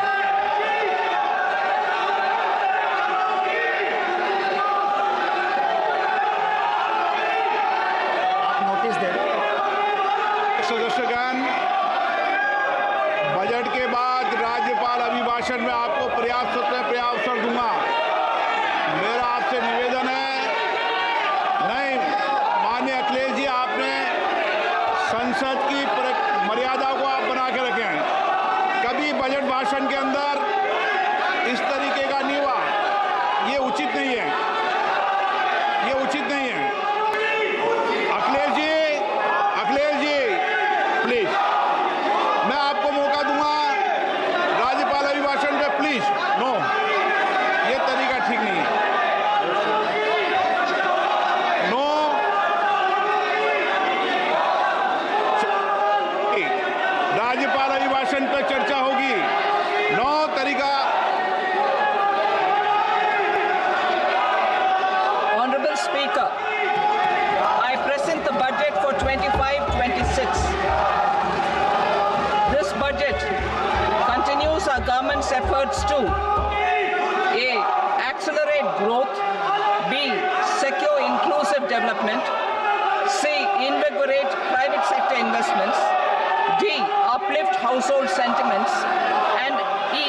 Enhance spending power of India's rising middle class. Together, we embark on a journey to unlock our nation's tremendous potential for greater prosperity and global positioning under the leadership of Honorable Prime Minister Shri Narendra Modi. As we complete the first quarter of the 21st century, continuing geopolitical headwinds suggest lower global economic growth over the medium term. However, our aspiration for a Viksit Bharat inspires us, and the transformative work we have done during our government's first 2 terms guides us to march forward resolutely. Our economy is the fastest growing among all major economies. Our development track record for the past 10 years and structural reforms have drawn global attention. Confidence in India's capability and potential has only grown in this period. We see the next 5 years as a unique opportunity to realize Sabka Vikas, stimulating balanced growth of all regions. The great Telugu poet and playwright Gurujada Apparao had said, "Deshamante matti kadoy, deshamante manushuloy," meaning a country is not just its soil, a country is its people. In line with this, for us, Viksit Bharat encompasses zero poverty, 100% quality good school education, access to high quality, affordable and comprehensive health care, 100% skilled labor with meaningful employment, 70% women in economic activities, and farmers making our country the food basket of the world. In this budget, the proposed development measures span 10 broad areas, focusing on Garib, Youth, Annadata, and Nari. Spurring agricultural growth and productivity, building rural prosperity and resilience, taking everyone together on an inclusive growth path, boosting manufacturing and furthering Make in India, supporting MSMEs, enabling employment-led development, investing in people, economy, and innovation, securing energy supplies, promoting exports, and nurturing innovation. For this journey of development, our 4 powerful engines are agriculture, MSME, investments, and exports. The fuel, our reforms, our guiding spirit, inclusivity, and the destination, Viksit Bharat. This budget aims to initiate transformative reforms across 6 domains. During the first 5 years, these will augment our growth potential and global competitiveness. The domains are taxation, power sector, urban development, mining, financial sector, and regulatory reforms. Agriculture as the first engine. Now I move to specific proposals, beginning with agriculture as the first engine.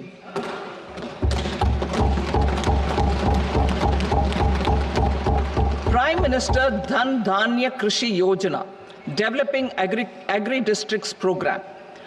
Motivated by the success of the aspirational district program, our government will undertake a Prime Minister Dhan Dhanya Krishi Yojana in partnership with states. Through the convergence of existing schemes and specialized measures, the program will cover 100 districts with low productivity, moderate crop intensity, and below average credit parameters. It aims to 1. Enhance agricultural productivity, 2. Adopt crop diversification and sustainable agricultural practices. 3. Augment post-harvest storage at the panchayat and block level. 4. Improve irrigation facilities. And 5. Facilitate availability of long-term and short-term credit. This program is likely to help 1.7 crore farmers. Building rural prosperity and resilience. A comprehensive multi-sectoral rural prosperity and resilience program will be launched in partnership with the states. This will address underemployment in agriculture through skilling, investment, technology, and invigorating the rural economy. The goal is to generate ample opportunities in rural areas so that migration is an option but not a necessity. The program will focus on rural women, young farmers, rural youth, marginal and small farmers, and landless families.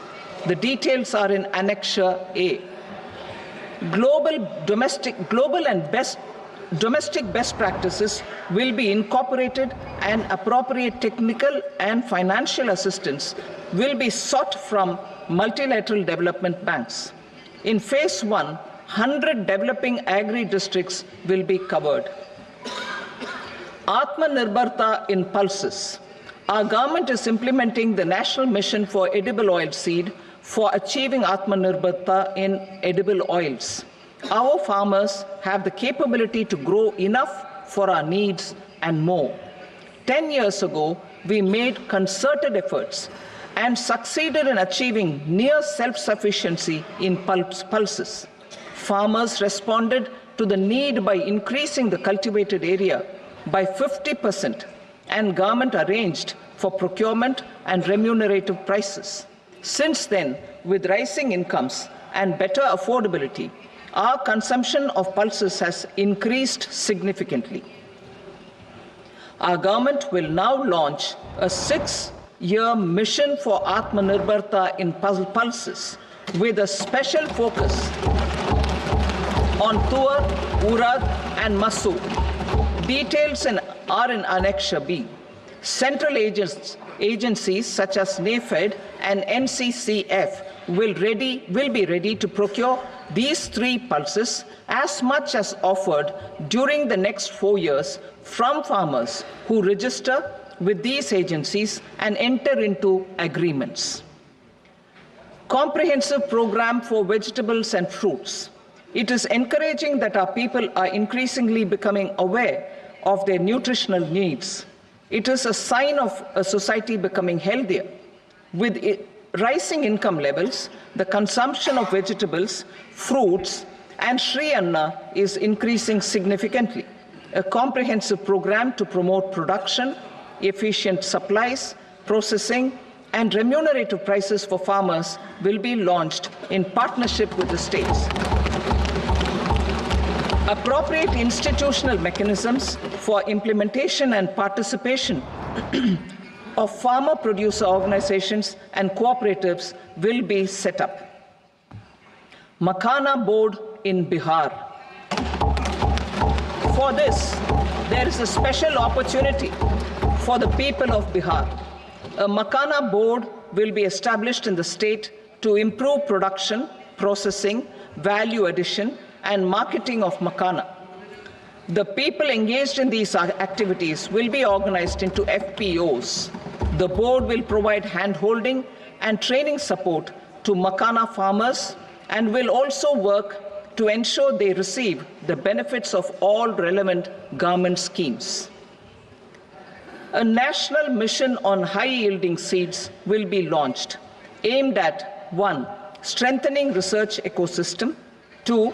Targeted development and propagation of seeds with high yield, pest resistance, and climate resilience, and 3. Commercial availability of more than 100 seed varieties released since July 2024.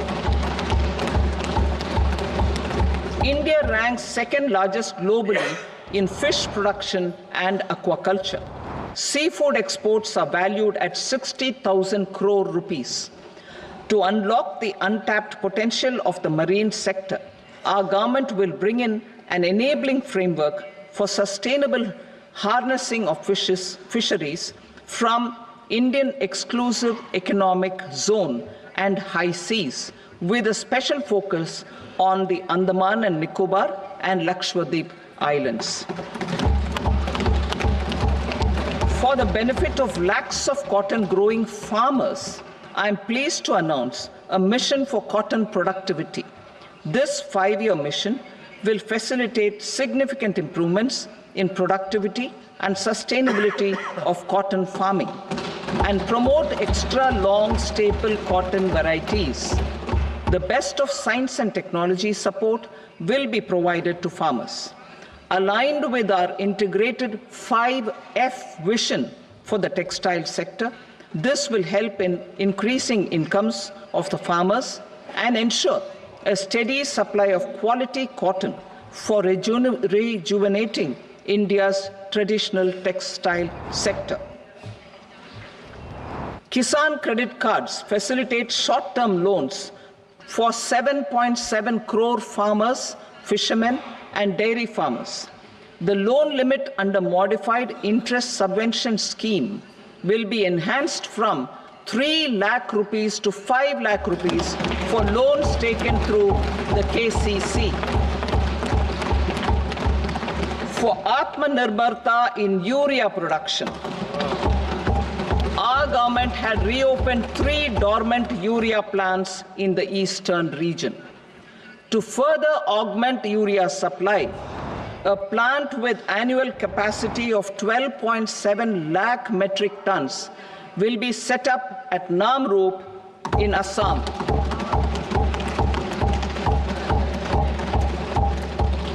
India Post, with 1.5 lakh rural post offices, complemented by the India Post Payment Bank and a vast network of 2.4 lakh Dak Sevaks, will be repositioned to act as a catalyst for the rural economy. Details are at Annexure C. India Post will also be transformed as a large public logistics organization. This will meet the rising needs of Vishwakarmas, new entrepreneurs, women, self-help groups, MSMEs, and the large business organizations. Our government will provide support to NCDC for its lending operations for the cooperative sector. MSMEs as the second engine. Now I move to MSMEs as the second engine, which encompasses manufacturing and services with a focus on MSMEs numbering 5.7 crores. Currently, over 1 crore registered MSMEs, employing 7.5 crore people and generating 36% of our manufacturing, have come together to position India as a global manufacturing hub. With their quality products, these MSMEs are responsible for 45% of our exports. To help them achieve higher efficiencies of scale, technological upgradation, and better access to capital, the investment and turnover limits for classification of all MSMEs will be enhanced to 2.5 and 2 times respectively. This will give them the confidence to grow and generate employment for our youth.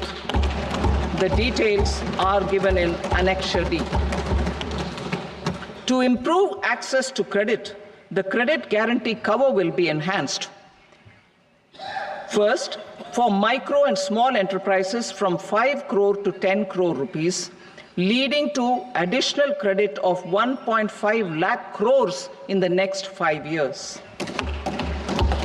Second, for startups from 10 crore rupees to 20 crore rupees, with the guarantee fee being moderated to 1% for loans in 27 focus sectors which are important for Atmanirbhar Bharat. And for well-run exporter MSMEs, for term loans up to 20 crore rupees. Also for the micro enterprises, we will introduce customized credit cards with a 5 lakh rupee limit for micro enterprises registered on Udyam portal. In the first year, 10 lakh such cards will be issued. Fund of funds for startups. The alternate investment fund, AIFs, for startups have received commitments of more than 91,000 crores rupees. These are supported by the fund of funds set up with the Government of India's contribution of 10,000 crore rupees. Now, a new fund of funds with expanded scope and a fresh contribution of another 10,000 crore rupees will be set up. A new scheme will be launched for 5 lakh women, scheduled castes and scheduled tribes, first-time entrepreneurs. This will provide term loans up to 2 crore rupees during the next 5 years. The scheme will incorporate lessons from the successful Stand Up India scheme. Online capacity building for entrepreneurship and managerial skills will also be organized. Measures for labor-intensive sectors. To promote employment and entrepreneurship opportunities in labor-intensive sectors, our government will undertake specific policy and facilitation measures. To enhance the productivity, quality, and competitiveness of India's footwear and leather sector, a focused product scheme will be implemented. The scheme will support design capacity, component manufacturing, and machinery required for production of non-leather quality footwear, besides the support for leather footwear and products. The scheme is expected to facilitate employment for 22 lakh persons, generate over 4 lakh crore rupees, and exports of over 1.1 lakh crore rupees. Measures for the toys sector. Building on the National Action Plan for Toys, we will implement a scheme to make India a global hub for toys. The scheme will focus on development of clusters, skills, and a manufacturing ecosystem that will create high-quality, unique, innovative, and sustainable toys that will represent the Made in India brand. Support for food processing. In line with our commitment towards Purvodaya, we will establish a National Institute of Food Technology, Entrepreneurship, and Management in Bihar. The institute will provide a strong fillip to food processing activities in the entire eastern region. This will result in 1. Enhanced income for the farmers through value addition to their produce, and 2. Skilling entrepreneurship and employment opportunities for the youth. Manufacturing mission, furthering Make in India. Our government will set up a national manufacturing mission covering small, medium, and large industries for furthering Make in India by providing policy support, execution roadmaps, governance, and monitoring framework for central ministries and states. Details are in Annexure E. Given our commitment to climate-friendly development, the mission will also support clean tech manufacturing. This will aim to improve domestic value addition and build our ecosystem for solar PV cells, EV batteries, motors and controllers, electrolyzers, wind turbines, very high voltage transmission equipment, and grid scale batteries. Investment as the third engine. Now I move to investment as the third engine, which encompasses investing in people, investing in the economy, and investing in innovation.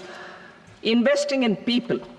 Saksham Anganwadi and Poshan 2.0. Saksham Anganwadi and Poshan 2.0 program provides nutritional support to more than 8 crore children, 1 crore pregnant women and lactating mothers all over the country, and about 20 lakh adolescent girls in aspirational districts and the Northeast region. The cost norms for these nutritional support will be enhanced appropriately. Atal Tinkering Labs. 50,000 Atal Tinkering Labs will be set up in government schools in the next 5 years to cultivate the spirit of curiosity and innovation and foster a scientific temper among young minds. Broadband connectivity to government secondary schools and PHCs. Broadband connectivity will be provided to all government secondary schools and primary health centers in rural areas under the BharatNet project. Bharatiya Bhasha Pustak Scheme. We propose to implement a Bharatiya Bhasha Pustak scheme to provide digital form Indian language books for schools and for higher education. This aims to help students understand their subjects better and in their language. National Centers of Excellence for Skilling. Building on the initiative announced in the July 24 budget, 5 national centers of excellence for skilling will be set up with global expertise and partnerships to equip our youth with the skills required for Make for India, Make for the World manufacturing. The partnership will cover curriculum design, training of trainers, and a skills certification framework and periodic reviews. Expansion of capacity in IITs. Total number of students in 23 IITs has increased 100% from 65,000 to 1.35 lakh in the past 10 years.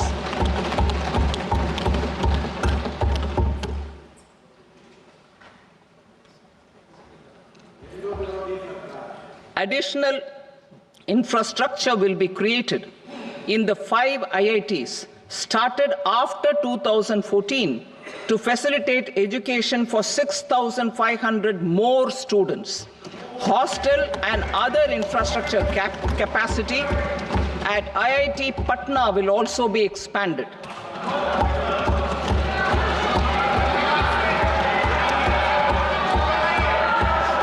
Center of Excellence.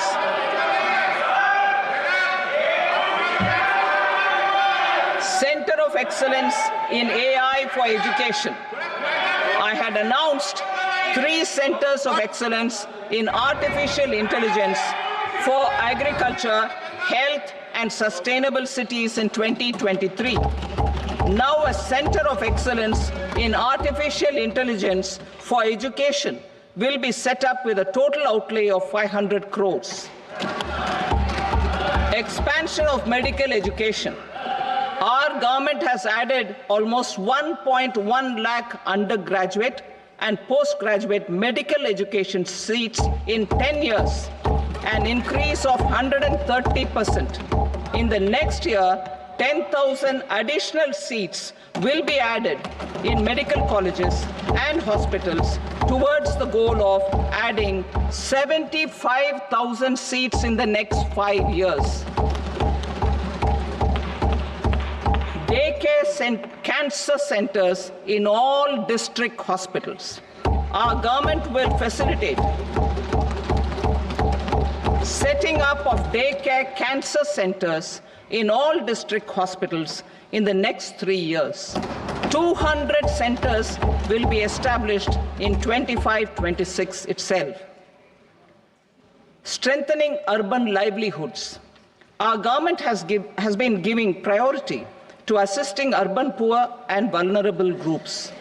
A scheme for socio-economic upliftment of urban workers will be implemented to help them improve their incomes, have sustainable livelihoods, and a better quality of life.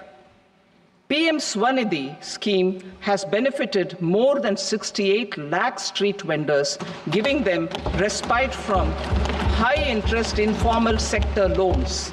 Building on this success, the scheme will be revamped with enhanced loans from banks, UPI-linked credit cards with 30,000 rupees limit, and capacity building support.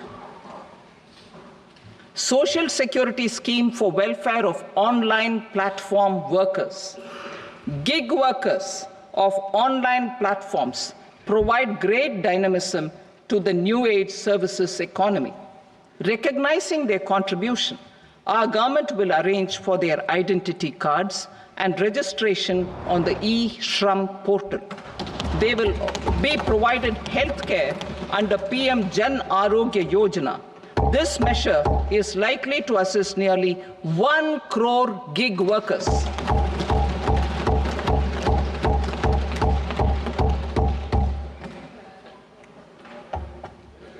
Investing in the economy, public-private partnership in infrastructure.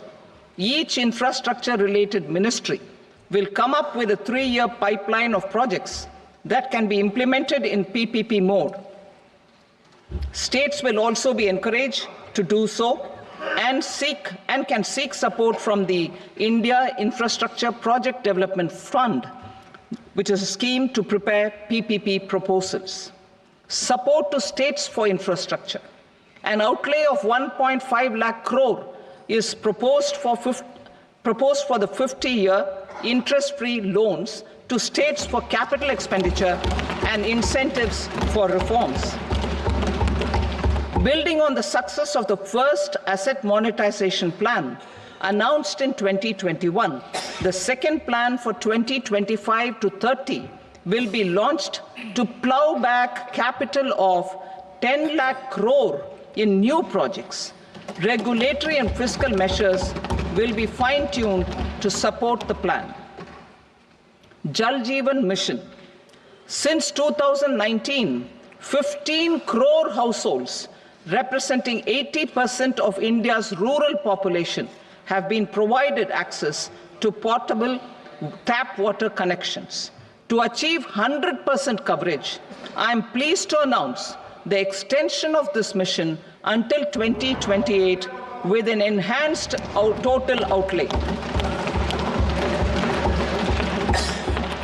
The mission's focus will be on the quality of infrastructure and O&M of rural piped water supply schemes through Jan Bhagidari.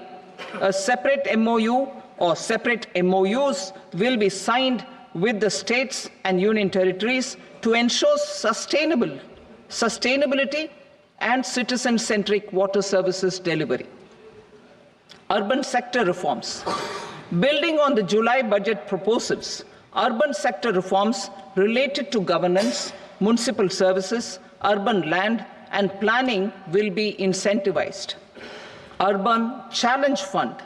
The government will set up an urban challenge fund of 1 lakh crore rupees to implement the proposals for cities as growth hubs, creative redevelopment of cities, and for water and sanitation purposes announced in the July budget.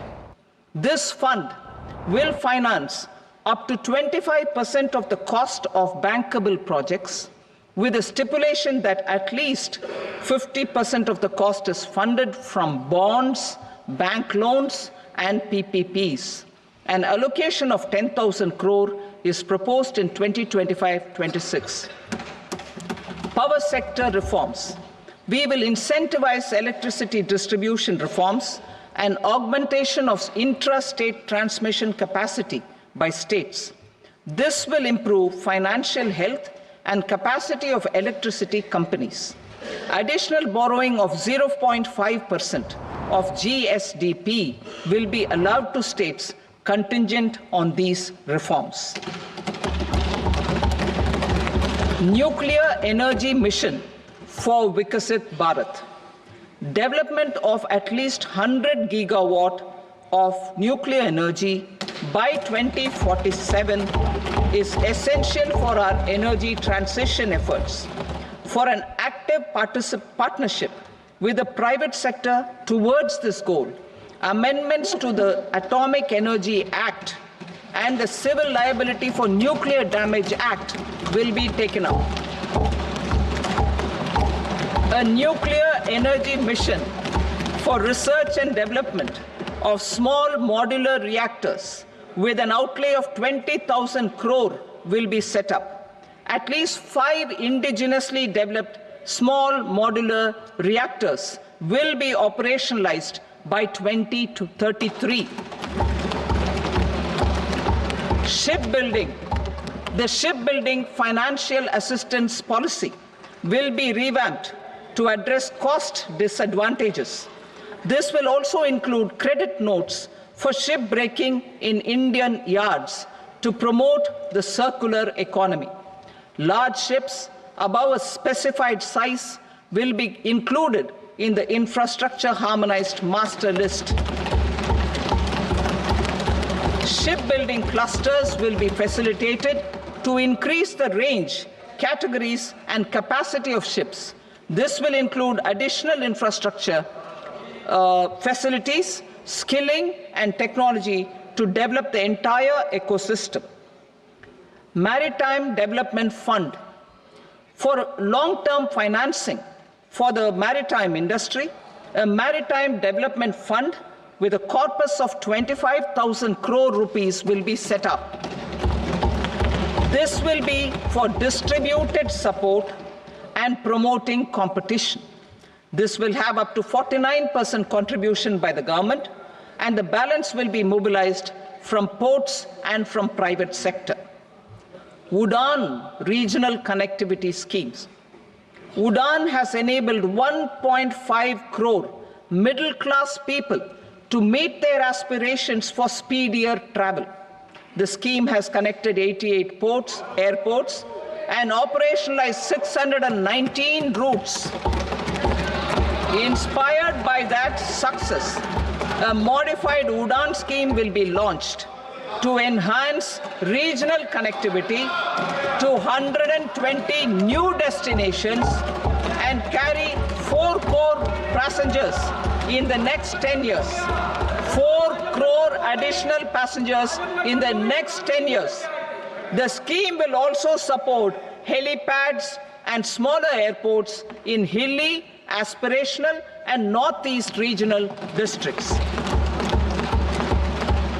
Greenfield airports will be facilitated in Bihar to meet the future needs of the state. These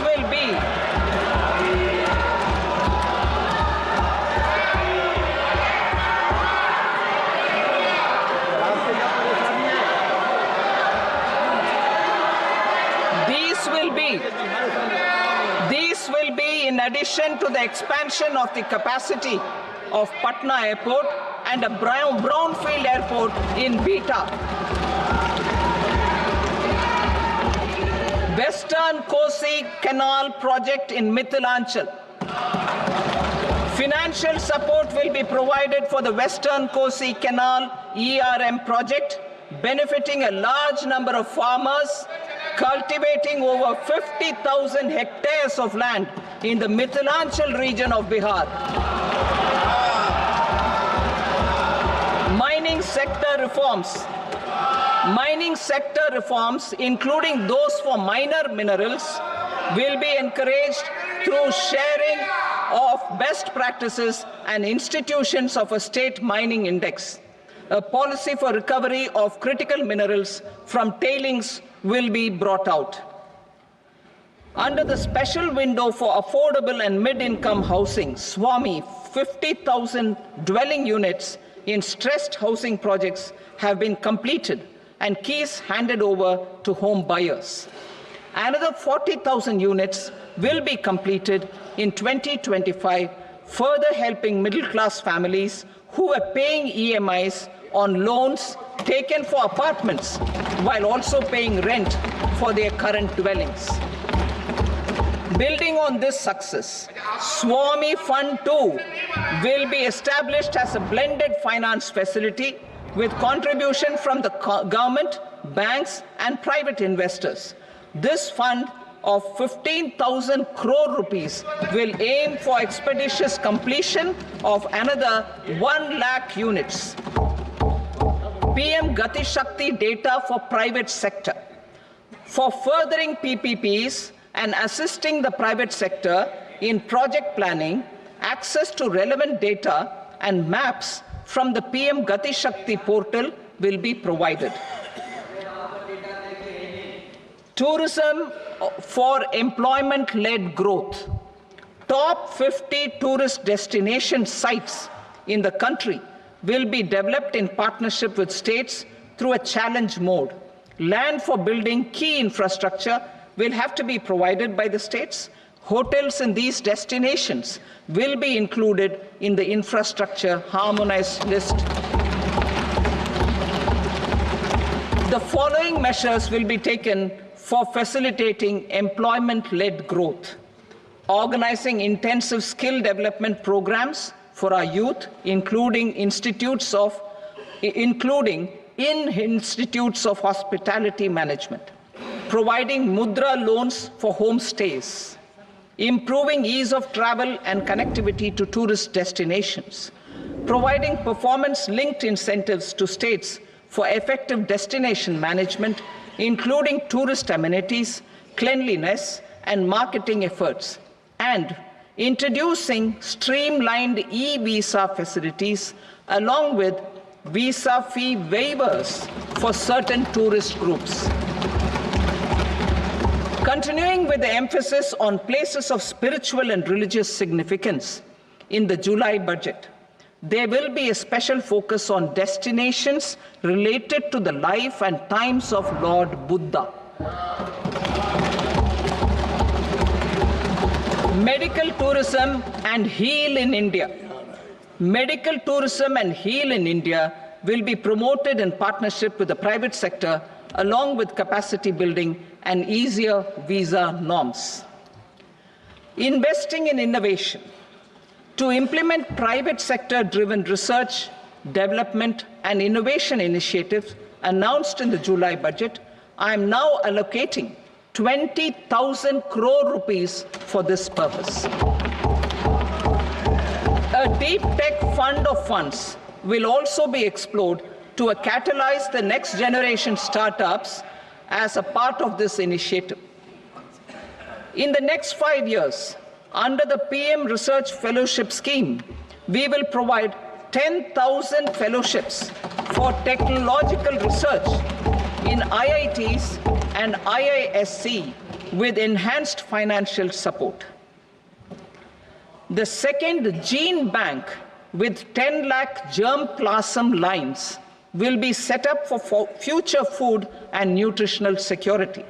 This will provide conservation support to both public and private sectors for genetic resources. We will start a national geospatial mission to develop foundational geospatial infrastructure and data. Using PM Gati Shakti, this mission will facilitate modernization of land records, urban planning, and design of infrastructure projects. A Gyan Bharatam mission for survey, documentation, and conservation of our manuscript heritage with academic institutions, museums, libraries, and private collectors will be undertaken to cover more than 1 crore manuscripts. We will set up a national digital repository of Indian knowledge systems for knowledge sharing. Now I move to exports as the fourth engine.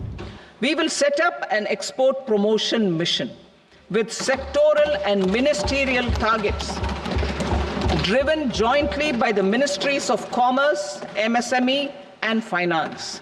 It will facilitate easy access to export credit, cross-border factoring support, support to MSMEs to tackle non-tariff measures in overseas markets. A digital public infrastructure, Bharat Trade Net, for international trade will be set up as a unified platform for trade documentation and financing solutions. This will complement the Unified Logistics Interface platform. The BTN will be aligned with international practices. Support will be provided to develop domestic manufacturing capacities, for our economy's integration with global supply chains. Sectors will be identified based on objective criteria. Facilitation groups with participation of senior officers and industry representatives will be formed for select products and supply chains. Through this, there are huge opportunities related to Industry 4.0, which needs high skills and talent. Our youth have both. Our government will support the domestic electronic equipment industry to leverage this opportunity for the benefit of our youth. A national framework will be formulated as guidance to states for promoting global capability centers in emerging Tier 2 cities. This will suggest measures for enhancing availability of talent and infrastructure, building bylaw reforms, and mechanisms for collaboration with industry. Our government will facilitate upgradation of infrastructure and warehousing for air cargo, including high-value perishable horticultural produce. Cargo screening and customs protocol will be streamlined and made user-friendly. Reforms as the fuel. Over the past 10 years, our government has implemented several reforms for convenience of taxpayers, such as faceless assessment, 2, taxpayer charter, 3, faster returns, 4, almost 99% returns being on self-assessment, and 5, Vivad Se Vishwas scheme.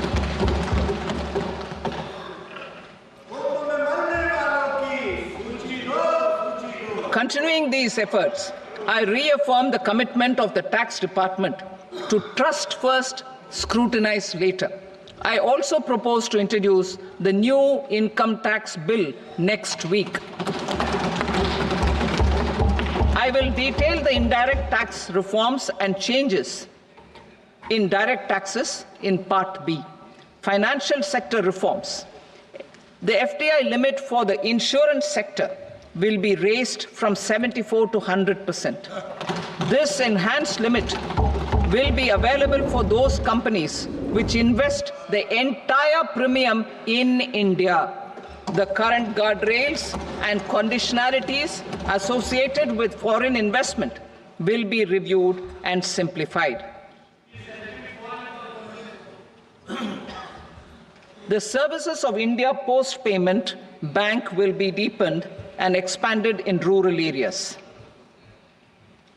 NABFID will set up a partial credit enhancement facility for corporate bonds for infrastructure.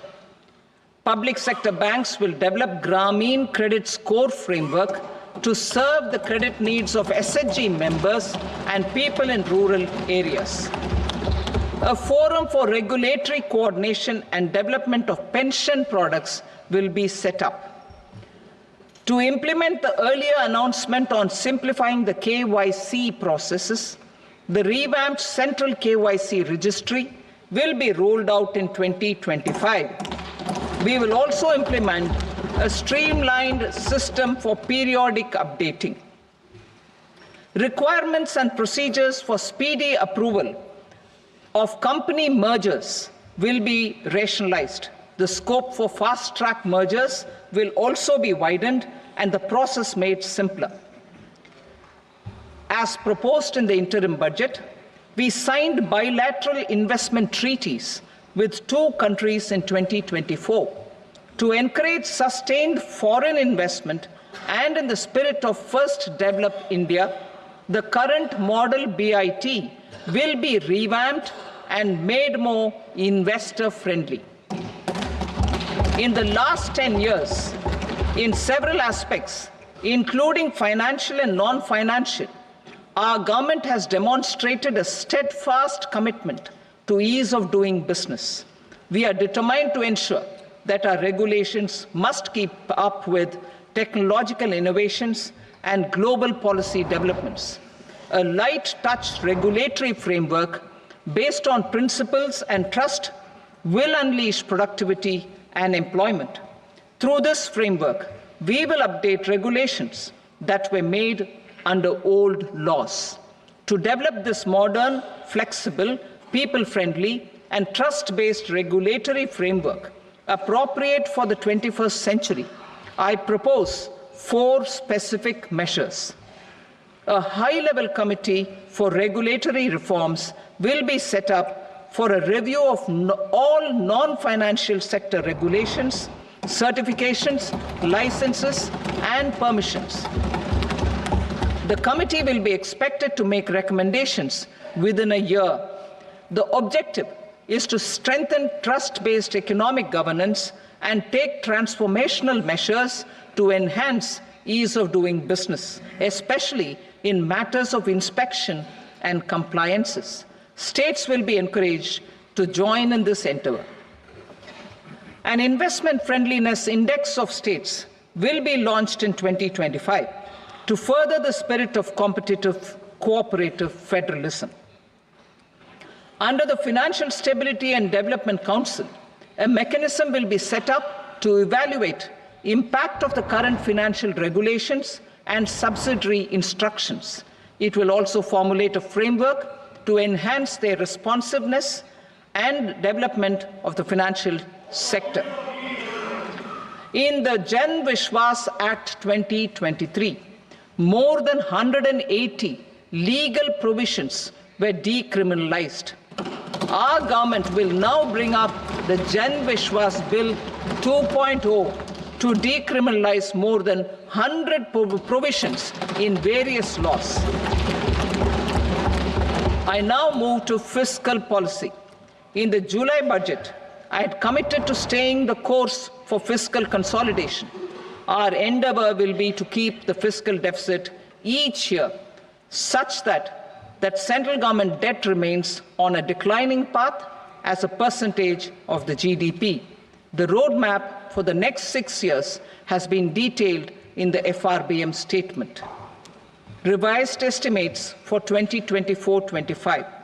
The revised estimate of the total receipts other than borrowings is 31.47 lakh crore rupees, of which the net tax receipts are 25.57 lakh crore rupees. The revised estimate of the total expenditure is 47.16 lakh crore rupees, of which the capital expenditure is about 10.18 lakh crore rupees. The revised estimate of the fiscal deficit is 4.8% of the GDP.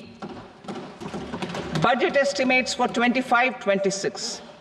Coming to 25-26, the total receipts other than borrowings and total expenditure are estimated at 34.96 lakh crore rupees and 50.65 lakh crore rupees respectively. The net tax receipts are estimated at 28.37 lakh crore rupees. The fiscal deficit is estimated to be 4.4% of GDP. To finance the fiscal deficit, the net market borrowings from dated securities are estimated at 11.54 lakh crore. The balance financing is expected to come from small savings and other sources. The gross market borrowings are estimated at 14.82 lakh crore rupees. I will now move to Part B. Indirect taxes. My proposals relating to customs aim to rationalize tariff structure and address duty inversion. These will also support domestic manufacturing and value addition, promote exports, facilitate trade, and provide relief to common people.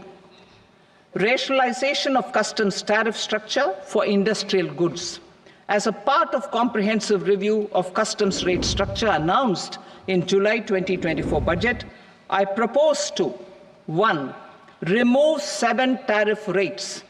This is over and above the 7 tariff rates removed in 23-24 budget. After this, there will be only 8 remaining tariff rates, including 0 rate. 2.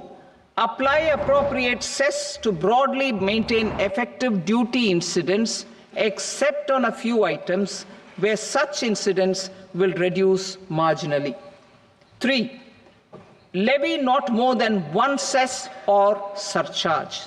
Therefore, I propose to exempt social welfare surcharge on 82 tariff lines that are subject to a cess.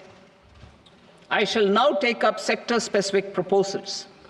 To provide relief to patients, particularly those suffering from cancer, rare diseases, and other severe chronic diseases, I propose to add 36 life-saving drugs and medicines to the list of medicines fully exempted from basic custom duty.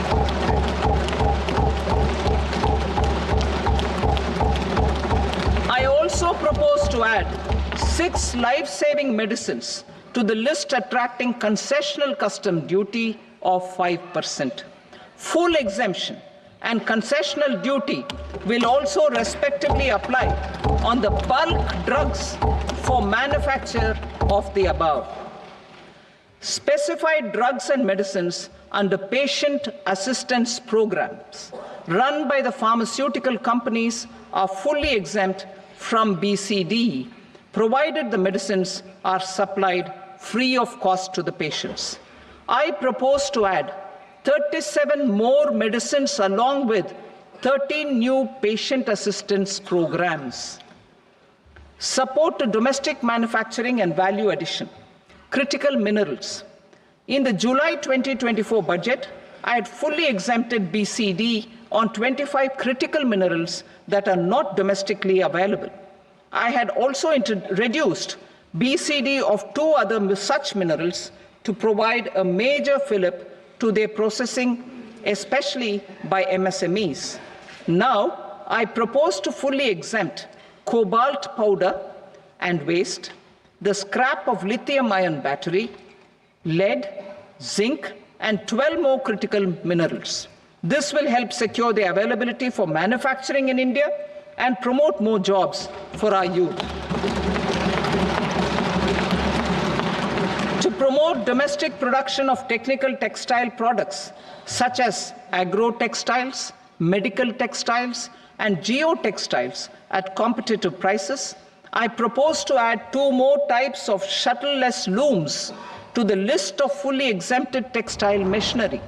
I also propose to revise the BCD rate on knitted fabrics covered by 9 tariff lines from 10 or 20 to 20% or 115 rupees per kg, whichever is higher. Electronic goods. In line with our Make in India policy and to rectify inverted duty structure, I propose to increase the BCD on interactive flat panel display from 10% to 20% and reduce the BCD to 5% on open cell and other components. In 23-24 budget, for the manufacture of open cells of LCD, LED TVs, I had reduced the BCD on parts of open cells from 5% to 2.5%. To further boost the manufacture of such open cells, the BCD on these parts will now stand exempted. Lithium-ion battery. To the list of exempted capital goods, I propose to add 35 additional capital goods for EV battery manufacturing and 28 additional capital goods for mobile phone battery manufacturing. This will boost domestic manufacture of lithium-ion batteries, both for mobile phones and for electric vehicles. Shipping sector. Considering that shipbuilding has a long gestation period, I propose to continue the exemption of BCD on raw materials, components, consumables, or parts for the manufacture of ships for another 10 years.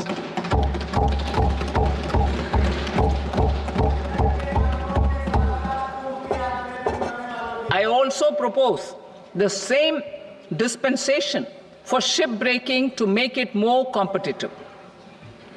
Telecommunication. To prevent classification disputes, I propose to reduce the BCD from 20% to 10% on carrier-grade Ethernet switches to make it at par with non-carrier-grade Ethernet switches. Export promotion. To facilitate exports of handicrafts, I propose to extend the time period for export from 6 months to 1 year, further extendable by another 3 months if required. I also propose to add 9 items to the list of duty-free inputs. Leather sector.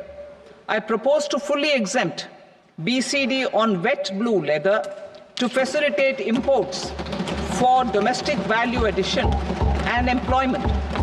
I also propose to exempt crust leather from 20% export duty to facilitate exports by small tanners. Marine products. To enhance India's competitiveness in the global seafood market, I propose to reduce BCD from 30% to 5% on frozen fish paste, surimi, for manufacture and export of its analog products. I also propose to reduce BCD from 15% to 5% on fish hydrolysates for manufacture of fish and shrimp feed.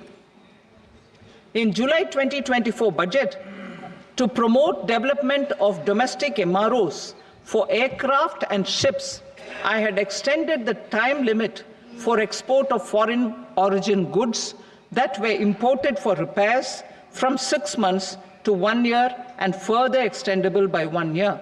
I now propose to extend the same dispensation for railway goods. Time limit for provisional assessment. Presently, the Customs Act 1962 does not provide any time limit to finalize provisional assessments, leading to uncertainty and cost to trade. As a measure of promoting ease of doing business, I propose to fix a time limit of 2 years, extendable by a year, for finalizing the provisional assessment. I propose to introduce a new provision that will enable importers or exporters, after clearance of goods, to voluntarily declare material facts and pay duty with interest but without penalty. This will incentivize voluntary compliance. However, this will not apply in cases where department has already initiated audit or investigation proceedings. For industry to better plan their imports, I propose to extend the time limit for the end use of imported inputs in the relevant rules from 6 months to 1 year. This will provide operational flexibility in view of cost and uncertainty of supply. Further, such importers will now have to file only quarterly statements instead of a monthly statement.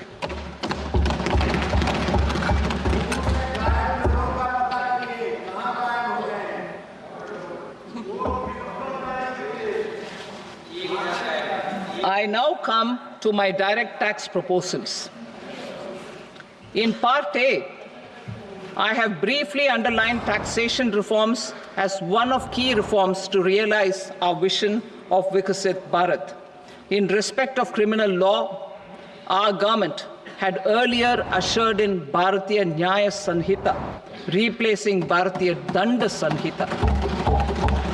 I am happy to inform this august House and the country that for new income tax bill will carry forward the same spirit of Nyaya in its drafting as well. The new bill will be clear and direct in text, with close to half of the present law in terms of both chapters and words.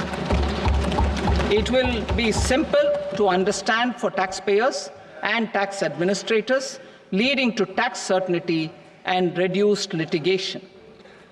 Reforms, however, are not a destination. They are means to achieve good governance for our people and economy. Providing good governance primarily involves being responsive. The Tirukkural captures this in verse 542, which reads, Vaanokki vaazhum ulagallam, mannavan kol nokki vaazhum kudi. Meaning, just as the living beings live expecting rains, citizens live expecting good governance.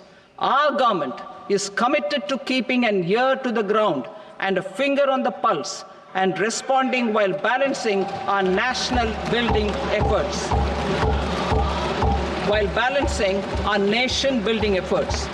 The following measures will detail just how our government will, under the guidance of PM Modi, has taken steps to understand and address. I repeat that sentence, sir. The following measures will detail just how our government, under the guidance of PM Modi, has taken steps to understand and address the needs voiced by our citizens. My tax proposals are guided by this spirit. The objectives of my proposals are as follows. Personal income tax reforms with special focus on middle class. Rationalization of TDS and TCS for easing difficulties. Encouraging voluntary compliance. Reducing compliance burden. Ease of doing business, employment and investment. I will come to my proposal on personal income tax towards the end. TDS and TCS, rationalization for easing difficulties. I propose to rationalize tax deduction at source, TDS, by reducing the number of rates and thresholds above which TDS is deducted. Further, threshold amounts for tax deduction will be increased for better clarity and uniformity. The limit for tax deduction on interest for senior citizens is being doubled from the present 50,000 rupees to 1 lakh rupees. Similarly, the annual limit of 2.40 lakh rupees for TDS on rent is being increased to 6 lakh rupees. This will reduce the number of transactions liable to TDS, thus benefiting small taxpayers receiving small payments. The threshold to collect tax at source, the TCS, on remittances under RBI's liberalized remittance scheme, the LRS, is proposed to be increased from 7 lakh to 10 lakhs. I also propose to remove TCS on remittances for education purposes, where such remittances is out of a loan taken from a specified financial institution. Both TDS and TCS are being applied on any transaction related to sale of goods. To prevent such compliance difficulties, I propose to omit the TCS. I also propose that the provisions of the higher TDS deduction will now apply only in non-PAN cases. In July 2024, the delay for payment of TDS up to the due date of filing statement was decriminalized. I propose to provide the same relaxation to TCS provisions as well. The government under the leadership of Prime Minister Modi believes in Sabka Saath, Sabka Vikas, Sabka Vishwas and Sabka Prayas. In line with this, we brought in updated return facility in 2022 for voluntary compliance by taxpayers who had omitted to report their correct income. Our trust in taxpayers was proved right. Nearly 90 lakh taxpayers voluntarily updated their incomes by paying additional tax. Taking this trust further, I now propose to extend the time limit to file updated returns for any assessment year from the current limit of 2 years to 4 years. I propose to reduce the compliance burden for small charitable trusts and institutions by increasing their period of registration from 5 years to 10 years. It is also proposed that disproportionate consequences do not arise for minor defaults such as incomplete applications filed by charitable entities. Presently, taxpayers can claim the annual value of self-occupied properties as nil only on the fulfillment of certain conditions. Considering the difficulties faced by taxpayers, it is proposed to allow the benefit of 2 such self-occupied properties without any condition. To streamline the process of transfer pricing and to provide an alternative to yearly examination, I propose to introduce a scheme for determining arm's length price of international transaction for a block period of 3 years. This will be in line with global best practices. With a view to reduce litigation and provide certainty in international taxation, the scope of safe harbor rules is being expanded. A number of senior and very senior citizens have very old national savings schemes accounts. As interest is no longer payable on such accounts, I propose to exempt withdrawals made from NSS by individuals on or after 29th August 2024.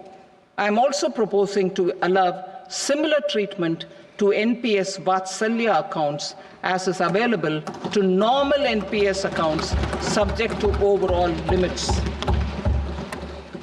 In my speech in July 2024, I had promised that all processes, including giving effect to appellate orders, shall be digitalized and made paperless over the next 2 years.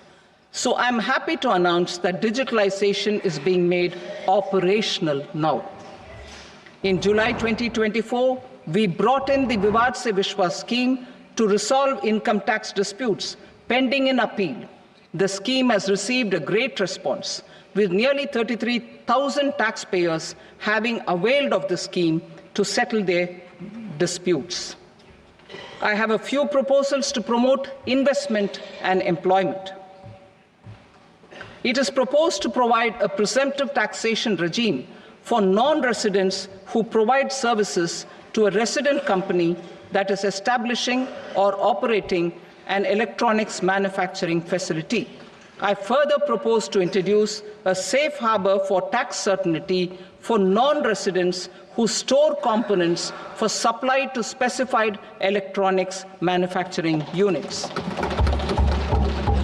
Presently, the tonnage tax scheme is available only to sea-going ships. The benefits of existing tonnage tax scheme are proposed to be extended to inland vessels registered under the Indian Vessels Act 2021 to promote inland water transport in the country. Extension for incorporation of startups. We continue to support the Indian startup ecosystem. I propose to extend the period of incorporation by 5 years to allow the benefit available to startups which are incorporated before 1/4/2030. In order to attract and promote additional activities in the IFSC, I am inter alia proposing specific benefits to ship leasing units, insurance offices, and treasury centers of global companies which are set up in IFSC. Further, to claim benefits, the cutoff date for commencement in IFSC has also been extended by 5 years to 31/3/2030. Category 1 and Category 2 AIFs are undertaking investments in infrastructure and other such sectors. I propose to provide certainty of taxation to these entities on the gains from securities, to promote funding from sovereign wealth funds and pension funds to the infrastructure sector. I propose to extend the date of making an investment by 5 more years up to 31st March 2030.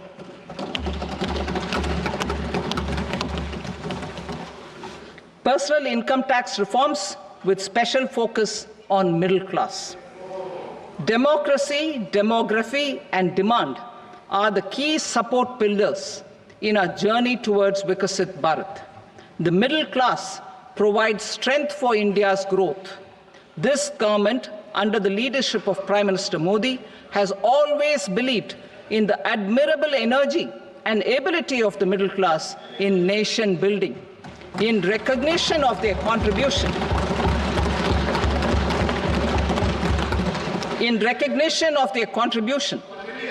we have periodically reduced their tax burden.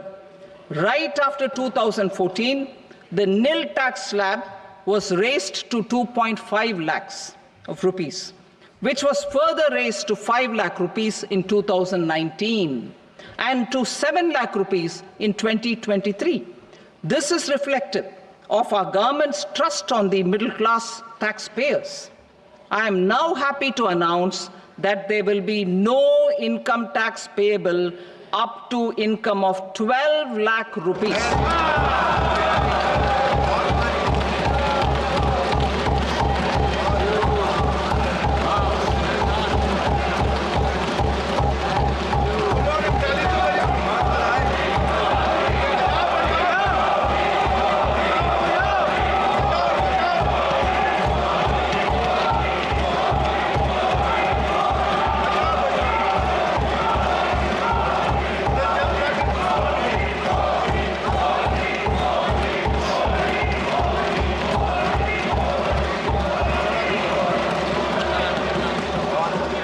So, average income of 1 lakh per month other than the special rate income such as capital gains under the new regime.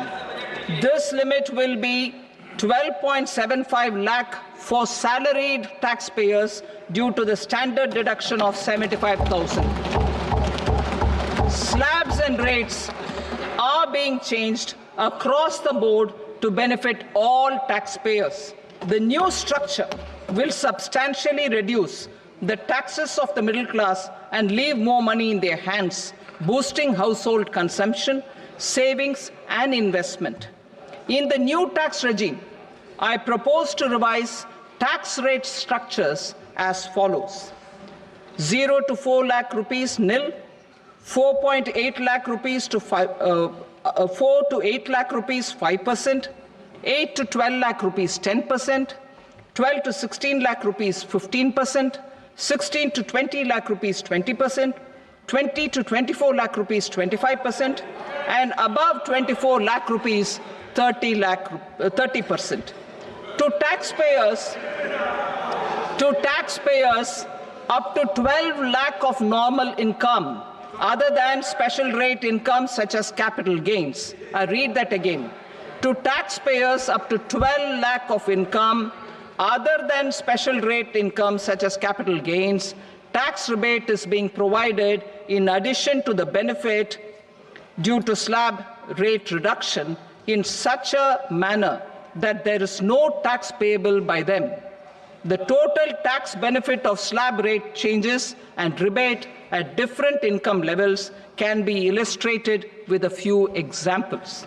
A taxpayer in the new regime with an income of 12 lakh rupees will get a benefit of 80,000 rupees in tax, which is 100% of tax payable as per the existing rates. A person having income of 18 lakh rupees will get a benefit of 70,000 rupees in tax, that is 30% of tax payable as per existing rates. A person with an income of 25 lakh gets a benefit of 1,10,000 rupees, that is 25% of his tax payable as per existing rates. Details of my tax proposals are given in the annexure. As a result of these proposals, Honorable Speaker, sir, revenue of about 1 lakh crore in direct taxes and 2,600 crores in indirect taxes will be foregone. Mr. Speaker, sir, with this, I commend the budget to this august House.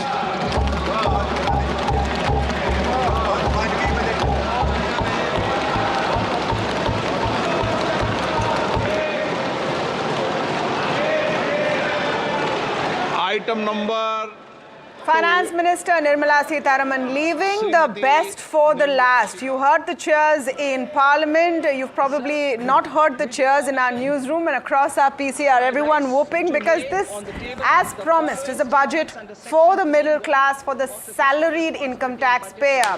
There is now zero tax up to 12 lakh rupees. New slabs have been put into place as well. 1 lakh rupees. Continue. Okay, all right. So let's get those details in first. Pranav Saita, I think this is the moment which everyone was waiting for. We expected it. 10 on 10 for guessing it would happen, even though there was a clue from Prime Minister. But what does it mean, these changes in personal income tax? I somehow think this just brings about an atmosphere of taxpayer excitement, consumption being permitted, and therefore that was the need of the hour, really.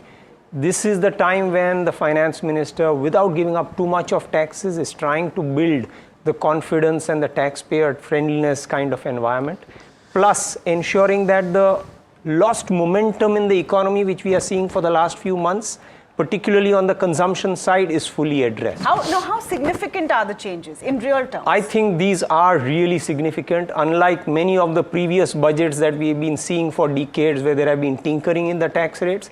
This one is really done far more gracefully. I think this will have a very significant impact in terms of both consumption as well as the confidence and the feeling of a taxpayer that what he's contributing has really been recognized. Okay, this is very important. The other big thing that happened aside of taxation is the fiscal consolidation path, Mihir. 4.8% current year, 4.4% next year. So fiscal prudence is the key. We don't have the number of the capex for the next year, but this year's capex the number is lower as well. So a number on what the fiscal deficit tightening mean per se for markets. The markets came off a little bit. Two, just rolled into that, right? If the base is 10.18 lakh crores for this year, they can mathematically show a 15% growth in capex next year because the receipts number is 10% higher. Sure. I just got some message saying that the capex number is less than 11 lakhs. For FY26. For FY26. So maybe not a 10-15% growth, but probably about 8-9% growth probably, which is a tad below expectations, but nothing to worry about beyond a point. But I think more important is the fact that almost 1 lakh crores of tax incentives in the form of reduced taxes are being given out, which is a decent amount of extra money that the urban consumers can spend. Well, is Atul Lal disappointed with this? Managing Director, Vice Chairman Dixon with us. Mr. Lal, thanks for joining in. One, of course, more money in the hands of the taxpayer, which is always good. But the capex number, by the math that we seem to be doing, is less than a 6-7% growth on a reduced number of 10.18 lakh crores for FY25. Technically, FY26 number might actually match FY25 or be slightly below as per the earlier estimates. Your initial thoughts? So undoubtedly, I think reduction and exemption of income tax for the salaried people up to 12 lakhs is a very, very major positive. It's going to trigger a positive sentiment. It's going to trigger demand. And that's what the call of the day was. One wants to congratulate Honorable Finance Minister for this very significant step forward. As far as capex is concerned, yes, there has been a minor reduction, it seems. But please appreciate that Finance Minister is on a fiscal consolidation path. And she's been meeting the targets. That means we are building for the future. We're not taking debt on the government side, which again is a very prudent and a positive step. For electronics industry specifically, I want to thank the Honorable Minister for rationalizing the import duties on IFPD. Is going to trigger domestic manufacturing. She has reduced the import duty on parts of open cell, which specifically for Dixon is going to be a big positive because they're setting up a display module plant. Also, rationalizing the duty structure for lithium-ion batteries is a positive for setting up the manufacturing ecosystem in this particular components. So on the whole, it looks very positive. Mr. Lal, very good morning. Tamanna here. You know, so many things to unpack. Good afternoon, actually, now. So many things to unpack. The FDI and insurance has been increased. 4.8% is the fiscal deficit target for next year, lower than 4.9%. 4.4% has been penciled in for this year. So complete prudence there. Just on the Make in India push and some custom duties which will benefit you specifically, you spoke about that. The messaging on the Make in India push for manufacturing, is it what you had hoped for? Did you expect more? Should we have seen more? So, Tamanna, undoubtedly the first phase or the government policy framework has ensured that all devices, electronic devices being sold in India are manufactured in India. By the initiatives taken in this budget, particularly of rationalizing the import duties on IFPDs, on open cell parts, on batteries, is further going to deepen the manufacturing. We are also expecting a rollout of the PLI for component industry in the non-semiconductor space. We didn't expect it to be announced in the budget, but we are fairly confident, as per our understanding, that it's going to be rolled out by the government shortly. That is going to create a very deep component ecosystem in the non-semiconductor category, which will help in growing the industry, which presently is almost $150 billion. It has grown manifold in the last 4-5 years to almost $500 billion in the next 4-5 years. So we feel electronics industry is on the right path, and we want to thank the government and the Honorable Minister for this policy framework for triggering this growth. Just one point from you, Mr. Lal, in terms of the demand push, and I know we spoke about briefly right on top, where tax slabs have come down, and the direction seems to be to push demand. Do you see an outlook for improved demand, especially in your segment, where demand has already been fairly robust? So demand was normal. We would like to increase more, because please appreciate the demand for consumer durable goods in very many countries, in our neighboring countries, is almost 5 to 6x what's there in India with a similar population levels. So demand has to go up more, which I feel strongly that with the rationalization and exemption on the income tax side for the middle class is definitely going to help. We would also request the government to rationalize the GST rates. I think some of the GST rates, particularly on things like televisions and other consumer durables, need to be brought down to 18% level, which presently are at 28% level. All this will trigger growth, is going to help in eliminating the unorganized market, and also it's going to increase the sale, which will compensate for the tax reduction on the revenue side for the government. So that's also another ask for us. GST, of course, was not a part of the budget, but we request the government to look at it in the forthcoming months. Interesting. Whenever we are speaking to anyone from industry, in whichever sector it is, the big request is from GST. More and more, all eyes are on GST for taxation, though there have been some custom duty tweaks right now. Just recapping some of the big things that are happening in various sectors. The number of life-saving drugs which will be totally exempt from custom duties has increased. 36 for cancer, 6 more on concessional duties. Big push for EV battery manufacturing and for 28 additional goods for mobile phone manufacturing as well. Big push for startups and, of course, fiscal prudence over there. The one big thing that stands out for you, Mihir? I think, as we discussed just in the opening, there was some expectation for something for the middle class that's come through, So that's a thumbs up, I would say. We still are not very clear about the capex number for FY26, but hopefully it should be around the vicinity of 10.5 to 11. That should be okay, I guess. That should be okay, Mihir. Why so? Because then it's just about a 4-5% growth. Is it a budget that is saying that we're taking the tilt off capex full blown because the economy may not necessarily absorb, or is it the government saying that we've done enough, let the private sector now pick up the mantle? A bit of both, because we've seen almost 25 to 30% CAGR for 5 years. So that probably rate is not sustainable. And we also saw that beyond a point, you're not able to push through that much also. So this year, while we had the budget, we were not able to push through the entire number. So maybe there's a physical limitation also to how much the government can do on its own. And probably it's time for the private sector to kick in.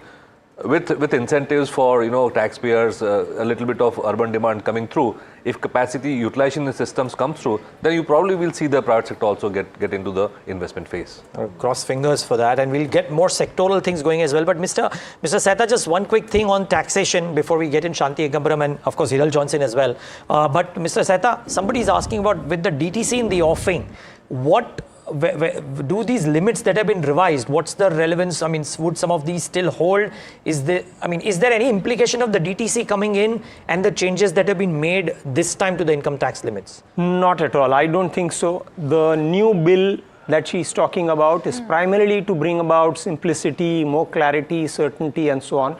I don't think the tax thresholds and the rates that she has announced is likely to undergo any change whatsoever. That's coming in next week. And these proposals are effective from next year. I don't expect that the bill will do anything. Okay, one quick follow-up, Mr. Sehta. Yes. Was there something that you were anticipating in terms of taxation with regards to foreign institutional investors, easing of any kind of processes or etc., which hasn't come about, or will it be in the fine print? No, I think that will come in the fine print. But what I do feel is the customs changes are pretty good, both in terms of trying to promote exports, help industry, rationalize the structure, simplify and bring finality to some of the proceedings. So a lot of things there as well. In fact, the FY26 capital expenditure has been set at 11.2 lakh crore. That's the number that has just come in. Exactly. Okay. So that's going to be interesting. That's a good number basis the estimates that you were putting in as well. So does this mean actually tell you that, yes, this is going to be a capital focused budget and the vote bank is going to be happy with this as per the schemes that have been announced as well? Which vote bank is it? Exactly. We're talking about, because the market vote bank, which is no one cares for this vote. But with this number and the tax slab, you're taking a push in terms of consumption to some extent. Yeah. So I think there is some bit of positivity, Tamanna, with regards to the middle class. Yeah, no, of course. Before you answer that, I just want to get a view from Shanti Ekambaram. She's been waiting by, of course, Deputy Managing Director of Kotak Mahindra Bank. Ma'am, thank you so much for speaking with us here at NDTV Profit. And let's start with your first take on the budget. Capex number has just come in, as Hiral has told us. It's maybe better than what was expected. We didn't manage to spend all of the budgeted Capex last year. What do you think is the one big highlight in your view? I think putting more money in the hands of middle class for consumption, savings and investment was expected and was delivered in my view. The fiscal prudence of 4.4 is very good. While we have to get into the details, one of the things we saw this year was that growth had slowed down because of the slowdown of capital expenditure by the government. So while the number that you talked about just now says 11 lakhs, how much they spend and how much they upfront the spending is a direct impact on growth. What ails us right now is the economy has slowed down and we need to pump prime the growth of the economy. I think the budgets have snippets of how to do it, whether it's agriculture, MSME, putting more hands in hands of people. But in my mind, fiscal prudence and putting money in the hand of the middle class, to me, are the two things that really stood out amongst the many small nuggets that were there in the budget. Okay, Mr. Ekambaram, the thing that we are grappling with is, and good afternoon Neeraj here, is that one, there is a lot of change made to taxation as you said, and on the revised base of 10.18, an FY26 capex number of 11.2 lakh crores, which has just come in now, suggests that near circa 10% growth. So that and no big and fiscal consolidation attained too as well. In some sense, the three big things, the troika of the three big things that people were watching out for, seem to have been ticked partially, if not fully. So, which is what I said. They have committed to 11 lakhs capex, but I think it needs to be upfronted. Last year, one of the issues, Neeraj, was that it was back-ended, of course, due to elections and many other factors. Second, by doing 11 lakh crores, yet increasing, maintaining fiscal prudence is a question that's not fully answered because the tax receipts, there's a reduction of 1 lakh crores by way of giving, the middle class the exemption up to 12 lakhs. But there is also the increase in tax collection significantly by about close to 7 or 10%. So I think we need to do the math, the secret behind the numbers. But right now at a macro level, higher capex, lower fiscal deficit, more jobs for the middle class, and keeping it is a little bit of a mystery that we have to work out. But if it happens, I think that's the best thing for the economy. I think we have to address growth. Fiscal done, monetary will probably follow, but I think we have to address growth because you saw the economic survey. 6.3 to 6.8 is far lower than what India needs to grow, which is 7.5 to 8%. Mr. Kamaram Hiral, on this side, taking both these aspects into consideration, how are you expecting then the RBI to move this week, next week on Friday? Because that's the other aspect on the rate cut cycle that everyone is watching out for. So what is very important pre to a rate cut is really liquidity. And if you saw that the markets have been in a seizure on liquidity. But I think last week, Reserve Bank came with a slew of measures that gave a ton of liquidity to the market. In my view, that's a precursor to a rate cut in the February policy. And I personally expect a 25 basis points rate cut. I think from an inflation standpoint, we are not yet there. But I think it's always a balance between growth and inflation. Yes, inflation has not reached a sustainable 4%, but I think growth has slipped quite a lot. So my own expectation is a 25 basis points rate cut. But more importantly, we will be looking for the narrative on how liquidity can be provided, because it is important for credit flow to the various sectors, it's important for deposit flow to the banks, and it's important for a good market to find the right rates.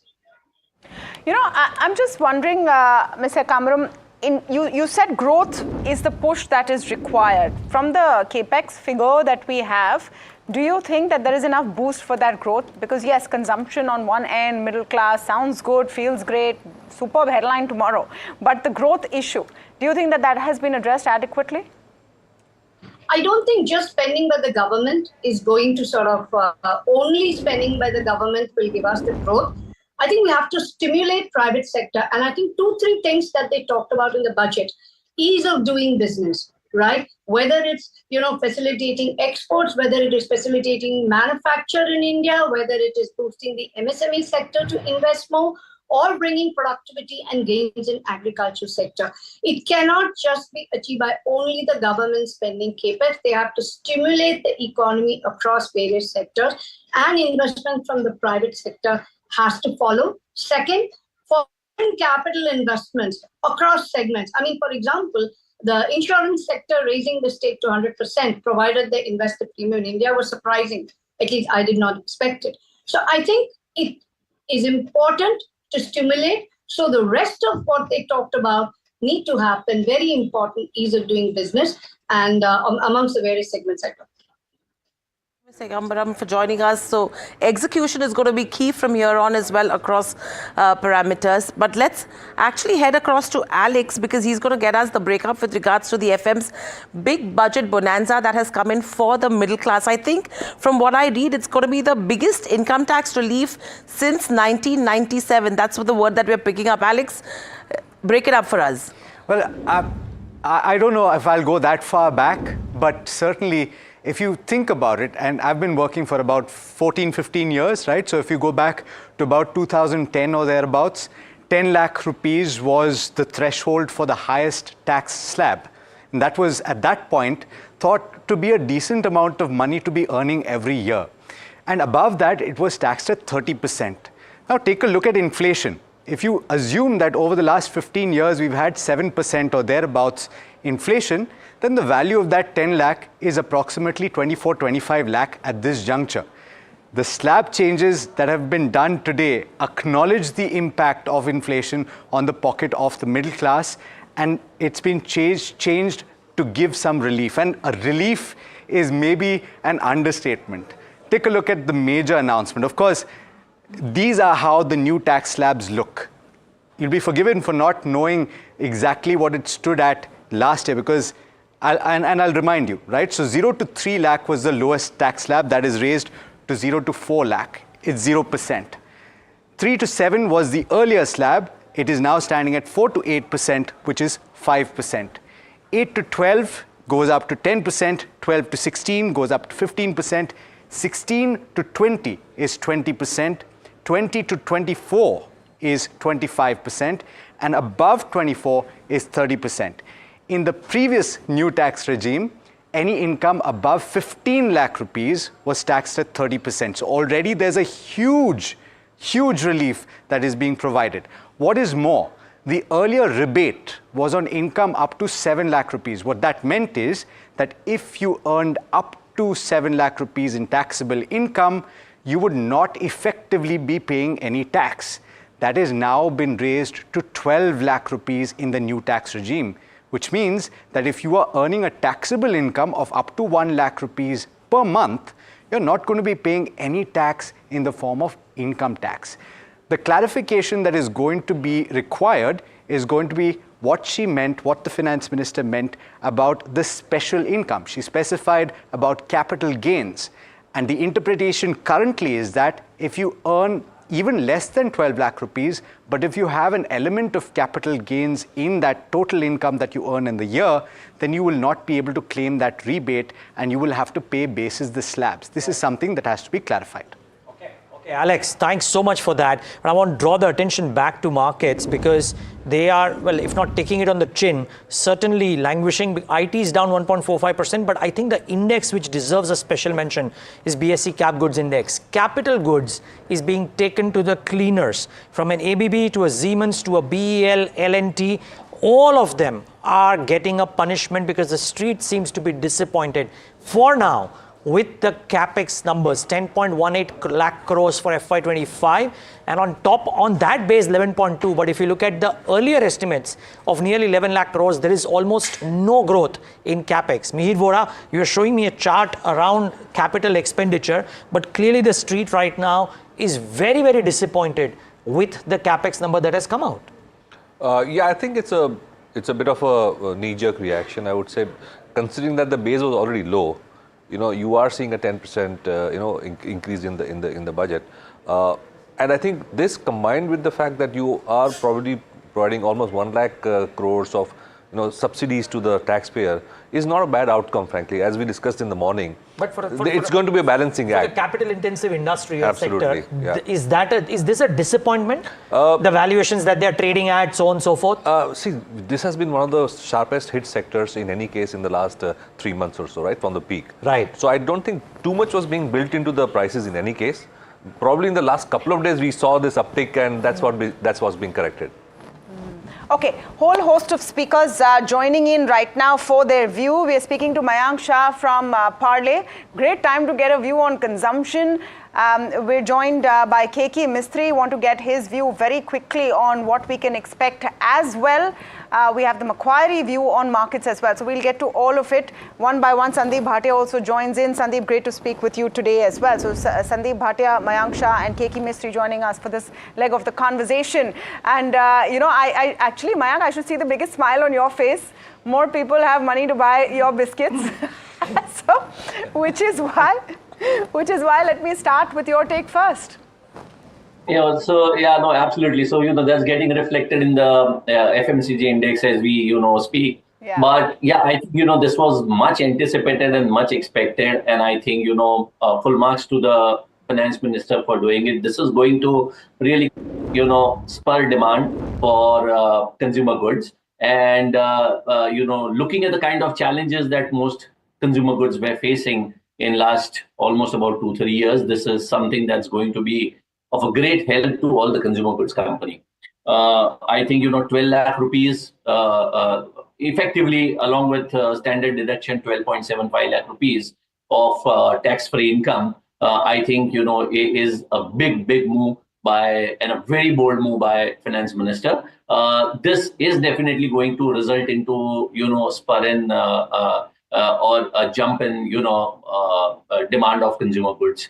That's one. As if that was not enough, I think almost every expectation that most consumer good companies had, right from accelerating rural demand. So, I mean, budget was all about, acceleration in growth, and that's what, FM has lived up to when she talked about Pradhan Mantri Dhan Dhanya Yojana, where she's talking about, 100 districts being focused on for agricultural initiatives, or even, urban infrastructure, where she talked about the second engine of growth, MSMEs, and, increasing their annual turnover limit by 2.5 and 2x. So as that they can grow. That's going to generate more employment. So that's another thing I think, both put together, I'm talking about the agri initiative, first engine of growth and the second MSME. That's going to generate enough and more employment in the rural and urban India, which is going to have a direct impact on the demand. So having done that, I think, the other important and salient things that one needs to mention about the kind of initiatives taken by FM are even the Urban Challenge Fund, where they are talking about driving transformation of cities. So all this spends on infrastructure, urban as well as rural, are going to generate jobs. Cross fingers, Mr. Shah. Sorry, just getting in other panelists in the conversation as well. But this is great to get an opening thought from you. As Tamanna said, you would be a happy man. Mr. Mistry, bond markets would be happy as well, I presume. Don't know much about the capex intensive industries because they are not very happy with the capex growth. Your initial thoughts, sir? Fiscal deficit, capex, personal tax, what have you? All right. I think firstly, the budget is very, very broad-based. It's covered so many areas and so many facets of the economy which are critical. You have focused on agriculture, you have focused on MSME, you have focused on education, transport, tourism, energy, export, all of that. And most important, as the earlier speaker said, is the fact that with the lowering of the tax rates and the increase in the minimum exemption limit, clearly it will spur consumption. So what was it we were looking for in the budget? I was looking at for 3 or 4 things. First thing I was looking for was consumption, which very clearly has been met. I think it's done. The consumption boost in the economy is a huge boost that we will see in the days to come. Second, I was looking at job creation, and I think there are enough measures in the budget to facilitate job creation, whether it's in the MSME sector, whether it's in the rural sector, or in various other sectors of the economy. So these were the 2 broad things that we were looking at. And I think both these have been met. Growth, I think we are still too premature to say that, you mentioned that some of the infra companies, the stocks are down. I think we need to understand the budget a little more before saying that, before commenting on that. I think there is growth, there will be growth, because when you reduce the tax rates, you automatically increase consumption. When you increase consumption, the manufacturer needs to produce more to satisfy that demand, which automatically creates more jobs and creates growth in the economy. So we need to understand a little better. I also think it is growth oriented. Sure, Mr. Mistry, I appreciate that. Just saying that somehow the street went for the headline numbers, and on that front, it seems to be disappointed because the market is giving that verdict. Maybe it's a false alarm, and as our guest Mihir Vora was saying, the index has corrected so much already, maybe not too much of downside left here. Absolutely, and I think in terms of the capex number, the number that we're tracking, probably the markets are looking at it in a positive way, but there is a correction in the market, so we cannot rule that out, Neeraj, as you're saying. But let's also take this question with Sandeep Bhatia. Sandeep, good afternoon. Your first cut in terms of how are you looking at the budget, with the numbers that have come in specifically with the fiscal deficit, and in turn, if you have to look at the capex, because the markets are really not reading it well now. As the previous 2 speakers have said, I think this is a budget which is balancing many things. Focusing on one number is a wrong way to look at and evaluate any budget. Definitely not this one. I think the patient is taking the medicine which the doctor ordered. The patient needed a consumption boost, and that's what is getting administered, and that's a good thing. Capex is definitely not. There's no space for giving a capex boost and a consumption boost in the budget. So simple as that. You have to make a choice, and I think the doctor has made a right choice. So that's where it is. I think on the whole, if the market is falling, well, market and economy are correlated over long periods of time, and in the near term, anything can happen in the market. A lot of things, the kind of run up we have had, that itself warrants a correction in my view. for the stock indices, and that's what's happening. And that's also actually in the end healthy for the markets. If market price is correct, that's also in the end definitely a good thing. You know, Sandeep, while we were listening to your answer here, our studio guests are saying our market's throwing a tantrum because... That's what Mr. Mistry said as well, by the way. Yeah, it was something which Mr. K.K. Mistry said as well, just from the point of view that, you know, there was this ask to boost consumption that has come in. There is a lot of clarity in direction, PLI schemes, manufacturing, you know, just that broad direction is in place. What is your take on this, Sandeep? Was too much expected, or is there not enough to really trigger that growth that was becoming a concern? The growth concerns have been there for good reason, and I would also moderate everyone's expectations that just because of this tax cut, that doesn't mean growth concerns will go away immediately overnight. People are not going to rush out and spend to buy cars or biscuits or anything else just because there's a tax cut. People need to earn the income and then do the spending. So in the end, markets always are like a spoiled brat. If you give them one thing, they'll say, I want something more in addition to what you just gave me. I think this is what can be done, and what could have been done has been done. So I would. Okay, Mr. Mistry. Yeah, no, fair call, Sandeep, and points well taken. Mr. Mistry, a couple of questions to you before we thank you. One of them is on the fisc deficit glide path and the fact that the belief was that there needs to be a boost given to growth, and the FM seems to have chosen the consumption route to do that, as you said. Could the thought process also be that we've gone out and tried the capex route, fronting up the capex, waiting for the private sector to come in, hasn't happened, consumption has suffered in that interim, might as well try and give a boost to consumption, because such a kind of tax move has not been done, as Mr. Setha said, in a really long time. No, I agree. I completely agree. I think the growth will come, but I think Sandeep said the growth will come with maybe a little bit of a lag, because when you reduce the tax rates, you increase consumption. When you increase consumption, you automatically will result in more demand, and more demand will result in more growth, but it will come with a lag of maybe a couple of quarters. So growth focus is very much there, and the reduction in the fiscal deficit is, in my view, a good sign. The target was 4.9. Now we are talking of 4.8 for this year and 4.4 for next year, as compared to the 4.5 that we had previously. So I think good. It will help the bond market, number one. Number two, it could help India in the rating also at some point of time. The rating outlook could, obviously these things would help towards the rating outlook. And I think if we can continue the glide towards fiscal consolidation, then I think it's a good measure. Tax collections have been very buoyant. Tax collection target is also fairly strong, in the sense that there is a 10% increase in the tax target for next year, despite the fact that there is almost 1 lakh crores lost because of the reduction in the increase in the exemption limit. Mr. Mistry, just on the point about increasing FDI in insurance, your take on how it will impact the sector. Do you think there'll be any takers from the Indian insurance companies right now for that additional FDI coming in? Is it more signaling than an actual impact that we could see in this space? Initially, it is signaling. It may not directly result in too many companies coming and increasing their stake. But having said that, in the long term, it's a good signal to give to the market. I wish they could also do it for the banking sector, because that would give a direct benefit to the capital markets. Because if you look at the MSCI index, which is where most of these passive funds invest from, the MSCI index takes into account the fact that the shareholding by foreigners in bank is capped at 74%. If that is increased to 100%, then automatically our weightage in the index will go up. And if that goes up, that brings in more foreign money into India, without in any way affecting ownership, because the ownership of banks is very strictly controlled by RBI.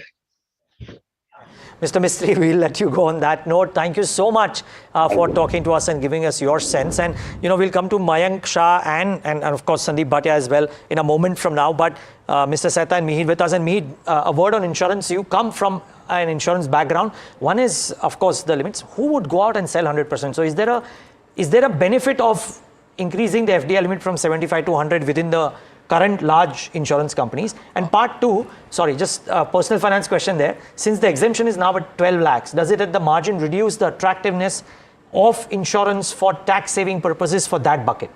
And is that the reason why the stocks are down? I guess so. But on the first question, you're right. There's not many companies which are going to immediately sell out to foreigners. But as Mr. Mistry said, it's more of a signaling thing that we are open for business. We are getting more open as a economy. And I think a couple of years ago, anyway, from the exemptions point of view, you saw some reductions in exemptions for insurance in any case, especially on the ULIP side. So I think this is more of a continuation of the same. So, but we saw that the industry growth really did not falter. So ultimately, products which are being sold are being sold, and I don't think apart from an immediate blip, there should be a big impact to the sector per se. Okay. Markets right now down, about Nifty about 0.5% down. Nifty IT really taking a knock in the last few minutes. Let's just pull up the intraday of that index as well, about 1.5% down. Those pain points coming in now. I mean, you could call the market a spoiled brat. You could say whatever you want, but the fact is, market's not reacting too positively. What's the view right now, Sandeep Bhatia? Are there opportunities that you can see based on this budget to start shoring up positions from an equity perspective? Or would you wait and see what really comes at the end of corporate season? Because once the budget buzz dies down, we're back to brass tacks. I think we are always back to brass tacks every day of the week. So I think essentially what my base case assumption is that we see consolidation of the fisc, which has happened. We will see pressure on the rupee. I think that's not being discussed in this on this panel. I would expect continued pressure on the rupee, especially if the tariffs go up globally.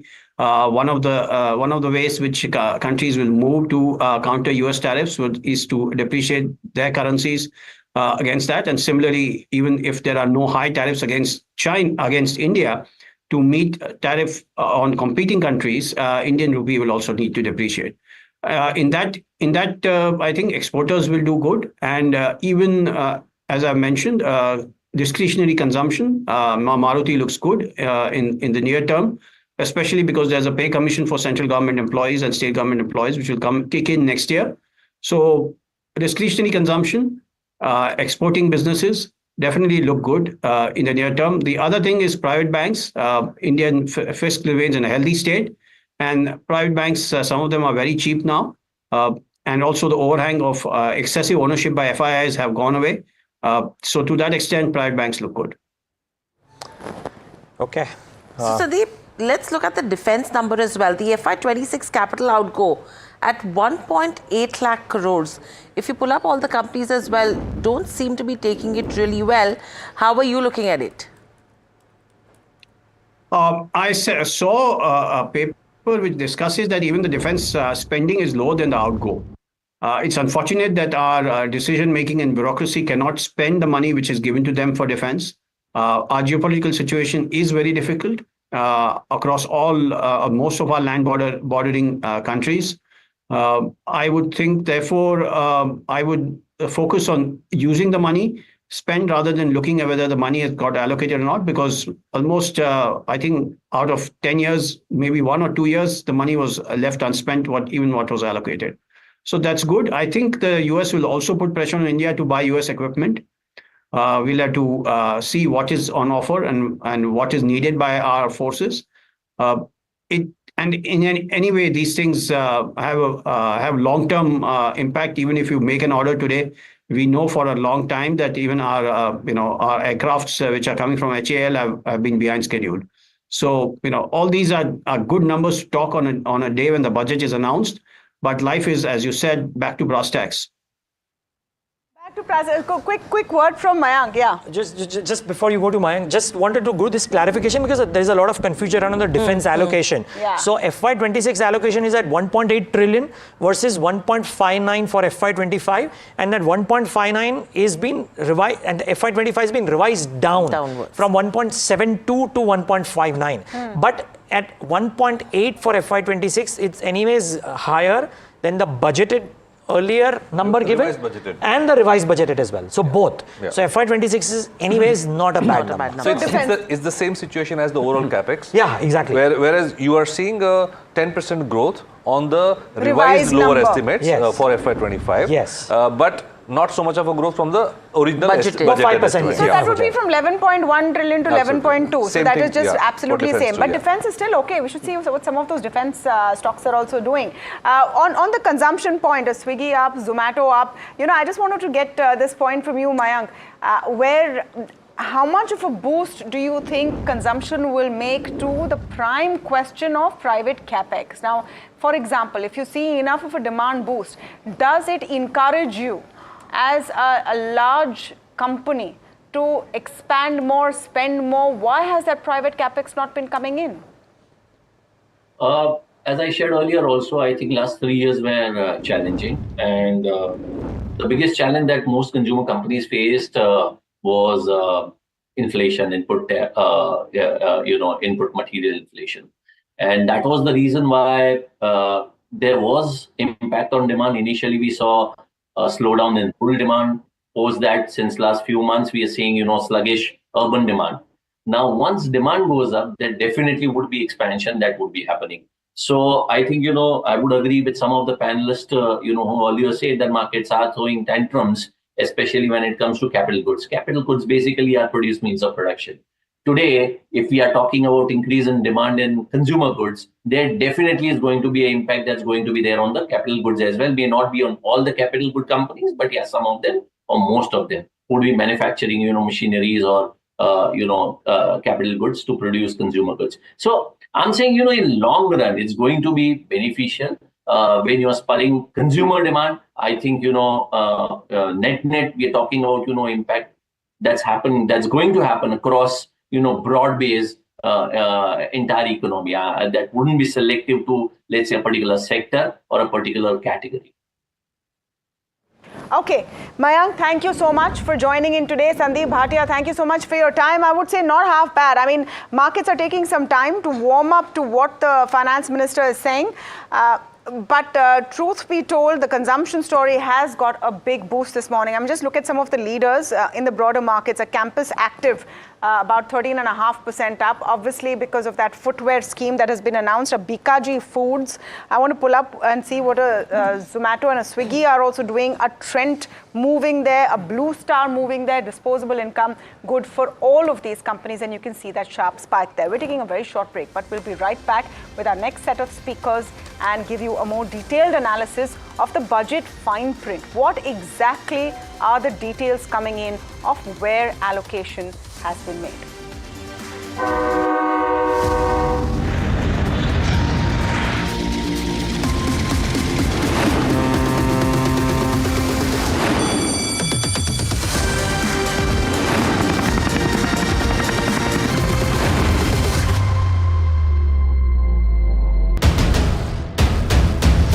This is the day that shapes the future of 1 billion dreams. From the fields of agriculture to the backbone of defense. From ambitious infrastructure projects to everyday tax policies. Every decision counts. How will this budget balance growth and fiscal prudence? What will it mean for jobs and what will it mean for your portfolio? Join us for the most comprehensive coverage of Budget 2025 as we decipher the impact of this budget on you.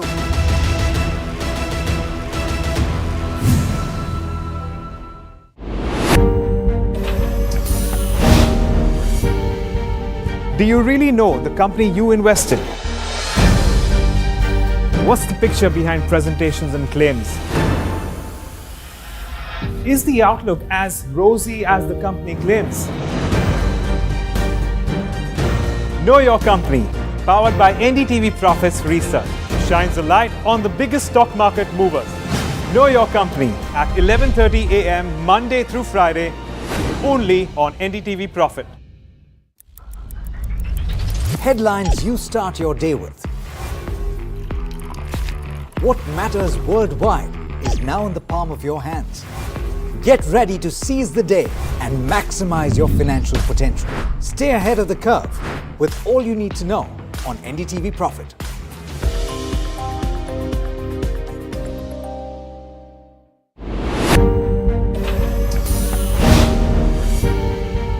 Do you really know the company you invest in?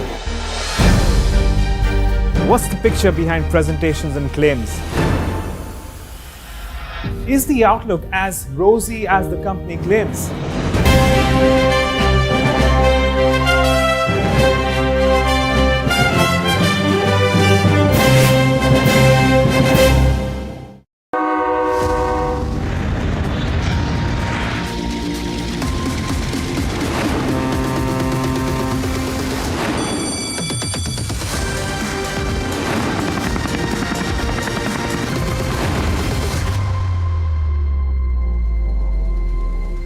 Welcome back. The budget bonanza has definitely come in for anyone who pays taxes. Maybe those who are trading in the markets right now are waiting to see the silver lining, but for taxpayers, this has been everything you could expect. Some of the best tax relief in decades that has come in. At last count, we saw from 1997 onwards. So no tax till 12 lakh rupees of income and then onwards. The Nifty now recovering from its lows of the day. But what you're seeing working in the market right now is completely reflecting this. The push to consumption. The street asked for it. Every economist, every company, every businessman asked for it, and it has come. Where you're seeing a sharp focus on consumption, which is why you see today a Godrej Consumer, an Avenue Supermart, a Blue Star, all of this working. Hiral and Neeraj, this is clearly a push for consumers. But the other thing, Tamanna, and I think, you know, before the budget announcement happened, we were saying that maybe Feb 7 is more important, right? Does the 4.8 and 4.4 number set the stage for a rate cut next week? Because the government is telling the RBI that we are walking the path of fiscal consolidation. Now, can you give that little push? Because the RBI has already done that in a little bit, right? So is that the big thing? And I think we'll go to Lakshmi here as well. But me, final set of questions to you. Bond markets would be a happy place right now. I'm just trying to understand from an investor's perspective, right? Large cap, mid cap versus small cap. Is there a change now that you would do? And would the fixed income funds come into equation currently? I think the borrowing number is not all right. So it's broadly in line with what we were expecting. So I think from the bond market point of view, it's a business as usual budget. People are expecting 4.5. 4.4 is an even better number. And I think we are back to business as usual, I would say. The more the budget remains a non-event, the better for the economy, right? This is hardly a non-event. Hardly. Here, I wouldn't say it's a non-event. Mihir, there were cheers when she was announcing that. Like there were cheers going up. Absolutely. Yeah. No, but no big surprises, negative surprises. That makes the budget a non-event, thankfully, from that perspective. And remember, we started by saying, you know, in this budget, no bad news will be good news. Yeah. Right? But there is some good news. There is some good news. But why is the market not seeing it then? Because I think the markets are reacting the same way they've been reacting to earnings. You know, bad news, you're beaten down. Good news, you don't really move that much. I think that's what we are following, even with the budget commentary, I think, Tamanna. Yeah, Lakshmi Iyer with us this morning. I keep saying morning, afternoon. It's 1 o'clock now. The budget day just goes by in a whiz. CEO, Investments and Strategy, Kotak Alternate Asset Management. Lakshmi, I know you have the right dialogue and the right tune ready for what you've seen in the budget, but I will leave it to you, your first comment on what you've made of the budget math and the announcements today.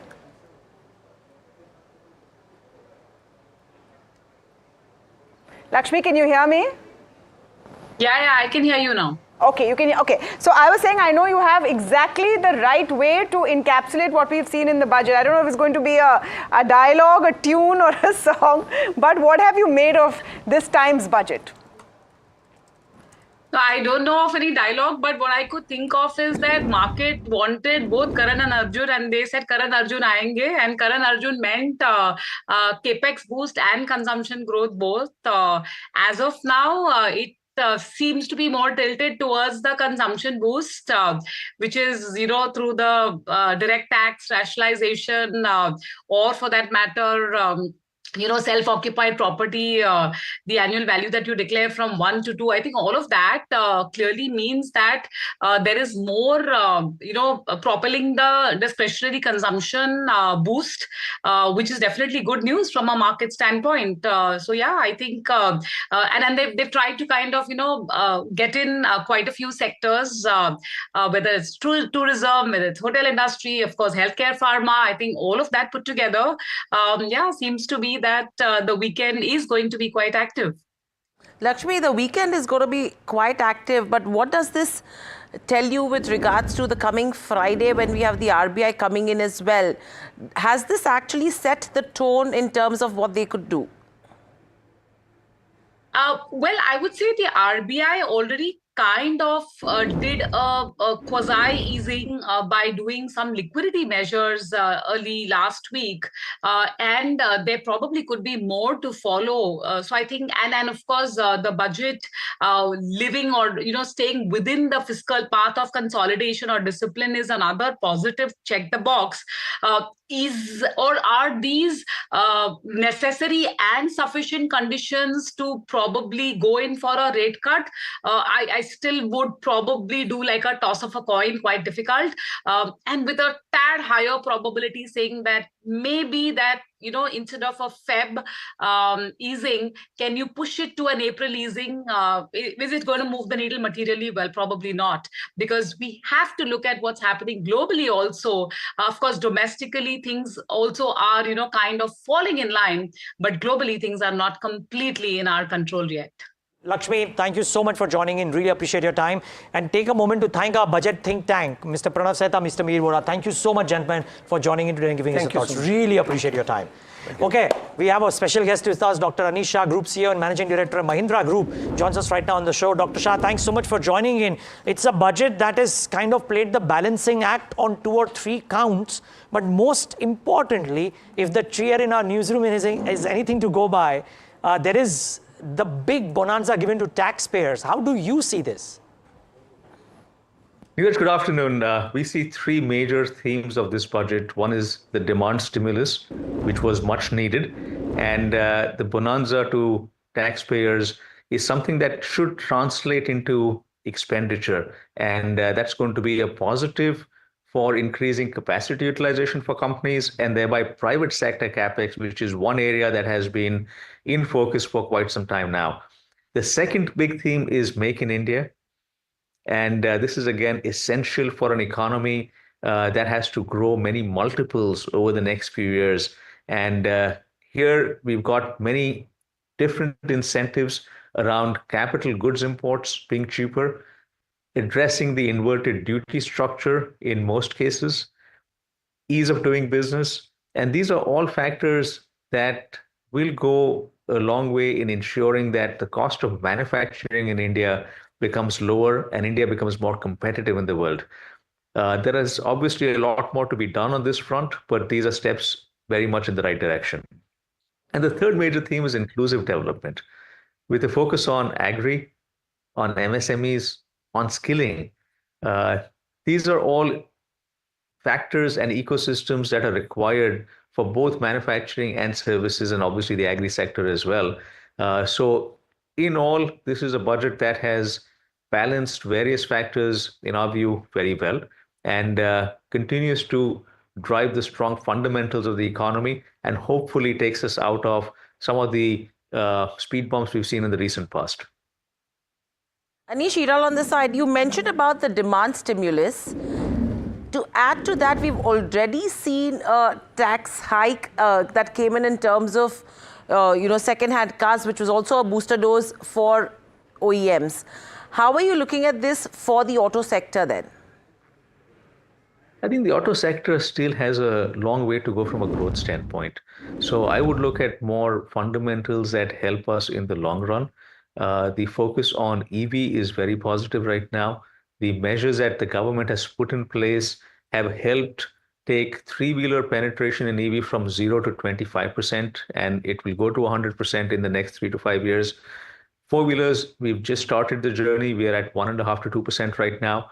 But again, the measures the government has taken will help us take that penetration to 30% or even higher. So we're looking more at long term. Some of the shorter term measures around used cars are really not a very significant impact. What is of a greater impact is, as I said earlier, measures that help us manufacture in India for the world, because we are in a position to do that now. Dr. Shah, Tamanna here, and this is just such a interesting budget to look at. Every time we say that non-event, this time there is a real push towards consumption. And I know you've talked about how you see it pairing out. Do you think that if there is more disposable income in the hands of people with the push that has been given to EV in terms of battery, custom duties, etc., that the real pivot for the industry, for the auto industry on EV comes now after this budget? I think this is just one factor, Tamanna, that adds to everything else. Because EV starts with a product that is a wow product, where customers look at it and say, I really want this. We have to address the range anxiety, which again, we've done with our born electric products. We've got to ensure that there is a reasonable ecosystem for charging, which is coming up very rapidly now. And the consumption boost will help not just the auto industry, but many industries. So it's a clear positive for the economy. Just one last word, sir, on the capex figure. Yes, it is a 10% jump after the revised estimates, but everything was expected from the finance minister: consumption boost, capex boost, spend on all fronts. Do you think that the capex figure, you would have hoped to see a higher one? Is there any disappointment there at all? And can I just add to that, Dr. Shah, that the same question that Tamanna has asked? There is a provision of how the government has done a 40% increase in the grants given for capacity creation. So in some sense, pushing the private sector to put up the capex. I think, Neeraj, that's a very important point. And going back to the question earlier, 10% is good, as long as that is actually delivered. And with what you just said, Neeraj, around the private sector incentives and the consumption, that will enable a lot more private sector capex as well. So we were straddling a fine balance here. The balance was consumption, capex, and fiscal discipline. And I think on all three grounds, this budget delivers very well. Dr. Shah, one final question from my end, and that would be that before the budget, the feeling was that there should not be any bad news. And the market was grappling with, will there be changes to long-term, short-term capital gains tax, fisc deficit or fisc tightening, and capex growth. Aside of capex growth, on where the opinion might be a bit divided, the other two have fully ticked marked, right? So in that sense, is this probably the best case outcome then one could have hoped for the budget? Because you can't, you're juggling too many balls, you can't hold all of them. Yes, that's right. A budget is not a magic wand. A budget is one that has to build upon various actions taken over many years. And this is one that builds upon those actions well. It addresses some of the short-term concerns we've seen.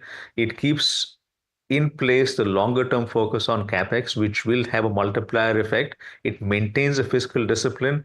It addresses a number of areas that are required to make manufacturing in India a lot more competitive. So all of those counts, this is a budget that I think is very well thought through and will have a big positive step forward for the economy.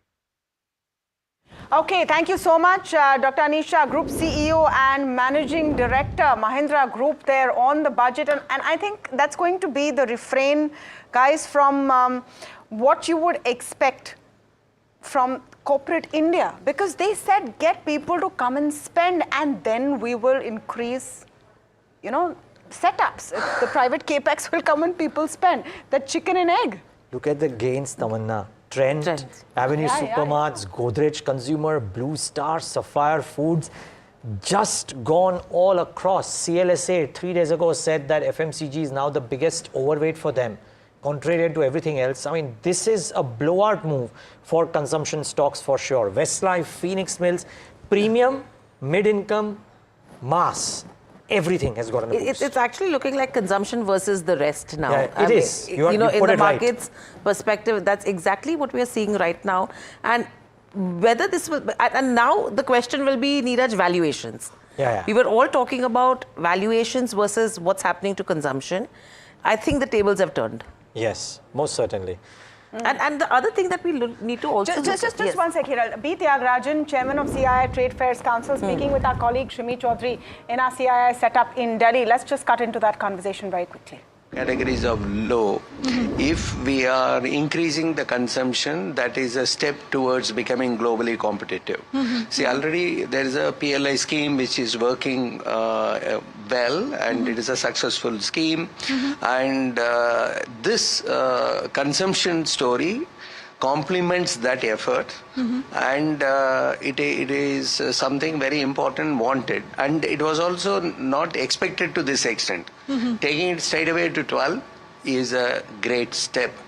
At the same time, maintaining the fiscal discipline is laudable. Is important. And what about the capex? We have seen that the estimate have been reduced for the current fiscal year FY25, and for FY26 they kept it very moderated. You think that government is not quite confident about investing in infrastructure and other stuff? I don't think so. The issue would have been, I'm guessing, there is enough capex that had been sanctioned. Execution may be the focus there, and we have to get the projects executed. Again, 10 lakh crore plus of an investment is significant, even though it is 8% lower than last year. So I will not be worried. But the two other things are important and good. One is the National Manufacturing Mission focused on MSMEs and startups. So that is good. The exports focus is good. That is the need of the hour. And bringing the subject of certain categories like toys, that there is an aspiration we will become the global hub. That is good. And energy security issue, that how we will do this transition in the next 5 years, that nuclear initiative is also good. So while maintaining the fiscal discipline and addressing here and now issues is laudable. Okay. Rashesh Shah joining in, Chairman of Edelweiss Group. As we break up the budget, Mr. Shah, thank you so much for speaking with us. It's been quite a day, and Finance Minister saved the best for the last, made sure that there was a grand exit after that budget speech. Do you think that this is the tonic that was required for the economy? Yeah, I think raising the tax slab and making sure up to 12 lakh rupees no tax is paid is a big boost, especially urban demand, because our urban consumption had been slowing down. So I think that was a big move. And obviously, as you said, she held it for the last, because this was, I think, the highlight of the entire budget. The other highlight, I would say, is the announcement of the new income tax code. I think that was long awaited. We have a lot of expectations out of that, because that will simplify the long complicated income tax code that we have had. So I think that will be a good one. For people like us, I think the 100% FDI in insurance is a very bold announcement. It was on the anvil for a long time, but there were a lot of political pushes and pressures on that. So I think even that announcement shows that the government wants to grow the insurance industry, which is actually going to be also required, because a long-term capex, capital formation, insurance is going to play a big role, because a lot of the long-term capital comes from insurance savings in India. So I think all these are good moves. I always believe that I think India needs to grow at 8% a year. I do think the announcement in the budget of, it appears that the growth rate will be 6.8 or so in real terms, and about 10.1 in nominal terms is too low. I was hoping that we have 11 to 12% nominal GDP growth rate, which means we need to be at between 7 to 8% GDP growth rate. So I would have been happy with more, aggressive moves on consumption as well as government capex. I think the first half government capex will be very critical. So whatever they're spending for the year, if they can front end it and spend it in the first half, it will be very helpful. But overall, I think fairly conservative approach to the overall fiscal deficit. And I think the idea is to keeping in mind the bond market. India is going to be part of the global bond indices. We should get a lot of bond inflows into India. I think the idea is to keep that in mind. And historically we've seen if you try to keep the bond market investors happy, the equity market investors are not happy. And if you keep the equity market investors happy, the bond market investors are not happy. That's true. But has this budget done that act of doing what is necessary right now, Mr. Shah, part one? But very quickly, I'm squeezing in one more question. This insurance FDI moving from 75 to 100. It's not that at 75% too many people were selling off their stakes any which ways. So this move, symbolic as it is, does it result into any specific gains? I mean, I know you are maybe a related party too, so I'm kind of tongue-in-cheek asking you this question. It will help a lot. There are a lot of global large insurance companies which have been wanting to come to India, and either they could not find a good partner or they wanted 100% control. So I think 100% it will spur investments in the industry, because as you know, the first round of investment in insurance happened by the banks. But as we all know, banks are now, they don't have so much capital surplus anymore. So the next round of investments will not come from banks or the corporate houses in India, but will come from the foreign investors. So I think the international insurance companies, strategic investors will see this 100% FDI insurance as a big move. It will spur more capital into insurance sector. I think, IRDA has announced insurance for all by 2047. I think that will need a lot of capital. So I'm hoping that will also happen. So overall, I think insurance good. Capex, I do think private capex will only come when demand picks up. Niraj, we've been seeing capacity utilization hover at about 75. I've always seen that capacity utilization, when it crosses 80, is where the private capex will start. So I think we are still far away from private capex driving the economy in big way. Exports will also not be a big driver in this current year because there are a lot of global changes that are happening. So I think government capex will be a big one, and the middle class consumption, especially urban consumption, will be a driver. I think both of them have got enough in this particular budget. But I would have been happy with a slightly more aggressive growth. Mr. Shah, you mentioned about happy with a slightly aggressive growth. So what do you think should have been the give from the government? Because at least on the taxation front, it seems that they have incentivized the middle class, right? And when you talk about the capex, yes, it is going to be important that the government needs to spend in the first half, but to add to that, you need the private players to come in. Now, if that combination does not help, where do you see us? See, the private players have not come in for last 4-5 years. You remember in 2019, we had cut the corporate taxes in India, waiting for the private sector to step up on capex. I think there are many reasons for that, but one of the most important one is when we had urban consumption, the rural consumption was not there. Then COVID happened. Now the rural consumption is picking up, but the urban consumption is still pretty soft. And along with that, as I said, capacity utilization is not crossing 80%. So I think that will be the precursor to private capex. So I would have been more happy with more aggressive government capex for this year to be announced. I would have been more happy with, maybe more income tax relief for spending, consumption across, for foreign travel, all of that.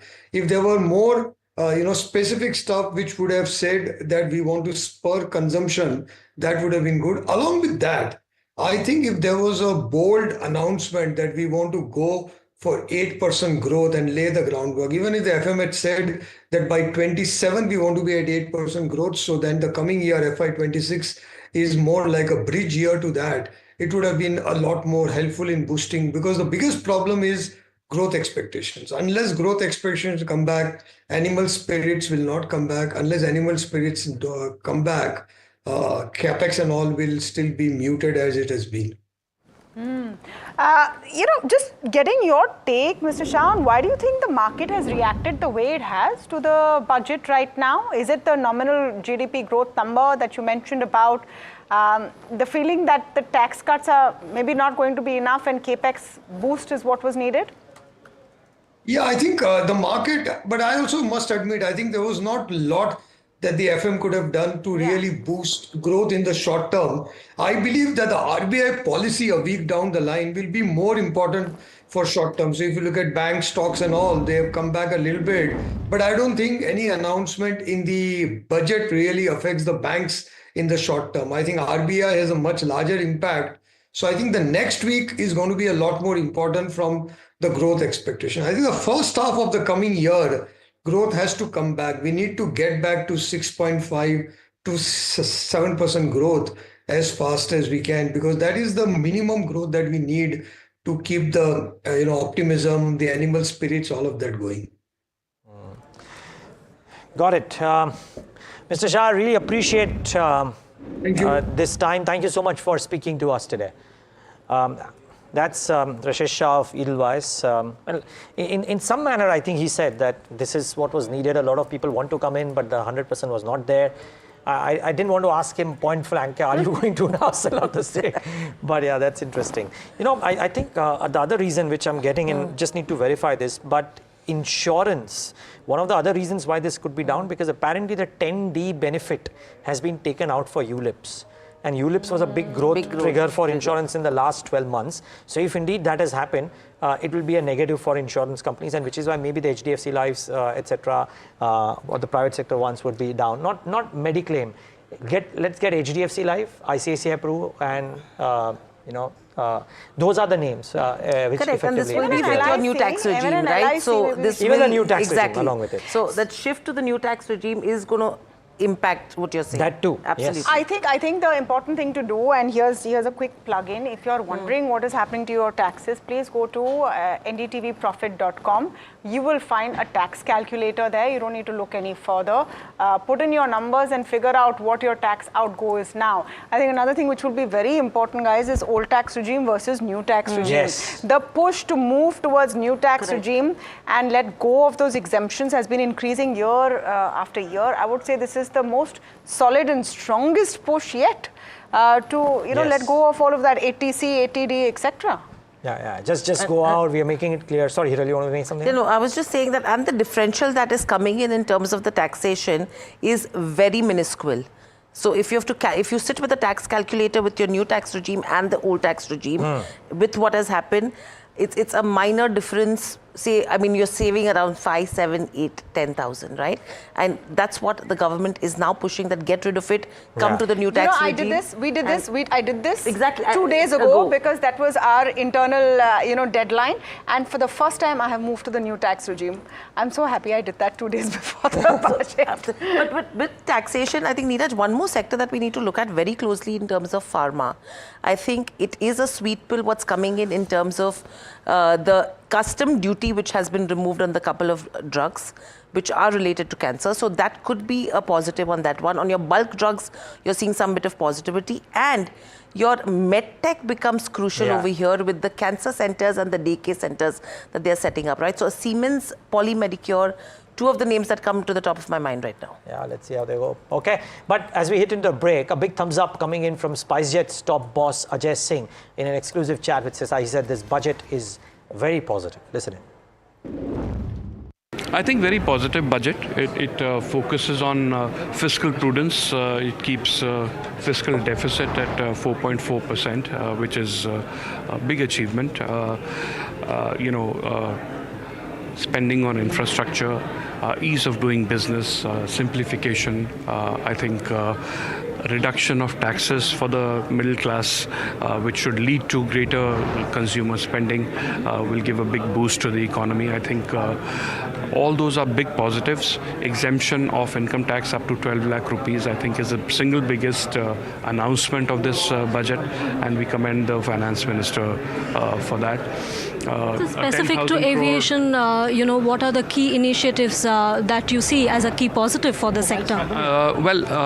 As you know, the Udan scheme has been one of the most successful schemes of the Modi government, and has led to great deal of connectivity in the country. I think about 80 new airports and 80 new destinations have been added under the scheme, and the scheme has been expanded over the last few years to other modes of air travel.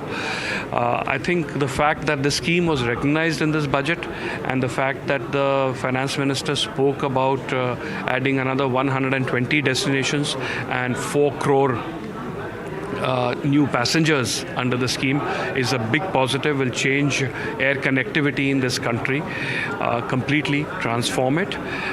She also spoke about developing 50 important tourism destinations in collaboration with the states and the private sector.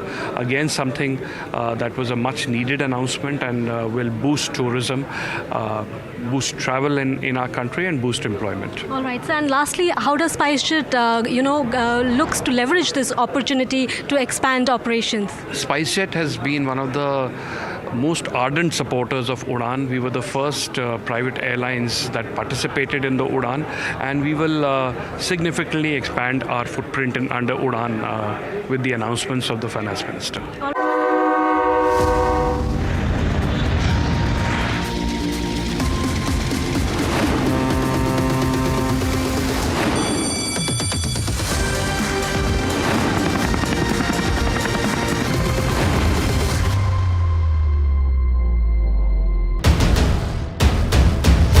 This is the day that shapes the future of 1 billion dreams.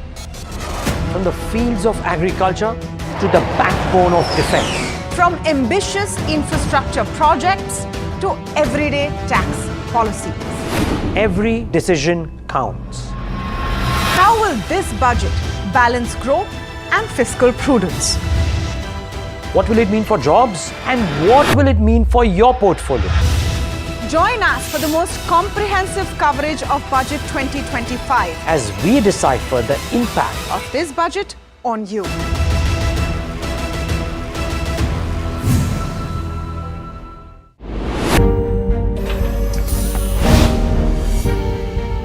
Do you really know the company you invest in? What's the picture behind presentations and claims? Is the outlook as rosy as the company claims? Know Your Company, powered by NDTV Profits Research, shines a light on the biggest stock market movers. Know Your Company at 11:30 a.m. Monday through Friday, only on NDTV Profit. Headlines you start your day with. What matters worldwide is now in the palm of your hands. Get ready to seize the day and maximize your financial potential. Stay ahead of the curve with all you need to know on NDTV Profit.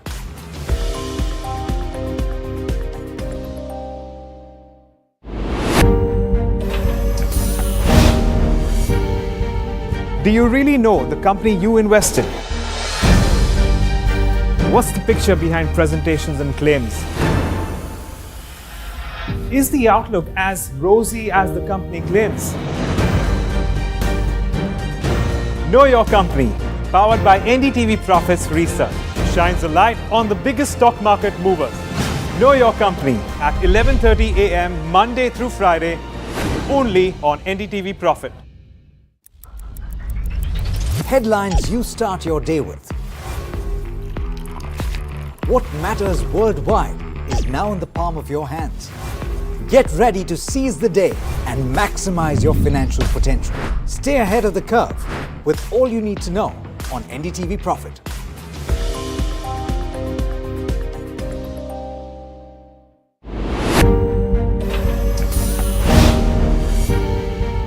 Do you really know the company you invest in?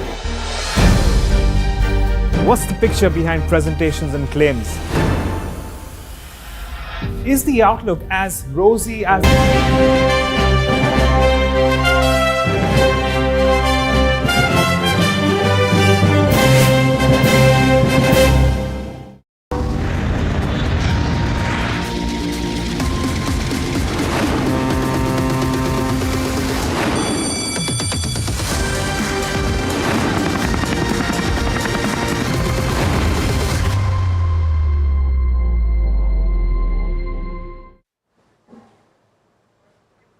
Welcome. This is Budget 2025 on NDTV Profit with what looks like a relatively shorter speech from the Finance Minister.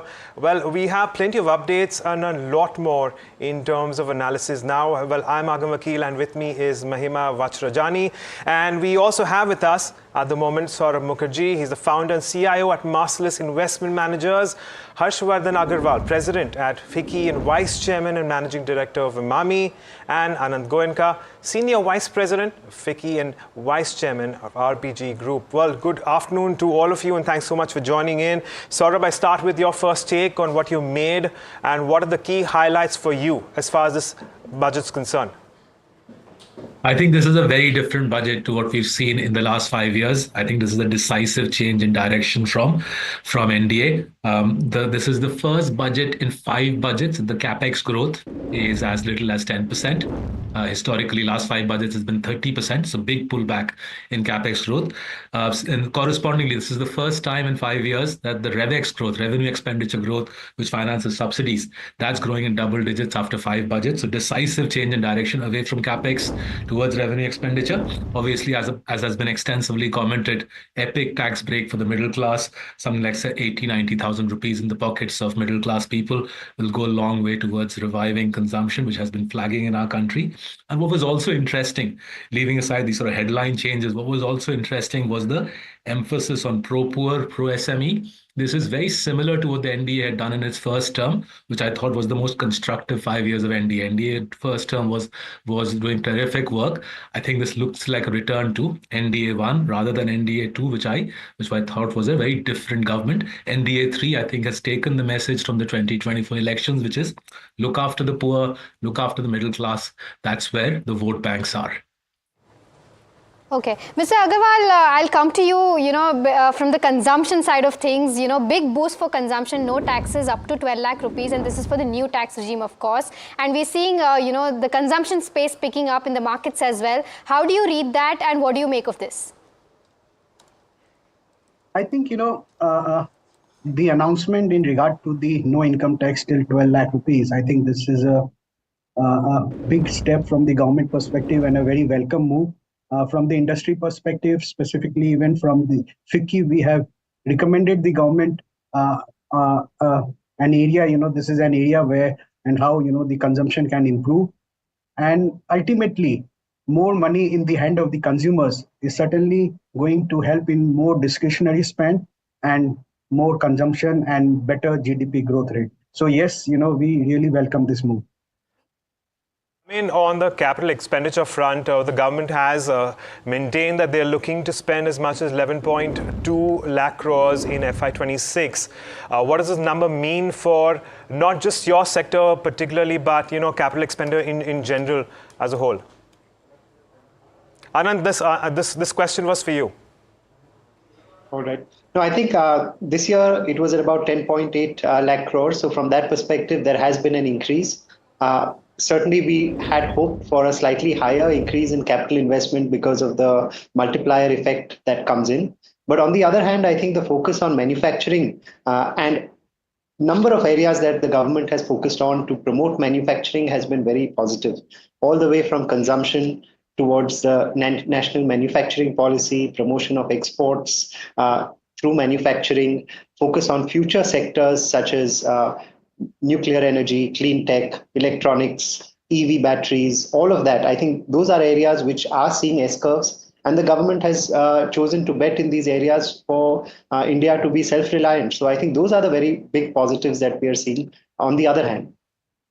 Right. There's a lot of things announced with respect to the aquaculture segment as well. There's government efforts to streamline the shrimp exports. There's custom duties which are being reduced. There's financial support to fisheries as well from the NABARD. There's policy incentives with respect to, duty cuts with a lot of products like frozen fish paste, etc. Saurabh, I'll come to you on this one.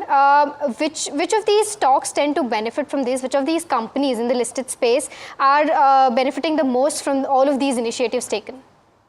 I think this sort of micro tinkering, no, I wouldn't lose too much sleep about that. That sort of micro tinkering is in a way the legacy of our socialist era, where the government messes around with sort of small rule changes. At least I, as an investor, I'm not going to lose too much sleep about that because it's simply futile. There's so much else happening in the world's fifth largest free market economy.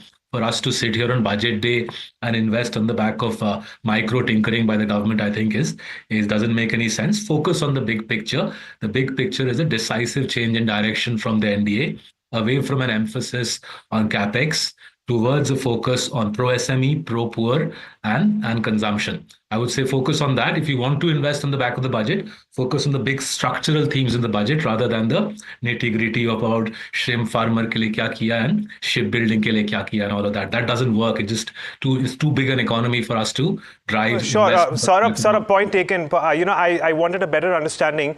So a lower fiscal deficit. At the moment, the capex number at what we are seeing right now, and of course, we've seen some sort of tax relief for the population at large. How is the government managing to balance this? How is it that they're going to, come through and execute on all these fronts?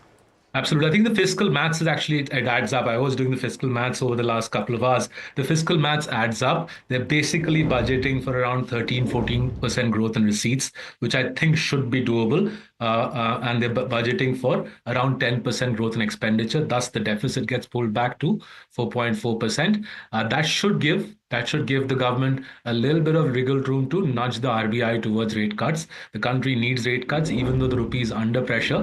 The borrowing ecosystem, both SMEs and the middle class, need rate cuts. So the fiscal space, the budget creates fiscal space on the back of pretty solid mathematics to nudge the RBI towards the direction of rate cuts. But what's very interesting is the massive dividend from the RBI. The small print suggests, I think it's a 2.4 lakh crore dividend from the RBI. And then again, I find it very interesting. In spite of this windfall from the RBI, the government has chosen to pull back capex quite significantly, pull back capex growth rather quite significantly. So maths adds up, room for rate cuts from the RBI, and hopefully in the next couple of months, the RBI gets the rate cutting cycle underway. It's, I think, desperately required.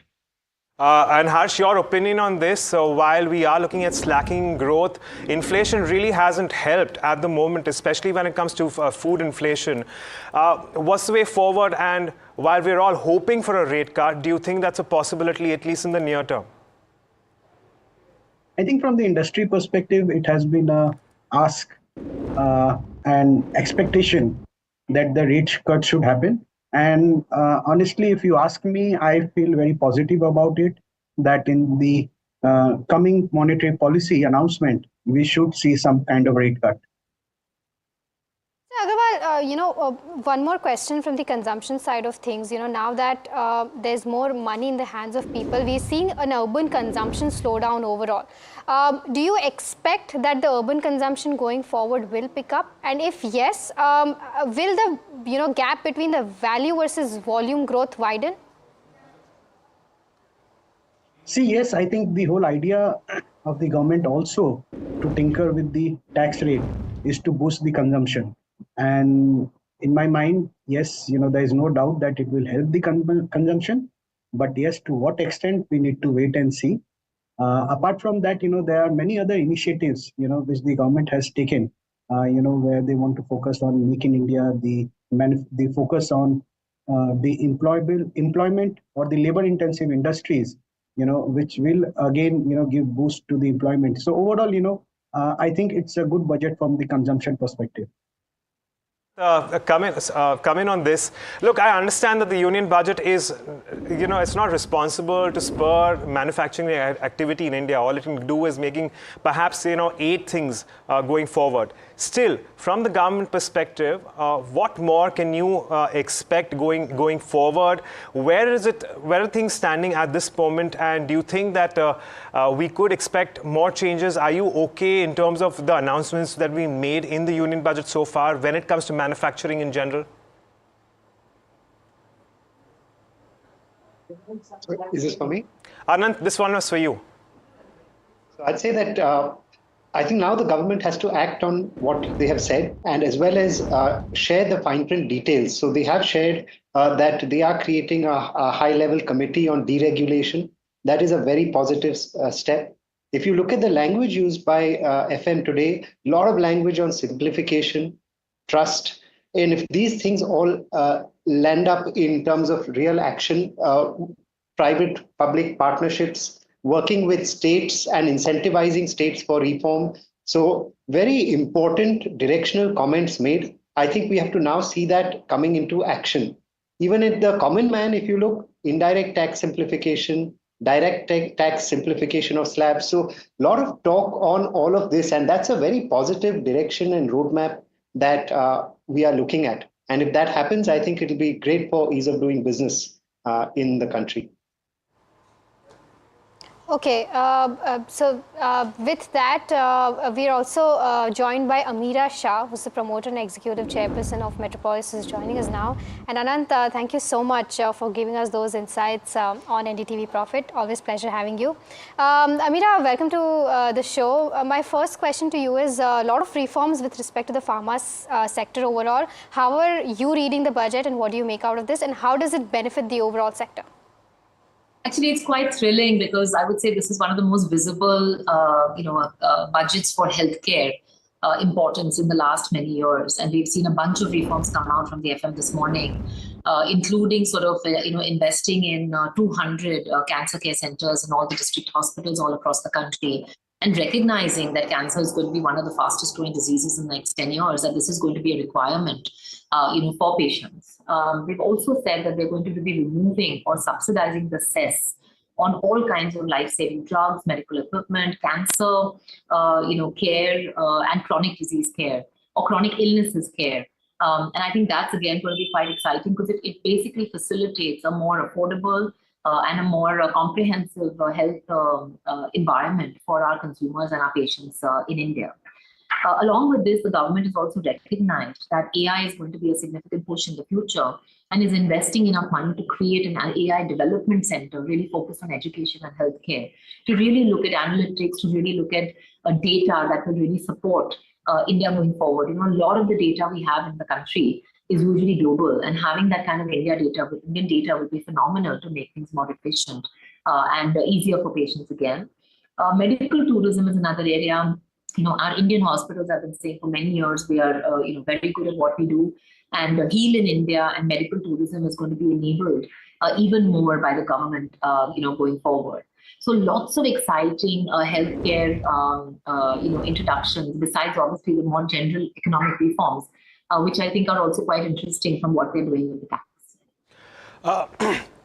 Ameera, is there anything that you think that you were expecting it that didn't come through in the fine print at the moment, and that you were waiting for the government perhaps to take more measures in those areas, perhaps pertaining to the sector in which you operate?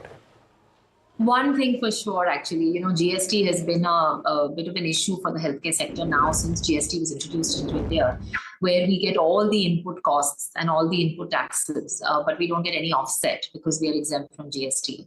And this lands up actually making healthcare much more non-affordable for patients and more costly. And we have been urging the government for many years to say, please put us in a zero tax bracket or a 5% tax bracket for GST, because that allows us to offset the costs. But that's something that we do miss as a healthcare industry, that has not been addressed yet. And we certainly do hope that the finance ministry will take cognizance of this, because this is something that will work towards the government's agenda of making healthcare more affordable for all Indians. Okay, Ameera as well as Saurabh, we'll leave it at that. Thank you so much for joining us and giving us your quick take on what the union budget has brought in. But we are now in conversation with Ashish Chauhan. He's the MD and CEO at NSE. Mr. Chauhan, good afternoon and thanks for taking the time out. Your take on the budget and your initial analysis. What have you made of it? No, I think there are three important issues to this budget. One is the control on fiscal deficit, which is what we watch. And we have seen Prime Minister Modi and his governments over the last 11 years have always been fiscal hawks. And this budget also has kept with that tradition, that estimated 4.9% fiscal deficit for 24-25 has now become 4.8%, which is a great control over their spend and probably increase in income.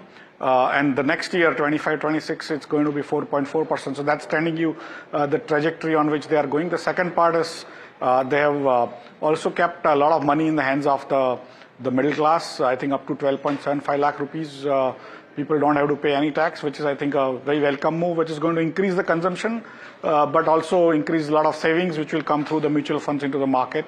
And that's, again, a welcome move. And third part, which is also absolutely important, is the increased focus on infrastructure creation and investments, which will go up from 10.2 lakh crore to 11.2 lakh crore.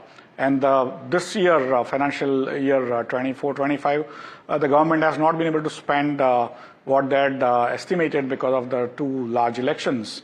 And that's where I think the next year, the build-up on the infrastructure will keep us in good stead in terms of the expected growth rate going forward. So overall, I think whatever could have been done, I think they have done better in terms of balancing all the objectives. Right, Mr. Chauhan, Mahima also joining in. Now that no tax till 12 lakhs for the new tax regime, which means that more cash in the hands of these retailers and a common man. What does this mean when it comes to investment, and where do you see, with respect to the investment, which pockets do you see growing more? If you have seen over the last 10 years, the number of investors has increased from 1.6 crore to 11 crore unique investors. It's almost 7 times more. And India is becoming more middle class. And that middle class is now not only adding to consumption, which it should, with almost 50,000 to 1 lakh rupees coming into the hands of each family, but some of them also invest into the markets via mutual fund or directly. And both ways, in case they do more consumption, that is going to affect the profitability of the listed companies in the fields of consumers, durables and non-durables both. That is automobiles to two-wheelers to television to mixer grinders to everything, and at the same time toothpaste, toothbrush, soaps and everything. So overall, the consumption increase will help, as well as the investment increase will help. Both ways, the markets, I think, have been given more responsibility also and also the people have been given that money to invest or consume the way they want. Mr. Chauhan, a final question then. Usually in your experience, and you've been in the markets and the economy for such a long time, when there is a relief when it comes to the bottom end of that pyramid, does that usually relate and does that usually translate to more financialization of savings, or do you think that that is usually used up in consumption in general, or is this a two-pronged way of going about things?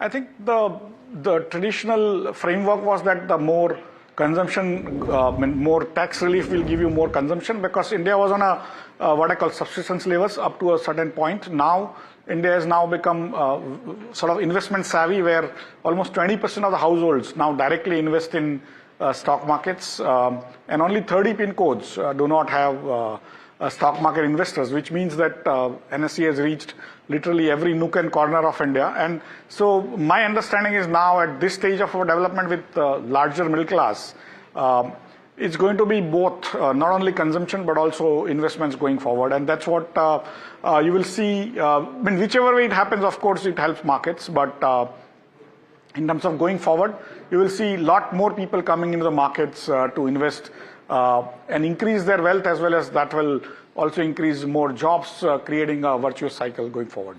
All right. Well, Mr. Chauhan, thank you so much for sharing those insights. I'm sure it's a busy day for you as well, but thank you so much for speaking to NDTV Profit. With that, let's also welcome in Preetha Reddy, Executive Vice Chairperson at Apollo Hospitals, who's joining us now. Preetha, first of all, your reading with respect to the budget, especially for the pharma sector. And a follow-up question on that, medical tourism is also in focus with respect to this budget. How big is it? And going forward, what are the expectations?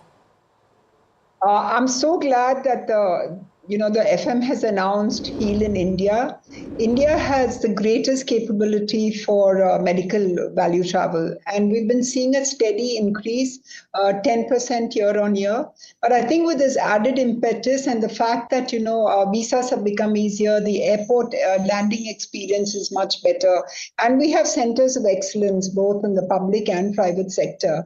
I estimate that the growth in medical value tourism, if everything comes together well, should go up by 20%. So we have to see and we have to hope for that.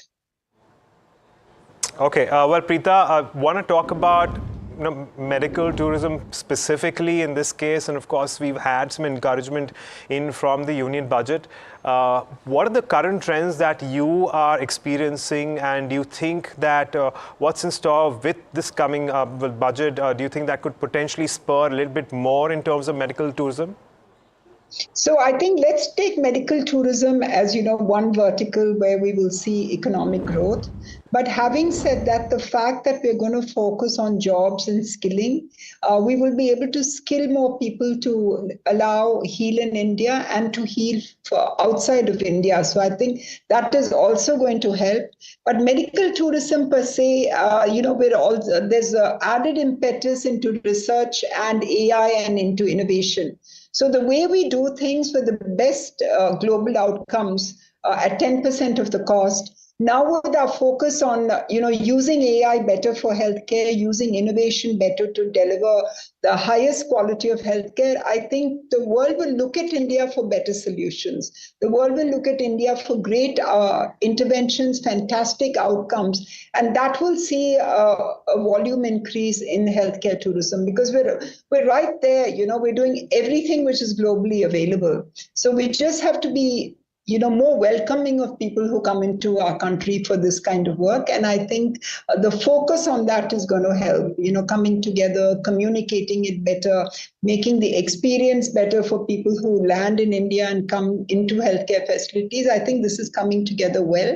Also, we have our whole, focus on Ayurveda and all the other alternate aspects of healthcare, which if we have a solution for a validated solution for integrated medicine, we really have a product which is almost unmatched.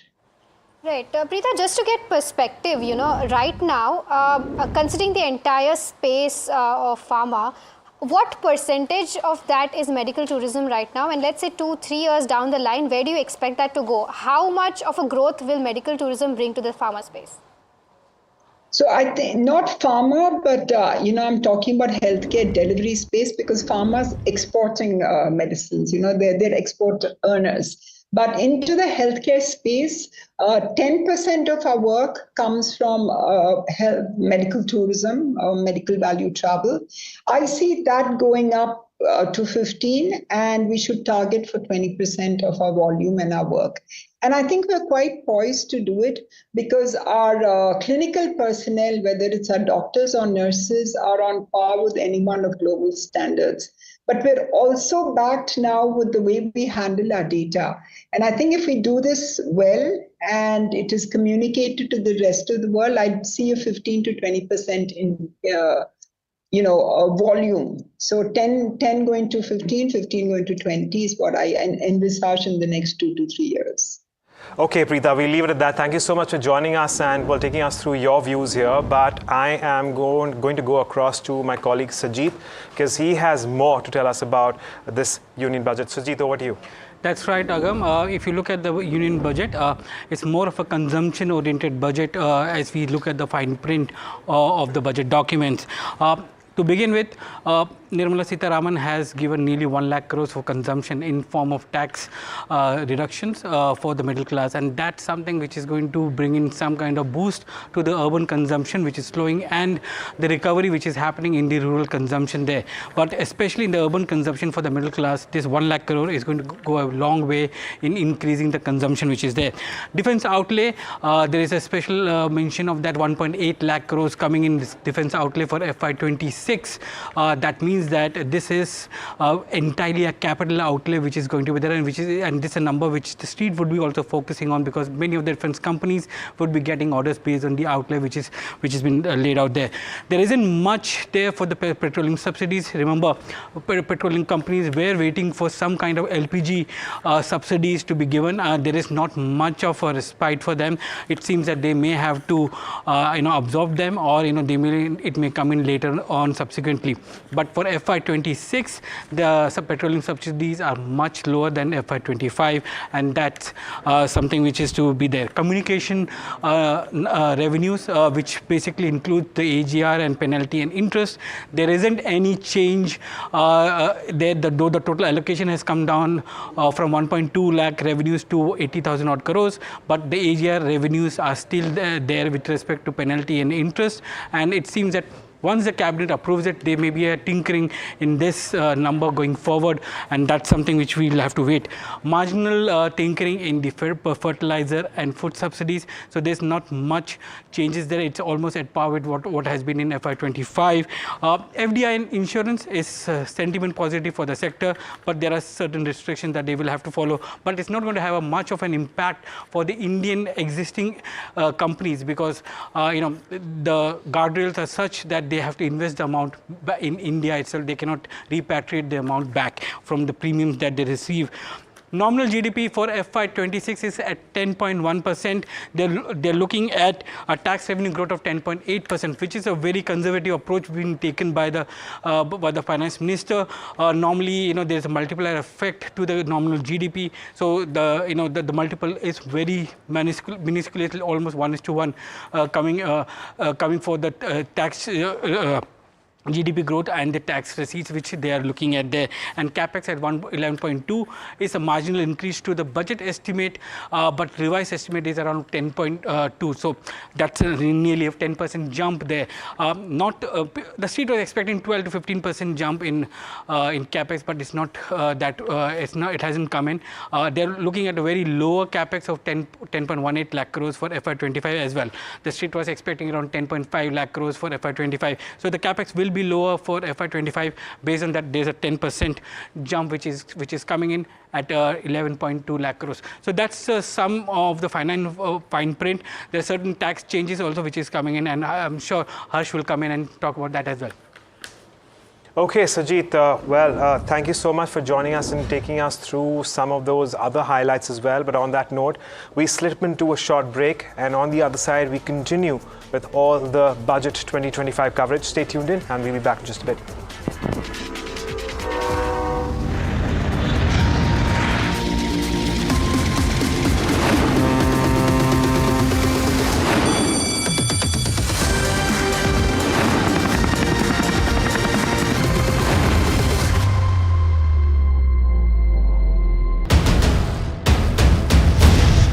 The day that shapes the future of 1 billion dreams. From the fields of agriculture to the backbone of defense. From ambitious infrastructure projects to everyday tax policies. Every decision counts. How will this budget balance growth and fiscal prudence? What will it mean for jobs, and what will it mean for your portfolio? Join us for the most comprehensive coverage of Budget 2025 as we decipher the impact of this budget on you.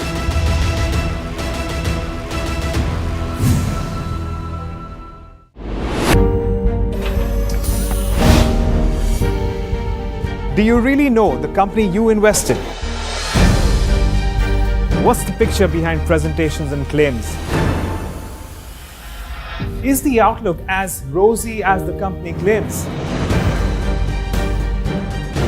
Know Your Company, powered by NDTV Profits Research, shines a light on the biggest stock market movers.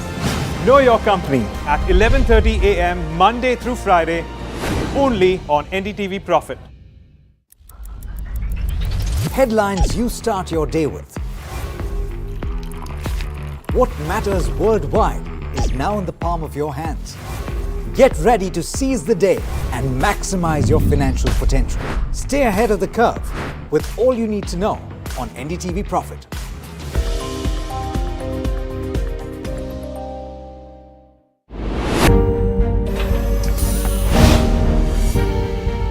Do you really know the company you invest in?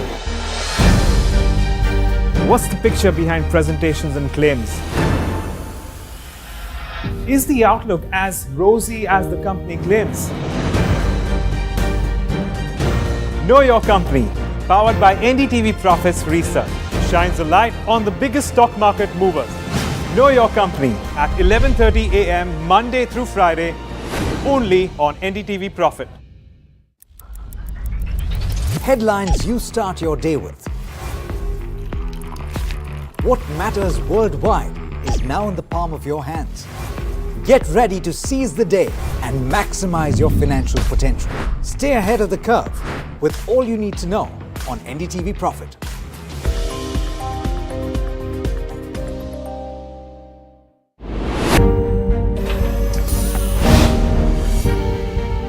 Do you really know the company you invest in? What's the picture behind presentations and claims? Is the outlook as rosy as the company claims? Know Your Company, powered by NDTV Profits Research, shines a light on the biggest stock market movers. Know Your Company at 11:30 a.m. Monday through Friday, only on NDTV Profit. Headlines you start your day with. What matters worldwide is now in the palm of your hands. Get ready to seize the day and maximize your financial potential. Stay ahead of the curve with all you need to know on NDTV Profit.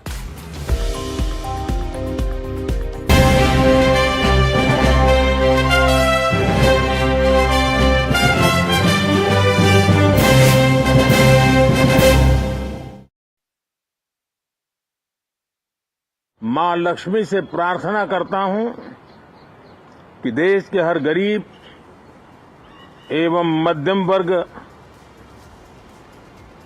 समुदाय पर मां लक्ष्मी की विशेष कृपा रहे. There will be no income tax payable up to income of 12 lakh rupees.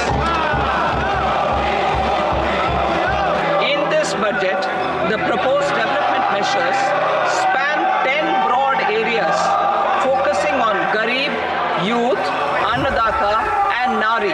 Dhan Dhanya Krishi Yojana, Developing Agri-Districts Program.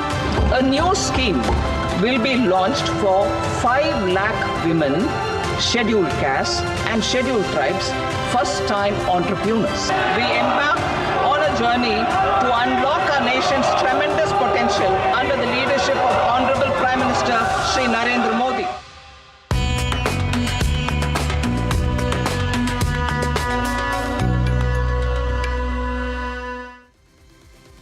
It was a promise made and a promise delivered. Definitely, this is a budget for the middle class. Markets might be coming to terms with the fine print, but the fact is that the relief on consumption has definitely come. To get a view on this, I'm joined now by Sanjay Pugalia, Editor-in-Chief at the NDTV Network. Sanjay, clearly, this is the bonanza that consumption, business, industry and the middle class wanted. Absolutely Tamanna, ये budget जो है बहुत ही मैंने अभी चर्चा की थी NDTV पे, तो ये कहा था कि आर है. इसका मतलब ये हुआ कि रिफॉर्मिस्ट भी है, रिस्पॉन्सिबल भी है और रिवॉल्यूशनरी भी है. और एक शिकायत ये है मार्केट से, जिस पर हम एनडीटीवी प्रॉफिट पे ज़्यादा चर्चा करते हैं, कि मार्केट ऐसे तो बहुत अलर्ट और तेज़ होता है, सब पहले समझ लेता है, लेकिन इस बजट को समझने के लिए फाइन प्रिंट का इंतज़ार करने वगैरह के बाद एक दिन के बाद उसको समझ में आता है. तो मार्केट का रिएक्शन हालांकि अभी ठीक ठाक है, लेकिन ये बजट मार्केट को बहुत पसंद आने वाला है जब वो लोग सो कॉल्ड फाइन प्रिंट पढ़ लेंगे. फाइन प्रिंट के अलावा जो बड़ा बूस्ट आना है, the boost for consumption, private capex is not coming in. The complaint was that where is the consumption? The consumption push is going to be the big pivot right now, in your view? Absolutely. तो ये budget जो है कई सालों के बाद इतना बड़ा काम इसमें हुआ है, जहां पर कि 12 लाख रुपए तक की इनकम को टैक्स फ्री कर दिया गया है, और उसके बाद टैक्स स्लैब जो है उसमें भी काफ़ी रिलीफ है। और ये देखिए इम्पैक्ट करता है, अगर आप एग्जिस्टिंग टैक्स बेस लें तो 4 करोड़ फैमिलीज, 4 करोड़ फैमिली का मतलब होता है, क्योंकि 4 करोड़ लोग टैक्स नहीं देते, 8 करोड़ लोग टोटल टैक्स पेयर हैं। लेकिन अब बहुत सारे लोग टैक्स पेयर बनना पसंद करेंगे, क्योंकि उनकी इनकम टैक्स फ्री हो जाएगी, और टैक्स पेयर बनना एक ज़रूरी सम्मान की बात होती है। लेकिन अब जो इससे टैक्स कलेक्शन होगा वो बहुत ठीक ठाक होने वाला है, और पहली बार ऐसा हुआ है पिछले 2 वर्ष से आप देख रहे हैं कि personal income tax corporate tax के ऊपर जा रहा है, जो आपको बताता है कि भारत की इकोनॉमिक जो पूरा जो ढांचा और स्ट्रक्चर है वो कैसे मजबूत होगा। तो ये जो गरीबों को और मिडिल क्लास को लक्ष्मी के आशीर्वाद की बात प्रधानमंत्री जी ने कही थी, उसको आप यूं समझें कि कंजम्पशन बूस्ट के लिए जो एक सबसे बड़ा काम करना था वो था टैक्स पेयर को राहत देना, सैलरीड लोगों को राहत देना, छोटे दुकानदारों को राहत देना। वो मिल जाने से अब जिस वर्चुअस साइकिल की हम बात करते हैं कि इन्वेस्टमेंट चले और उसके कारण ग्रोथ आए, उसके कारण नौकरियां क्रिएट हों, उसकी एक बड़ी शुरुआत होने वाला बैकग्राउंड बनाता है ये बजट। दूसरी इंपॉर्टेंट बात क्या है कि फिस्कल रिस्पॉन्सिबिलिटी के मामले में देखिए 4.5 का प्रॉमिस था FY26 के लिए, निर्मला सीतारामन 4.4 पे स्टिक कर रही हैं। पूरी दुनिया कर्ज के नशे में डूबे रहती है, Bharat sustainable debt to GDP ratio को मेंटेन करने के डिसिप्लिन पर है। तो ये बजट हमारे इकोनॉमिक गवर्नेंस में डिसिप्लिन को, प्रूडेंस को और रीइंफोर्स करता है। तीसरी चीज, कंजम्पशन को बढ़ाने के लिए टैक्स का ये बहुत बड़ा रिलीफ एक बड़ा रोल प्ले करेगा। सरकार ने अपना कैपेक्स भी बहुत नहीं बढ़ाया है। मार्केट में शायद कुछ लोग आपसे ये कंप्लेन कर रहे होंगे कि कैपेक्स नहीं बढ़ाया। मेरा कहना है उतना ही बढ़ाओ जितना आप एग्जीक्यूट कर पाओ, लेकिन क्या वो माहौल बना कि अब प्राइवेट कैपेक्स आए? तो उसके लिए मुझे लगता है कि शायद वो माहौल बनेगा, क्योंकि बहुत सारा सिंप्लीफिकेशन, रेगुलेटरी चेंजेस, कंप्लायंस के बर्डन को ख़त्म करना और विदेशी निवेश को लाने का काम करना जो मैन्युफैक्चरिंग को बढ़ाए, जहां कैश पाइल पे बैठा हुआ है इंडियन कॉर्पोरेट सेक्टर, वो इन्वेस्ट करना शुरू करे, उसका भी बैकग्राउंड ये बजट बहुत कन्विंसिंग ढंग से बना के दे रहा है।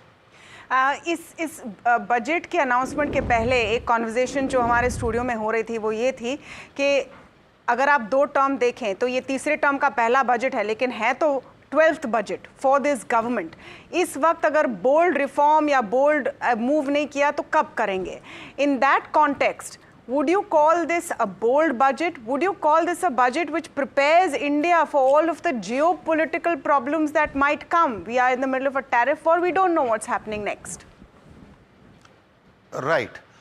ये बोल्ड या बिग बैंग वगैरह ये हम लोगों के वर्ड्स हैं, लेकिन सरकार को बजट जिस तरह से बनाना चाहिए, उसकी जो सैंक्टिटी और सीरियसनेस होनी चाहिए, उसमें मोदी सरकार ने हर अगले बजट के बाद आपको सरप्राइज किया है।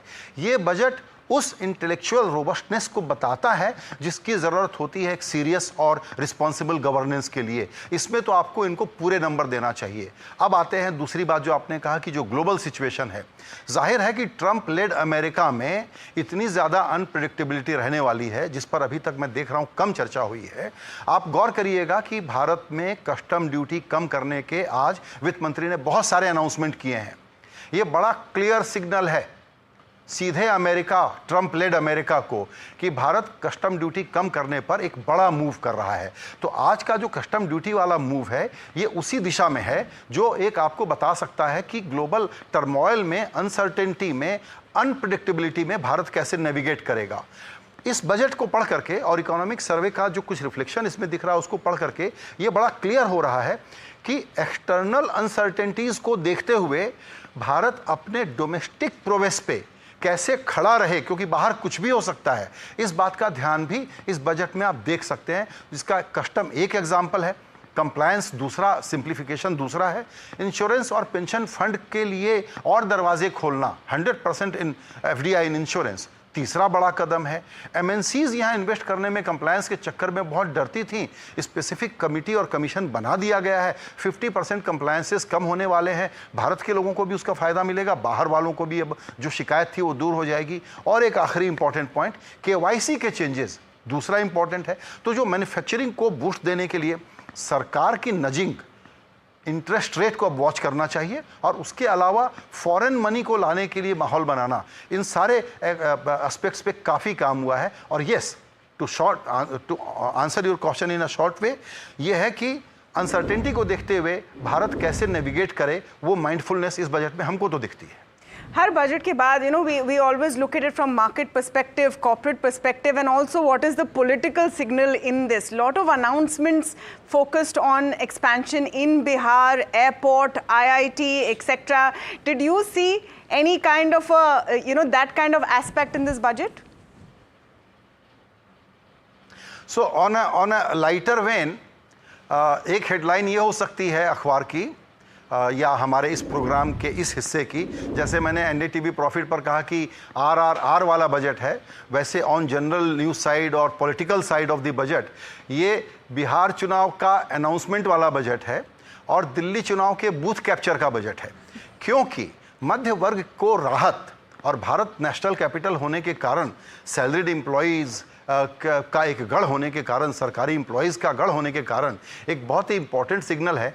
तो आपने जो देखा कि आम आदमी पार्टी का जितना भी फ्री बी है उसका आप कैलकुलेशन कर लें, उससे ज़्यादा बेनिफिट आज सिर्फ एक एक्शन से, इनकम टैक्स वाले एक्शन से हर घर को दे दिया गया है दिल्ली के। इसका मतलब इसमें जो पॉलिटिकल सेगमेंट कैटरिंग जिसको बोलते हैं, और किसी भी डेमोक्रेसी में पॉलिटिकल लीडरशिप का काम होता है अपने ऑडियंस को और अपने लोगों के लिए काम करना। तो पूरे बजट में छोटे ज़िले, पिछड़े राज्य, माइनिंग, क्रिटिकल मिनरल से लेके न्यूक्लियर पावर और मखाना बोर्ड, तो ये पूरा बजट जो है आप देखेंगे कि भारत की हर ज़रूरी आबादी जिसकी ज़रूरत ज़्यादा है उस पर ध्यान रख करके इस वक्त के जो कंटेम्प्रेरी रिक्वायरमेंट है उसको एड्रेस करने की कोशिश की गई है। तो ऑफ कोर्स पॉलिटिकल इकोनॉमी तो कोर होता ही है किसी भी बजट का। Thank you so much. Sanjay Pugalia there, Editor-in-Chief of NDTV Network, with his take on the budget. Ticks all the boxes. And Harsh, Somit, this is exactly what you're seeing, and markets are now recovering from its lows and catching up.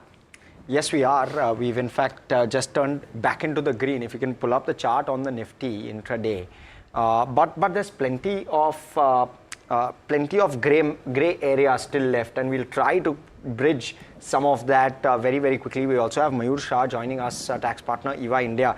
Mayur, just with regard to taxability on ULIPs, what, if you can just detail it down, what was the provision as of yesterday? If you can first explain that.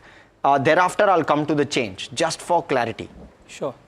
So, any investment made through ULIP, what used to happen if premium is less than 10% of the sum assured, then it was eligible for exemption under Section 1010DD. That would mean that on maturity, whatever value is being realized was not subject to tax at that point in time. Now, what is happening is that under the current or what is being proposed, that now any amount being withdrawn from ULIP would be subject to tax. Now, it will be subject to tax as capital gain. So to that extent, instead of 0%, now you can look out for 12.5%. Is what really is going to happen going forward basis. But is there a certain segment of policies which will continue to avail exemption? So other than ULIP policies, all policies will be able to avail the benefit of it subject to the threshold or conditions which they are required to comply with. Got it. Right. But sir, don't you think that the fact that the government is now pushing for the new regime, they have increased the rebate limit to 12 lakh, this would be detrimental for the insurance sector, because a lot of people used to buy policies to avail the tax benefit? That's true, but in new regime, anyway you are not entitled to any deductions on account of it, because earlier insurance policy, any premium paid was available under 80C, which is available under old regime but not under new regime. And people used to calculate tax basis whether old is better or new is better. Now anyway, old regime is kind of redundant. I mean, it will die natural, that it also depends upon the break-even is always dependent on income and deductions. But majorly, where if your deductions are up to between 7 to 8 lakhs, you will find old regime is better, but otherwise it is not. Right. So in that situation, I don't think at least middle class people will be able to avail old regime benefit. And to that extent, your statement is right, whether for tax saving, but anyway, they are not required to pay tax up to 12 lakhs, so there is no question. Right. So, and the other aspect is that, look at the rebate, 12 lakhs. What they are saying, any income which is subject to tax as capital gain at a special rate, then on that rebate is not available. Which would mean that now on policy realized by such person will pay at least 12.5% tax on such income. And you will not get a deduction either. Yes. In your income tax, because under the new regime, ATC deduction is not available as per the old regime which was available. So it's a double whammy of sorts, especially when you're looking at people who were part of the old tax regime. Yeah, it's like a give and take. You give some benefit and it's a major benefit, and they have taken away a very small portion of it. Right. Well, thank you, sir, for joining us and giving us all those information. Let's also get in Sandeep Tandon, the founder and CIO of Quant Capital. So, sir, firstly to start off with, what is your first analysis of the budget? Are you seeing this as a clear positive coming in from the government side, fact that they are giving more boost to consumption rather than capex? Frankly, it is on a quite expected line. That was need of the hour. Okay, so it is quite growth-centric budget. And we were looking to increase the consumption, and marginal at the cost of marginal capex. Okay, in fact, the capex is also not gone down. If you look at the capex related to the grant, if you add, which is like 3 lakh has become 4.3 lakhs crore. So effectively means the overall capex, which was like 4.1% of GDP, has now become 4.3% of GDP. Okay, so I think it is that side. I'll say a lot of people have ignored it. That is also quite constructive. And given the consumption which was struggling and overall Indian economy is struggling, I think it is a step in right direction, and we think it's a great budget given the background which was required. Right, sir. But, sir, in this budget, we have not seen any major fillip or major push towards manufacturing. Do you see that as a disappointment? See, sometimes you have to look at that last many years, the flip was always focus was there on the manufacturing through PLI scheme or various incentive which was given. Right now, if you look at last 6 months, particularly from July 2024, Indian economy was struggling. Okay, consumption was declining. So I think that was a need of the hour. You have to boost the consumption thing. And I think they have done by tweaking a small bits on the taxation side. I think it's a good incentive. And ultimately, if the consumption moves up, it will get compensated up to a certain extent through GST route, and indirectly you are saying manufacturing activity should only increase because consumption should rise. So that was the key thing which was missing. So anyway, indirectly manufacturing will be beneficiary of that. Okay, Gautam Shah, let me come to you. What's your first take on the budget? Let's start with that. Well, I totally concur with what Sandeep ji said. I think it's a step in the right direction. There was a bit of a consumption deficit and a confidence deficit from a market's perspective. And I think the government has done a phenomenal job to address the same in these last few hours.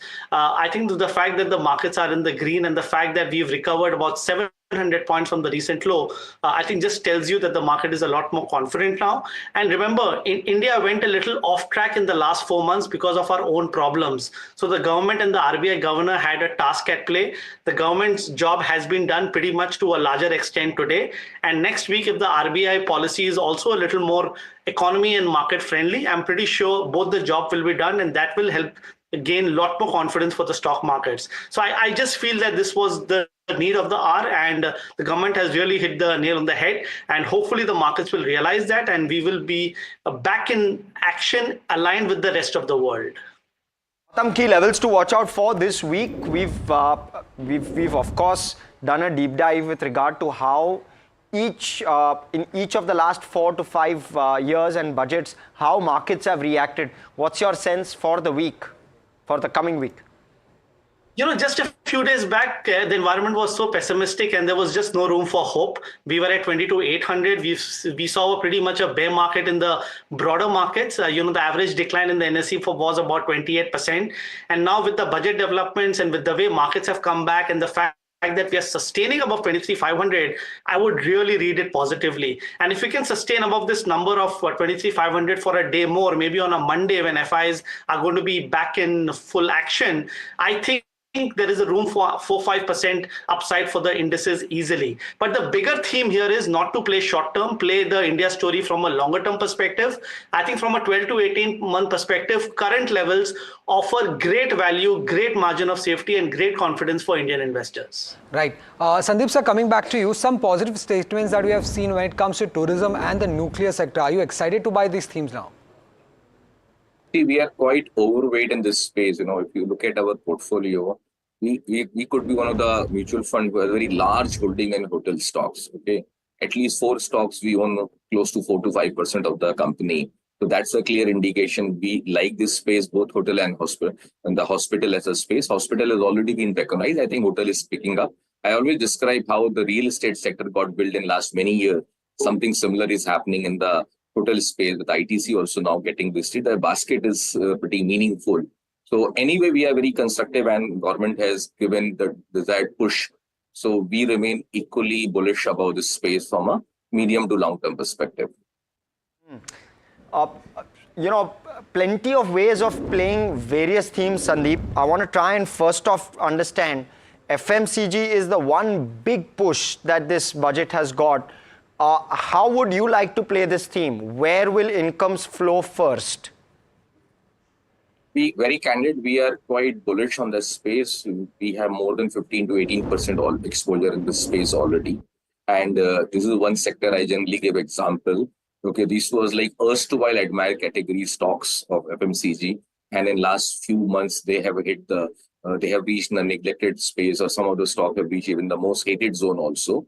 So it's a classic inflection points what we try to identify when you look for a buying opportunity. I think the entire sector is really fit the whatever needs point of view, and obviously budget has given the desired fillip. So I think it's a sector which is not cheap in any manner. It has been always expensive space, but it will remain expensive given the growth rate which we are expecting from longer term perspective, irrespective of the challenges which we have seen in last few months or maybe few quarters. I think that is settling down. So this is a one area because a lot of under ownership still exists in this space. And if you really ask me, people actually hate this space, And so I think I am looking for all neglected and beaten down names or erstwhile admired category stock, which now in the neglected zone should be a buying opportunity. And FMCG fit the bill perfectly. Right. And Gautam, any other theme except consumption that stood out for you or is looking good on the charts? Well, I think do not forget that the FMCG index lost about 22% in a matter of a few months. It's never had happened in its history of the last 15 years. And I think FMCG is a mirror of the economy. Maybe there was a problem, the markets realized it, and that's probably the reason FMCG stocks came off quite a bit. Now we've seen lovely basing, and I think that turnaround looks for real, and clearly there is a lot of value and margin of safety in the entire basket.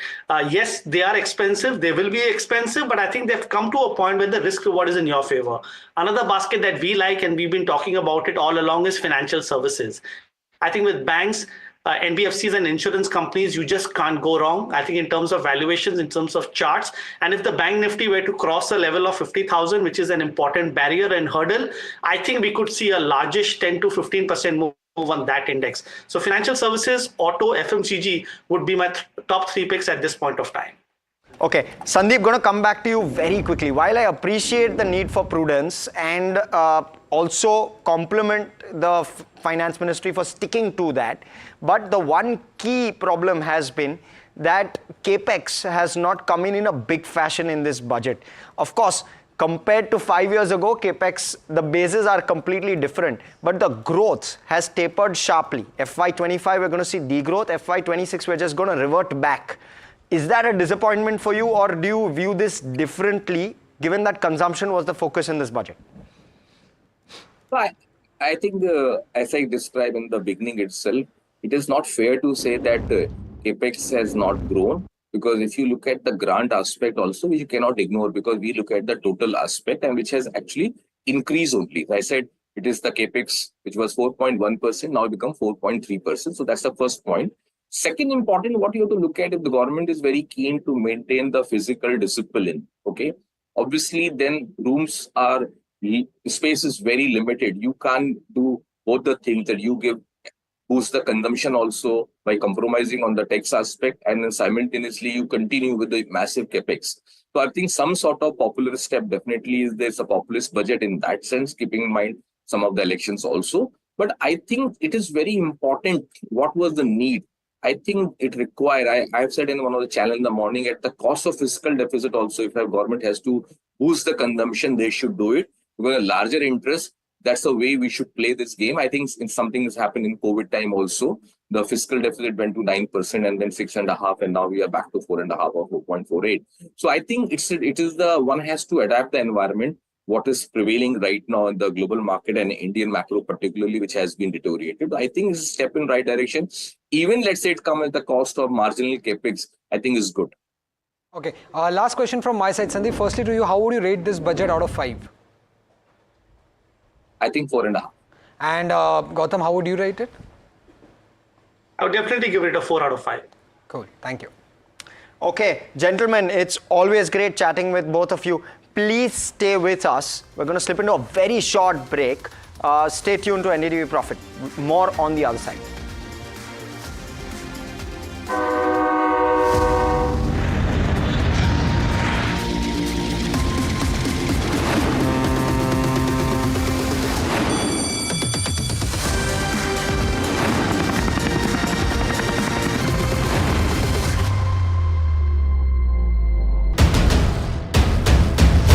This is the day that shapes the future of 1 billion dreams.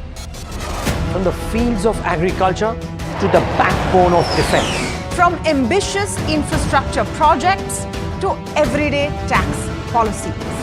Every decision counts. How will this budget balance growth and fiscal prudence? What will it mean for jobs and what will it mean for your portfolio? Join us for the most comprehensive coverage of Budget 2025 as we decipher the impact of this budget on you.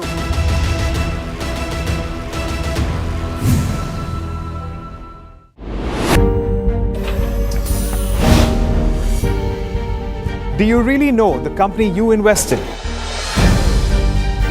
What's the picture behind presentations and claims? Is the outlook as rosy as the company claims? Know Your Company, powered by NDTV Profits Research, shines a light on the biggest stock market movers. Know Your Company at 11:30 a.m. Monday through Friday, only on NDTV Profit.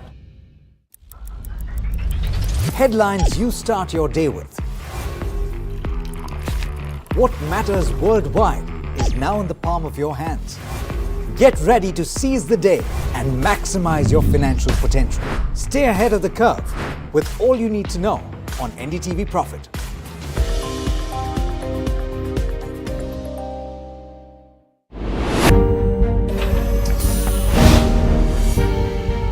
Do you really know the company you invest in?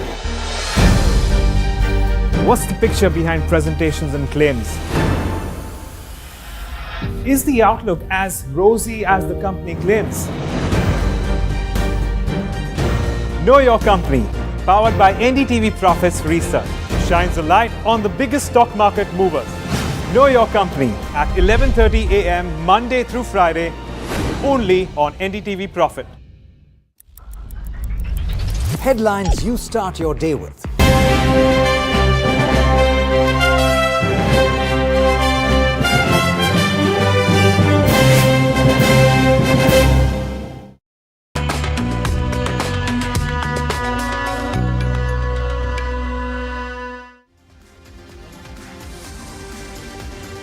All right, it's the big day and a big budget, and PM Modi will be speaking on the budget shortly. So, of course, we will talk about that. But need to highlight what's happening in the markets as well. And we've done that all through. But I think we haven't done a serious market check in a while. So this is what's beautiful, right? The markets have recovered the losses. Something that Mr. K.K. Mistry was saying, that it's not technically a very disappointing budget because a triangle, if you draw a triangle of the three key things, I think the FM ticks marks on almost all of those. IT was sulking big time in trade. Should bring up IT and see if it's still down about 1.5% or has it recovered a bit of lost ground.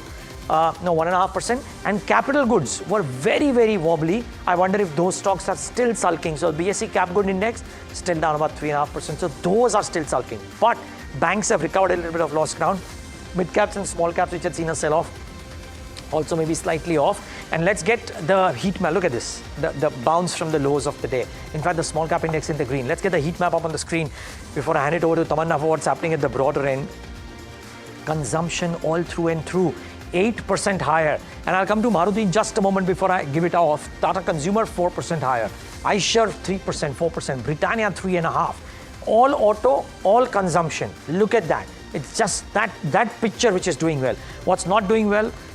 L&T, BEL, because of the capex disappointment. Insurance companies, because of the insurance disappointment, both sector 10D as well as the new income tax slabs or the new tax regime looking so attractive. Why would people give money into an insurance company ULIP plan for saving tax? Okay, let's get across to PM Modi. एक महत्वपूर्ण पड़ाव है। ये 140 करोड़ भारतीयों की आकांक्षाओं का budget है। ये हर भारतीय के सपनों को पूरा करने वाला बजट है। हमने कई सेक्टर्स युवाओं के लिए खोल दिए हैं। सामान्य नागरिक विकसित भारत के मिशन को ड्राइव करने वाला है। ये बजट एक फोर्स मल्टीप्लायर है। ये बजट सेविंग्स को बढ़ाएगा, इन्वेस्टमेंट को बढ़ाएगा,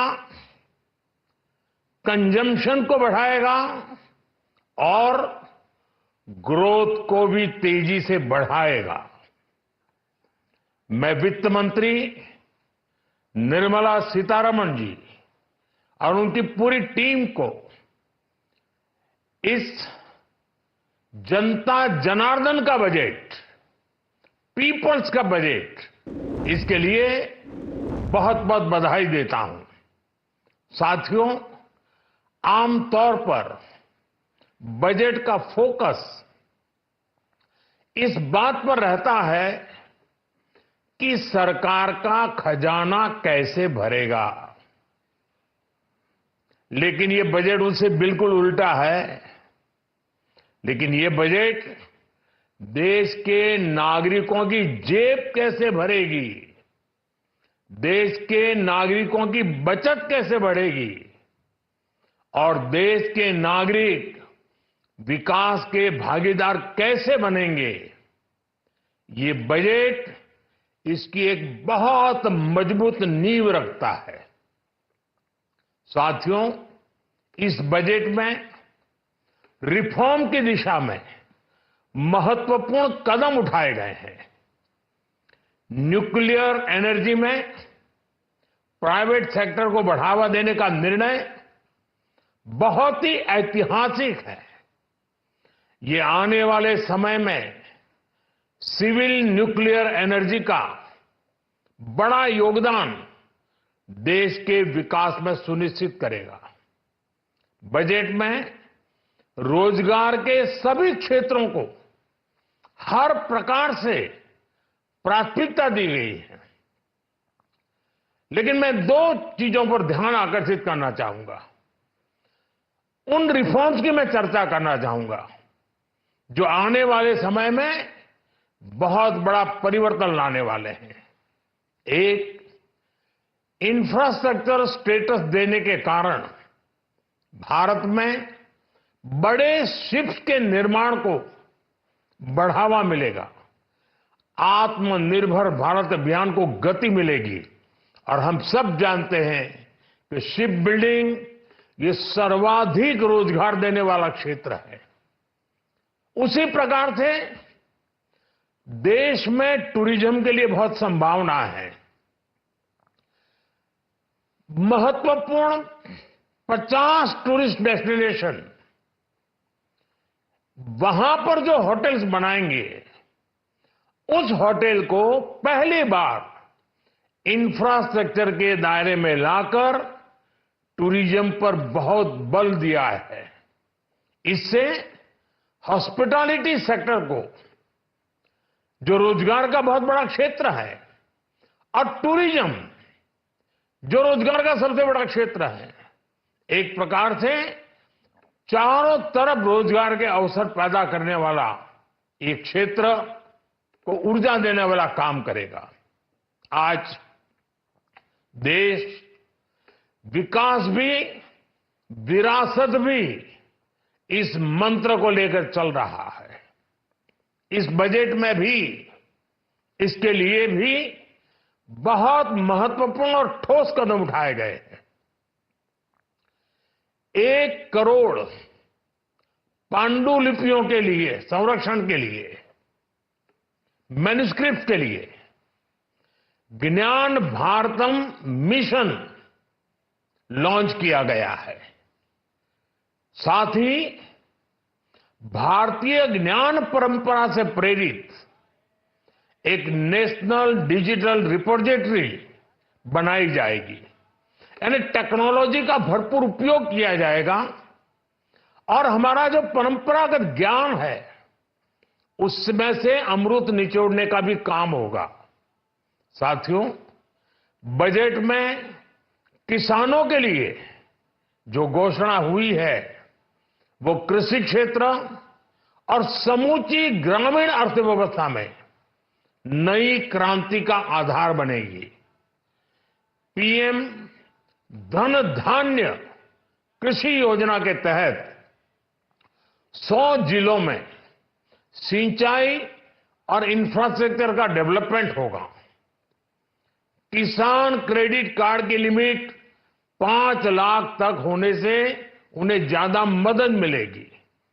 साथियों, अब इस बजट में 12 लाख रुपए तक की आय को टैक्स से मुक्त कर दिया गया है। सभी आय वर्ग के लोगों के लिए टैक्स में भी कमी की गई है। इसका बहुत बड़ा फायदा हमारे मिडिल क्लास को, नौकरी पेशे करने वाले जिनकी आय बंधी हुई है ऐसे लोगों को, मिडिल क्लास को इससे बहुत बड़ा लाभ होने वाला है। उसी प्रकार से जो नए नए प्रोफेशन में आए हैं, जिनको नए नए जॉब मिले हैं, इनकम टैक्स की ये मुक्ति उनके लिए एक बहुत बड़ा अवसर बन जाएगी। साथियों, इस बजट में मैन्युफैक्चरिंग पर 360 डिग्री फोकस है ताकि एंटरप्रेन्योर्स को, एमएसएमईज को, छोटे उद्यमियों को मजबूती मिले और नई जॉब पैदा हो। नेशनल मैन्युफैक्चरिंग मिशन से लेकर clean tech, leather, footwear, toy industry जैसे अनेक सेक्टर्स को विशेष समर्थन दिया गया है। लक्ष्य साफ है कि भारतीय प्रोडक्ट्स ग्लोबल मार्केट में अपनी चमक बिखेर सके। साथियों, राज्यों में इन्वेस्टमेंट का एक वाइब्रेंट कॉम्पिटिटिव माहौल बने, इस पर बजट में विशेष जोर दिया गया है। एमएसएमईज और स्टार्टअप के लिए क्रेडिट गारंटी को 2 गुना करने की घोषणा भी हुई है। देश के एससी, एसटी और महिला जो नए उद्यमी बनना चाहते हैं उनको 2 करोड़ रुपए तक के लोन की योजना भी लाई गई है और वो भी बिना गारंटी। इस बजट में न्यू एज इकोनॉमी को ध्यान में रखते हुए गीग वर्कर्स के लिए बहुत बड़ी घोषणा की गई है। पहली बार गीग वर्कर्स का ई श्रम पोर्टल पर रजिस्ट्रेशन किया जाएगा। इसके बाद इन साथियों को स्वास्थ्य सेवा और दूसरी सोशल सिक्योरिटी स्कीम्स का लाभ मिलेगा। ये डिग्निटी ऑफ लेबर, इसके प्रति, श्रम एव जयते के प्रति सरकार के कमिटमेंट को दर्शाता है। रेगुलेटरी रिफॉर्म से लेकर फाइनेंशियल रिफॉर्म्स, जन विश्वास 2.0 जैसे कदमों से मिनिमम गवर्नमेंट और ट्रस्ट बेस्ड गवर्नेंस के हमारे कमिटमेंट को और बल मिलेगा। साथियों, ये बजट न केवल देश की वर्तमान आवश्यकताओं को ध्यान में रखता है, बल्कि हमें भविष्य की तैयारी करने में भी मदद करता है। स्टार्टअप के लिए deep tech fund, geospatial mission और न्यूक्लियर एनर्जी मिशन ऐसे ही महत्वपूर्ण कदम है। मैं सभी देशवासियों को एक बार फिर इस ऐतिहासिक पीपल्स बजट की बधाई देता हूं और फिर एक बार वित्त मंत्री जी को भी बहुत बहुत बधाई देता हूं। बहुत बहुत धन्यवाद। All right, that was Prime Minister Modi talking about the people's budget, and it truly is one. Now, before we get our special piece on telecom, I'm going to quickly go across to the conversation my colleague Shimi Chaudhary is having with Sanjeev Puri at CII. Human capital development, very strong focus on innovation in infrastructure, and at the same time, a lot of very clear messages on reform. Collaboration with the states, incentivizing states, because a lot of reforms have to happen at the state, setting up the high-level committee to create the vision. I think these are great ideas.